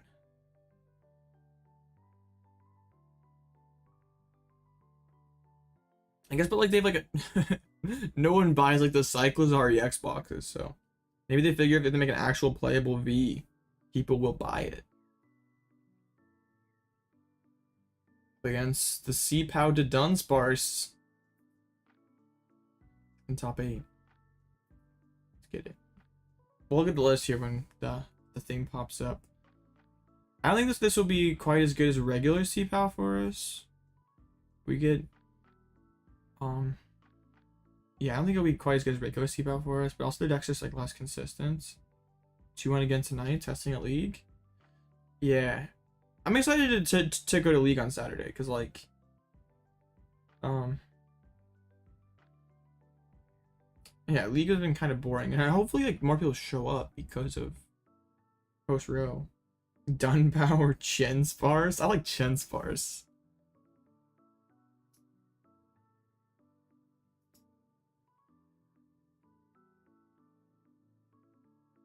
Yeah, they definitely statted this card pretty well, but like of course with the condition, it is kind of cool how they like make the ability in the TCG like pretty much the same as the video game. Like that's kind of neat.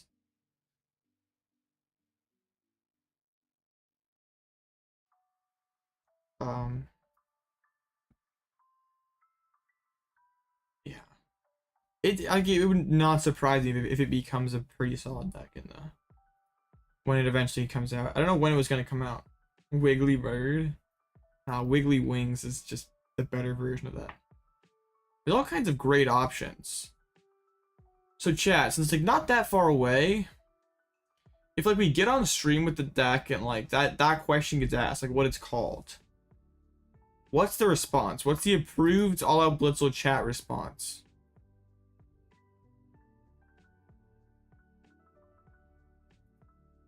Like if I want to represent all you wonderful gamers, what do I go with? Yeah, this is the Chin-Pow to Dunsparce.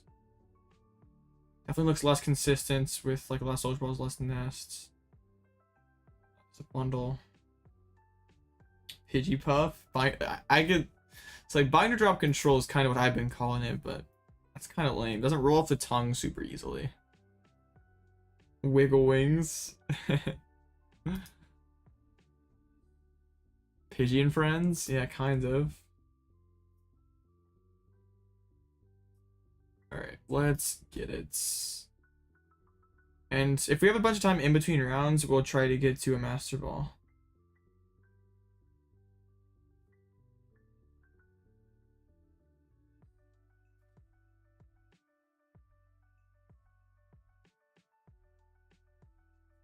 Yes.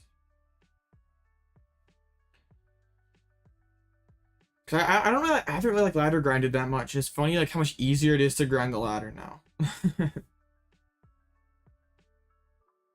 Yeah. I mean, binder drop control is like the most boring way to put it. But it's accurate. It's literally just... Please don't screw me prizes. That's, yeah. Yeah, that is very, very frightening. Prize cards are scary. Right, we're going second, presumably. Which isn't the end of the world. We just have to like charm our Pidgey right away so it doesn't get shuriken sniped. Yeah, I'm really pumped to actually like play this deck IRL. It's gonna be like harder, but I'm always up for the challenge. Oof, this hand sucks. I don't need all my tools in my hand at once. No, Cleffa, this world's too dangerous for you. It's fine. They whiff Riggy. We cape the Cleffa so it doesn't get two hit. It doesn't get by one hit by the C-Pal. Oh no, they had an Ultra Ball. Double water. Man, the Eri could go hard then, but like we gotta set up. Snorlax got Lost Tina. That's fine for Snorlax. Oh no. Uh-oh. Grasp for 2. Still nothing. I'd say there's a pretty decent shot we just lose the game. All right, yeah, let's go to game 2.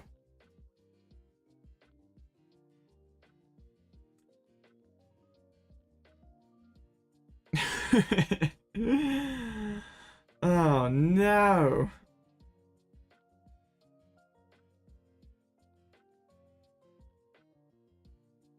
Feels bad. Poor Cleffa getting way overkilled. 300 damage to a poor little Cleffa. Over 10 times its normal HP. RIP. 10 times. Wow.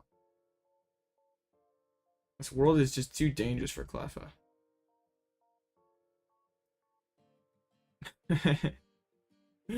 Cleffa's been absolutely annihilated. Well, alright, we gotta go first game 2.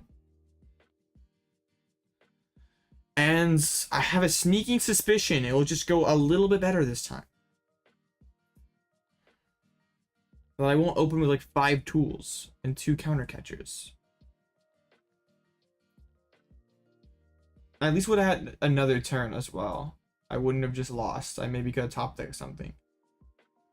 This is not very much better. Come on, deck. Don't just fall to pieces on me. It's okay. At least we can instant charge and play Pokemon this time.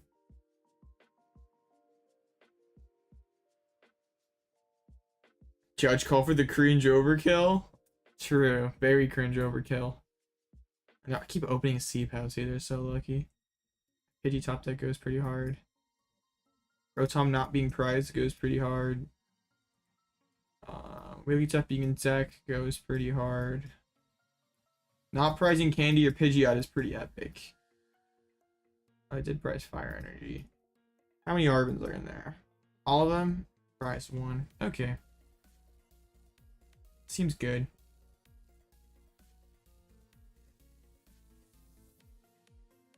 Oh, great. Top deck Ultra Ball, Pidgeot, Arven, Lumineon.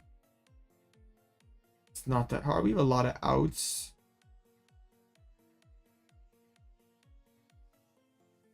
Attach. Because, oh, they just Cypher Maniac. Well, that's good. That's pretty good then. They just don't have it yet. 4 Sealstone.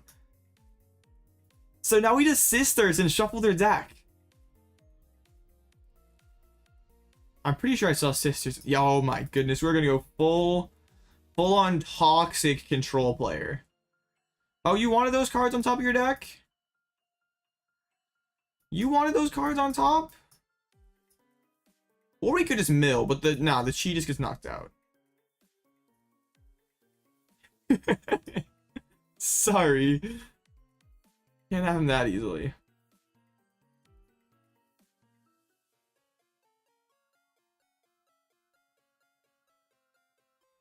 Not that easy. They can't knock out my Mawile, which is kind of funny. But it's like Eri, their hands. And we hit an SVR, which is pretty good. Oh, it top decked Irida? That's kind of nice.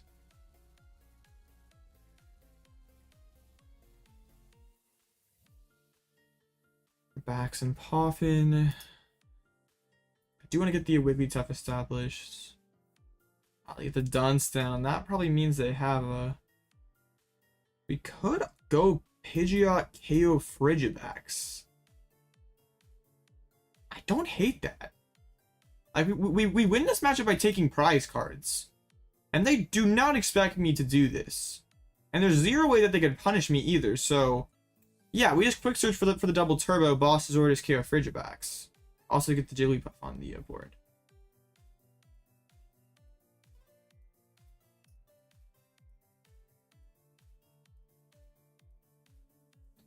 This is not so bad. I'd rather spend the counter catcher than a boss, but like taking this KO is pretty good.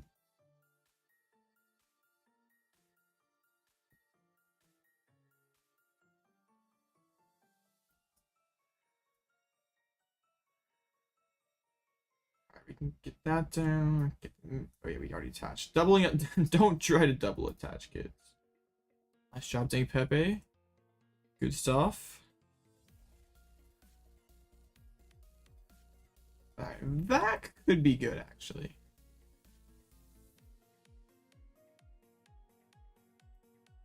Attached to active. Another Poffin. I'm gonna guess I'm gonna double Friggy this time. Only one. Ultra Ball, Pal Pad. Iono, sick. Let's go. Give me Pal Pad, Ultra Ball. We take this. We take this. I want that Friggy. You will not set up Excalibur this game. I will blustery wind all your Frigibacks. We even drew energy. Oh yeah, we're going hard this game.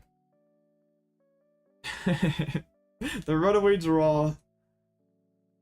Do they want to shuffle the deck though after the Iono? I guess I'm not sure. They probably had all their energy at the bottom of the deck. Okay. So, Buddy Poffin, that's a very burnable card. Let's quick search for the Pal Pad.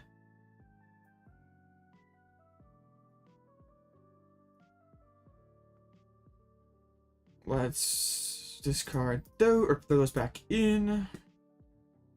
Let's get rid of the Penny and the Poffin. Let's go get Lumineon, and let's just keep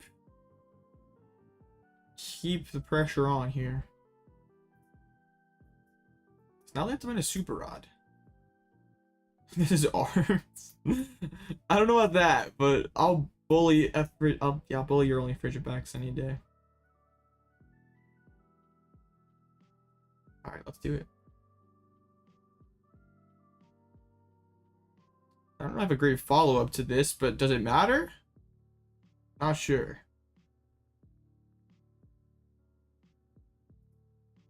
That to slam down the rod feels good. Yeah, I really don't have any kind of follow-up. Might just be Eri. Eri and Zipline Rotom. It's been crazy, man. It's been very crazy.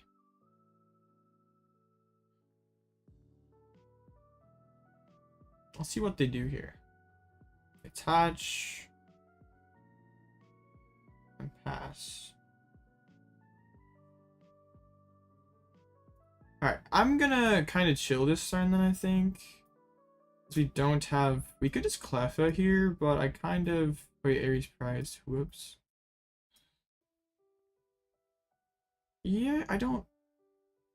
Yeah, I like Arven for Cleffa. Cape the bird.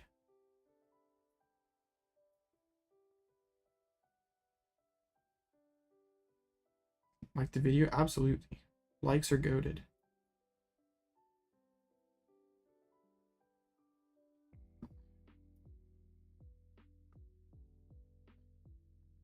drawing 6 cards while sitting behind something that is just a single prizer sounds pretty epic. Let's see, there's only 42 likes and 162 people watching. What is that ratio? I don't mean to be that guy, chat, but sheesh, what else has bro got to do?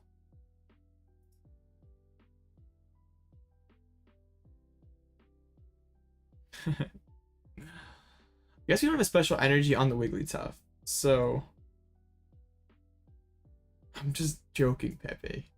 I'm begging for engagement. Let me beg. Let me beg, okay? The viewers don't have to know that the ratio is bad. Why do you have to bring it up?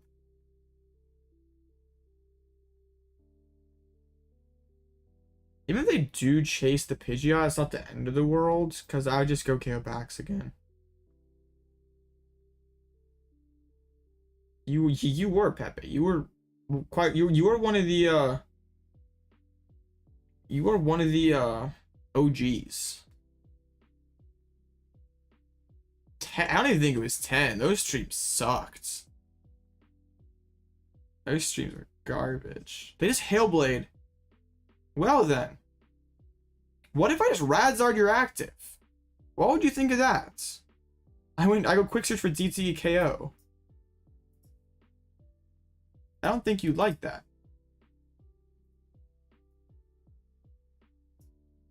I could also just KO the back's Caliber. But this seems cooler. So we also can just get Rod and stuff for game.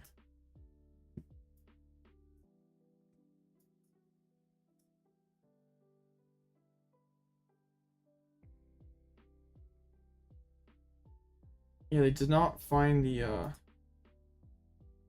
catcher.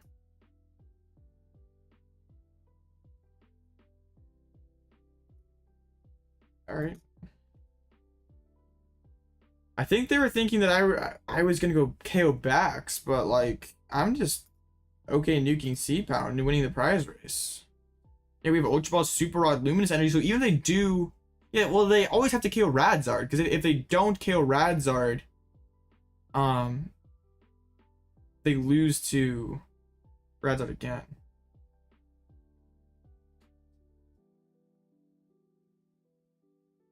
Right, they get the hands. Right, they're gonna Buster Tail us.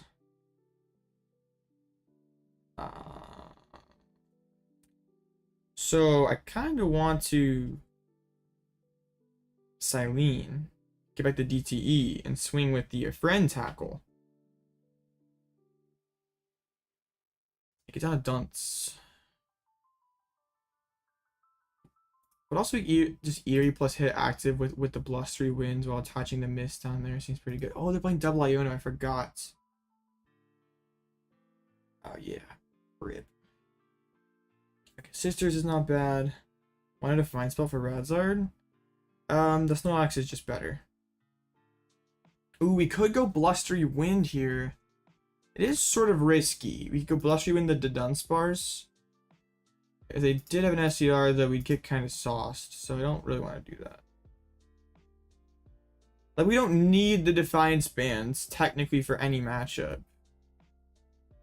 But Snorlax is helpful in a lot of spots.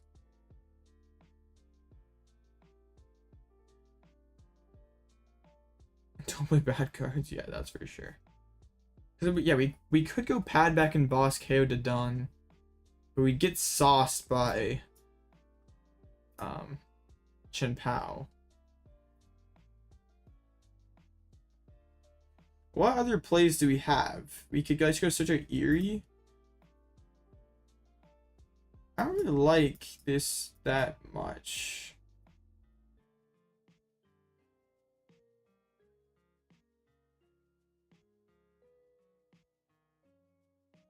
Well, their hand's kind of bad.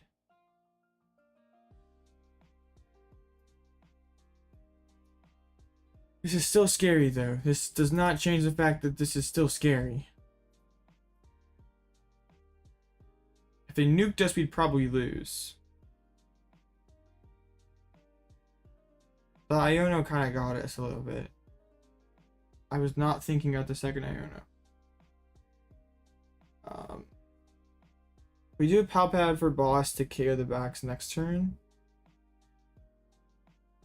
Hisuian heavy. Hopefully nothing in there. That's good. That was one of their cards that they either top decked or concealed into. I mean, they would need to draw pretty well because they were super far off prior to the concealed cards.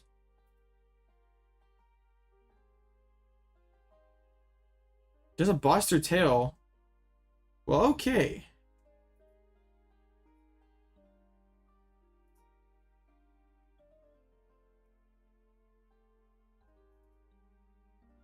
All right.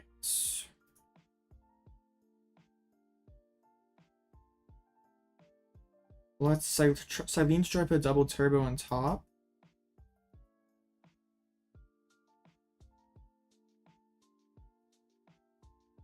They just played a Hisuian heavy ball, so it's just that their hand is just kind of dead. Okay, that's CTE for sure. Or we could go Radzard Energy. I guess that's just worse. We could get back the Radzard as well as a potential option, depending on what they do. All right, +3 wins. Oh, that actually would have been a pretty good play. I missed that. That would have been actually probably the optimal play. You're right. You're right. But now we have the Iono to 1 plus Friend Tackle. It would have been kind of bodied by a Greninja Snipe. But yeah, that would have been pretty clean. Darby Ditto to get better starters based on matchup? I don't think so. It's just kind of like a blank spot in the deck. Like, how much does it actually achieve?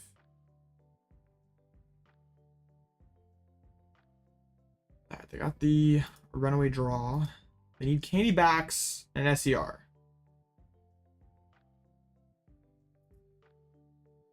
That Sharon play would have been clean. I just didn't see it. I'm gonna be kind of mad if we also I'm Ionoing into Radzard, which is not gonna be helping us. Spin the stop.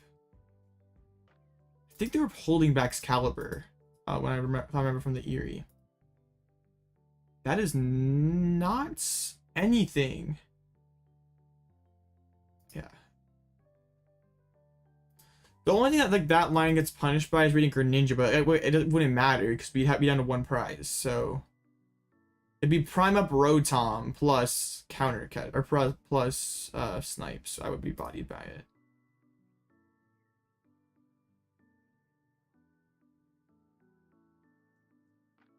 It still feels fine though, because it'd be like even if they do take this KO, we Iono to 1. They might not even just have it anyway. Buddy Poffin.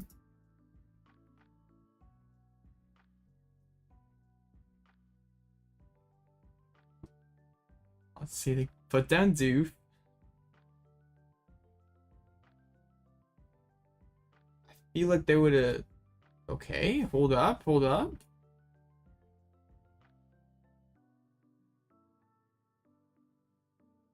So we know one of those cards in hands, or did they play the Ultra Ball already? We know one's an Ultra Ball. Yeah.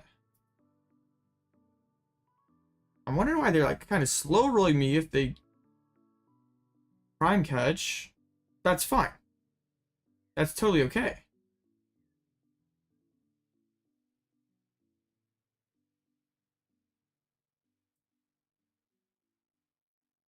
Wait. Ah, okay. They tried to trap the Wiggly, I guess. But we have we Pal Paded back in boss and stacked DT on top, so alright. Much better. We set up and we won. The top deck? No, we Cyllene it on top. We knew it was happening. My deck worked, and we won. We're gonna have to win a game going second. My avatar changed, bruh. Why? That glitch just randomly pops up, and it's kind of strange. Like, why? All right, let's go. Game 3. We're not choking 2SC PAL in a game 3 this time. No way. Losing is cringe. They won first. Makes sense.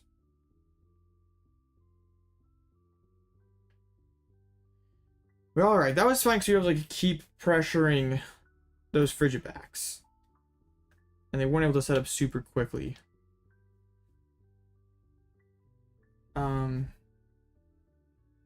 Yeah, that sisters get rid of the Cypher Maniac was kind of crazy. This is not that great. Hopefully we get some mulligans. No. We have Ultra Ball for Lumineon for Pidgey plus Charm. But very little follow-up after it. So we're... Oh, they opened the Ditto! What a legend! That's pretty busted. Well played. High skill Ditto open. And they actually Nest Ball right after the rip this time. I wonder if we ever just we Ultra Ball and put the Pidgey on the board. And then we just have Ultra Ball for next turn to get Lumineon. And just hopefully Eri denies the turn 2 Greninja play. Would be the thought process. Ooh, okay, never mind. I think. Poffin, Charm. Let's make sure the Lumineon's in there. It is. Both Pidgeys are in there. Candies? Alright, let's go.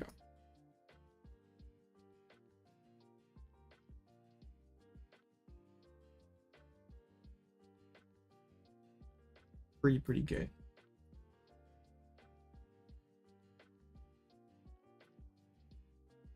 The Arven top deck went pretty hard. And now if they want to just not have turn 2 backs, I'd appreciate it.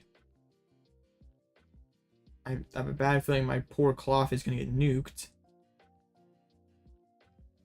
But maybe they just don't have it like that. Like they cut consistency to fit the Dunsparce? No, because I want Ultra Ball for next turn for Lumineon.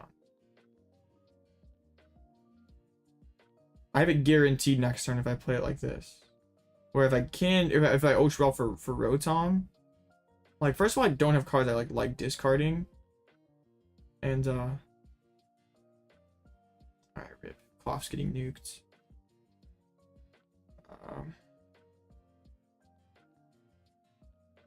Yeah, Zar's just that free. Like, you just don't have to do too much to beat them. Alright, the good news is there's only one back someplace. So that's very exploitable. Sheesh.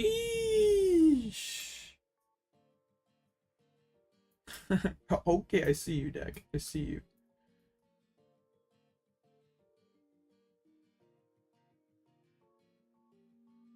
What do we want to go with here? Just like a Cleffa and chill for a turn, maybe?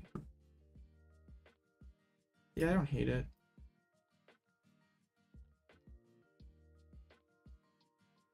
Just like, yeah, Nest Ball for Cleffa, CC up backs, Cape the Pidgeot. Did I change the list? No, it's the same as last stream. Okay, let's go get Nest Ball so we can get them to Cleffa.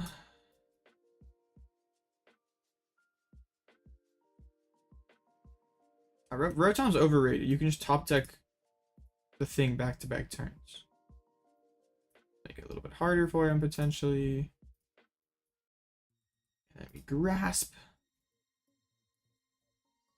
5 pretty decent cards. It would have been really goated to get down, like, Wigglytuff. Okay. Like, if they have Prime Catcher and 7 energies with a 36 card deck, that just sucks.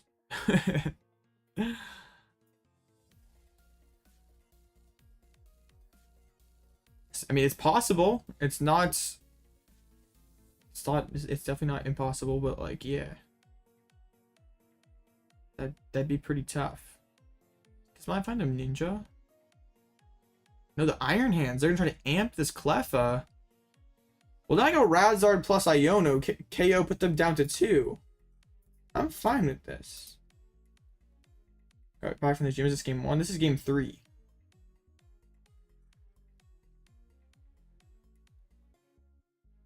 I know. If we could get 3.4k tonight, that'd be pretty dope. So if you haven't subbed and you're just like lurking and don't want to chat and you're just like chill, like please subscribe. It make me happy. It'll make me smile.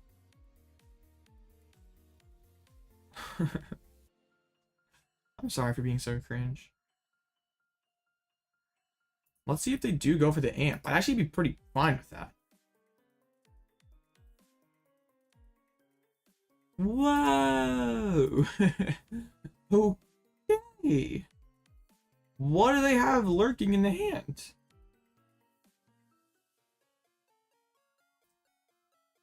Even if you hate control, subscribe for the consistent content. Yeah, just if nothing else, I'm consistent, guys. I may play a deck that you hate, but at least I do it consistently.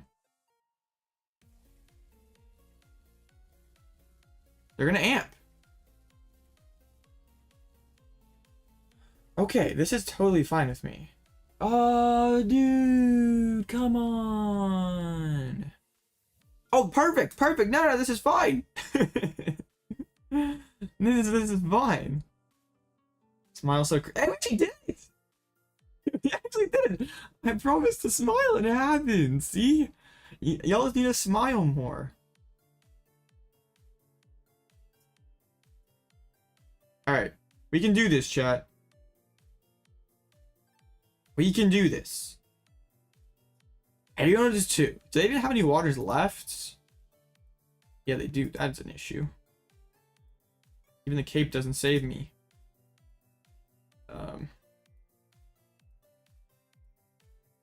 Let's go grab the Nest Ball for next turn to have the whole combo. Pal Pad back in Iono.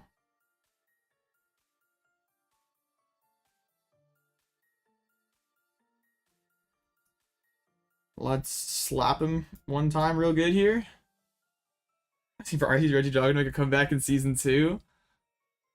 Alright, we can definitely try to rebuild Arcdrago. Doesn't counter Zara. We just play Iron Leaves, chat. Come on. If a Waters prize, that would be insane. Oh, actually, maybe 3 Waters prize, which is just not gonna happen. I should have probably grabbed. Oh, wait. Yeah, this is fine. Okay, we just KO'd the only Baxcalibur. I took out Defiance Bands for it. Okay. This is okay. Just make sure we play our cards in the right order. Super Rod. Put back in these 2. Let's play a Nest Ball and put down a Radiant Charizard. Let's quick search for the Fire Energy.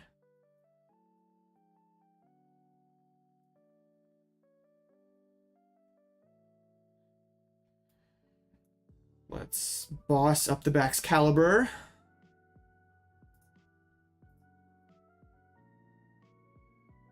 I don't think we ever charm him. We just nuke. And they're in a very difficult position now.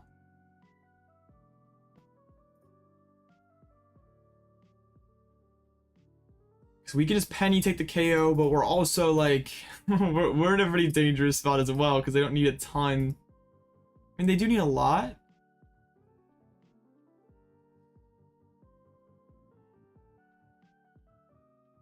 That's a yikes. That's a big yikes.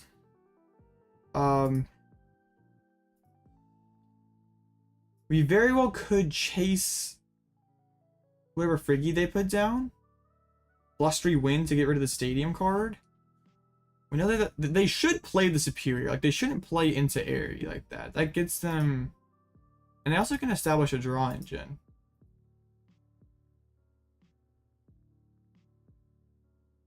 And what do we need Cyllene for? Not that big of a deal. And we could just go Iono to 1 plus KO as well. But I guess if they're smart, they'll attach to the bench PAL.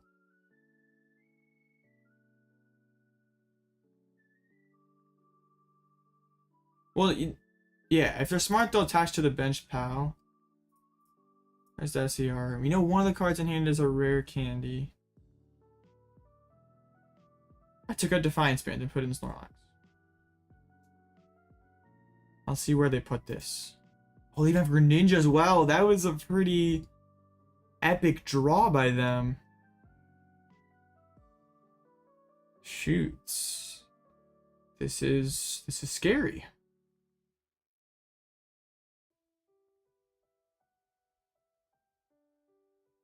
See what they do. Cause I could. There's a Dunsparce as well. Codebreaker. They're setting everything up. This is bad. They drew incredible off of that previously one card hands.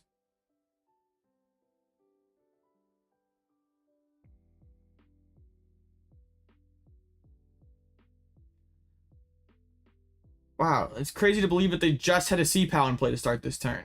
And there's a lot of dudes.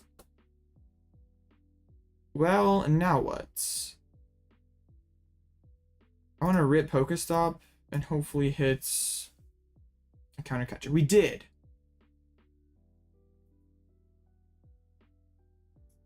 Penny active CC Dunsparce. If you have it, you have it.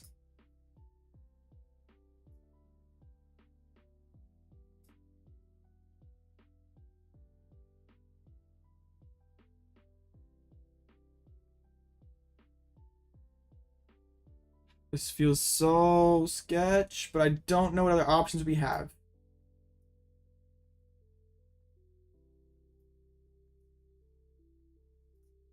And we also get to take the Pokestop away, which is good. No, I want to knock out Dunsparce, so that's less cards they can potentially draw. And I win next turn with Radiant Zard. That's the plan. Yeah, we're at 2 prizes. We have checkmate, or we have game in our hands. We just need them to not have it. Yeah, if they played it right, they probably win the game. Yeah, that should do it. Assuming Prime is not their last prize card, and I don't think there's anything I could have done about it either.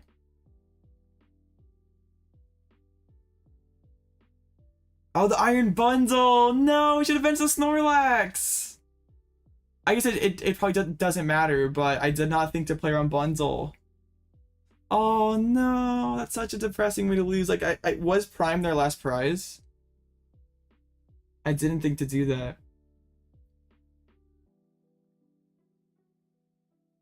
I'm gonna ask him, because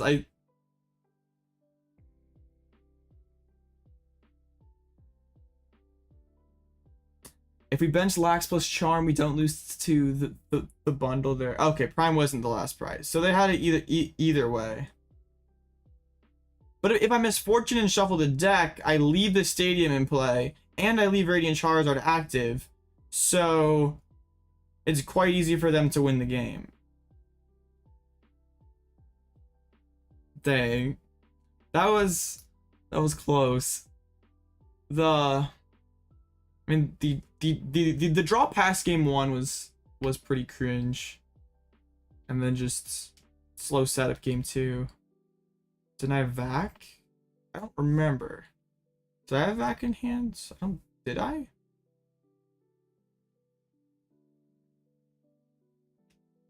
Because energy board, retreat to active sisters. But did I have all that in hands? I mean, I could have gone DTE retreat the Zard sisters. Vac. I'm pretty sure I did not have all that though. Like, I know I had the DTE, but I did quick search for sisters. I don't think I had Vac. I didn't have Vac or board in hand either. So, yeah, I never had that play. Well, I didn't need board, but I needed Vac or assisted. Yeah, that was just not happening. I played to my outs at the end. You're just kind of crazy off the Iono to 1. They go from no backs in play to having everything in play. Kind of wild. Yeah. Just two. I mean, this version of CPOW is definitely worse for us with the Dunsparce. And got off to too slow of a starts, but dang. Yeah, having all of that, have like the Pokestop, get down both Frigibacks, get down the Dunsparce, get down Radiant Greninja and his Codebreaker. Like all that from like a one card hands. So I think I played it well. It's just that they happened to draw out of my Iono. Like, and they quite literally got everything. Like if even it's only one Friggy, we could exploit that and win. If it's not a Codebreaker, we probably win. But that's okay. It's just how it goes sometimes. Like yeah, the slow starts, that game still almost won, and then we drew past game one. Like oh well. It's just how it goes sometimes. But yeah, the same list as yesterday, and the only cards changed from the list from Monday night is we took out a Defiance Band and added in, what's it called? Added in the Snorlax. Yeah, that was pretty much the perfect turn that they could ask for. Because they also got Superior to get the energies back. Yeah, I don't think I had, like, I think they successfully checkmated me after they Codebreakered. Because my plan could have been Iono them down, back down to 1 and just be like, you don't have it again. But they probably left Irida on top, which I guess all guarantees that they won the game. So yeah, it was tough. But I really like this list. I'm pretty sure we're getting close to it being optimal. Just couldn't quite get there, unfortunately. We'll get a Blue Ditto dub eventually. We're getting so close every single time. We would have faced Lost Tina, which would have been pretty interesting. I would have been pretty excited if actually faced a Lost Tina, but oh well, we'll get him next time. On the other side of the bracket, it was Hands versus Zard. Would have been some fun matchups on the other side, but that's just how it goes. I appreciate you all for hanging out tonight. Getting to the 3,400 subs. That's pretty neat. Thank you. I appreciate you. Yeah, I'm cringe. Join the Discord link below. Best of luck to any gamers who are for some reason still awake and are going to go to EUIC. I'll see you all in Pokemon Twitch chat tomorrow. Yeah, if you see me in chat, say hi. That'll be cool. But yeah, y'all have a great day tomorrow. Great night, whatever. I can't speak English. I need to get out of here and get some sleep. But maybe stream tomorrow, maybe Saturday, maybe Sunday. Don't really have it figured out yet. But we'll see you next time. Bye.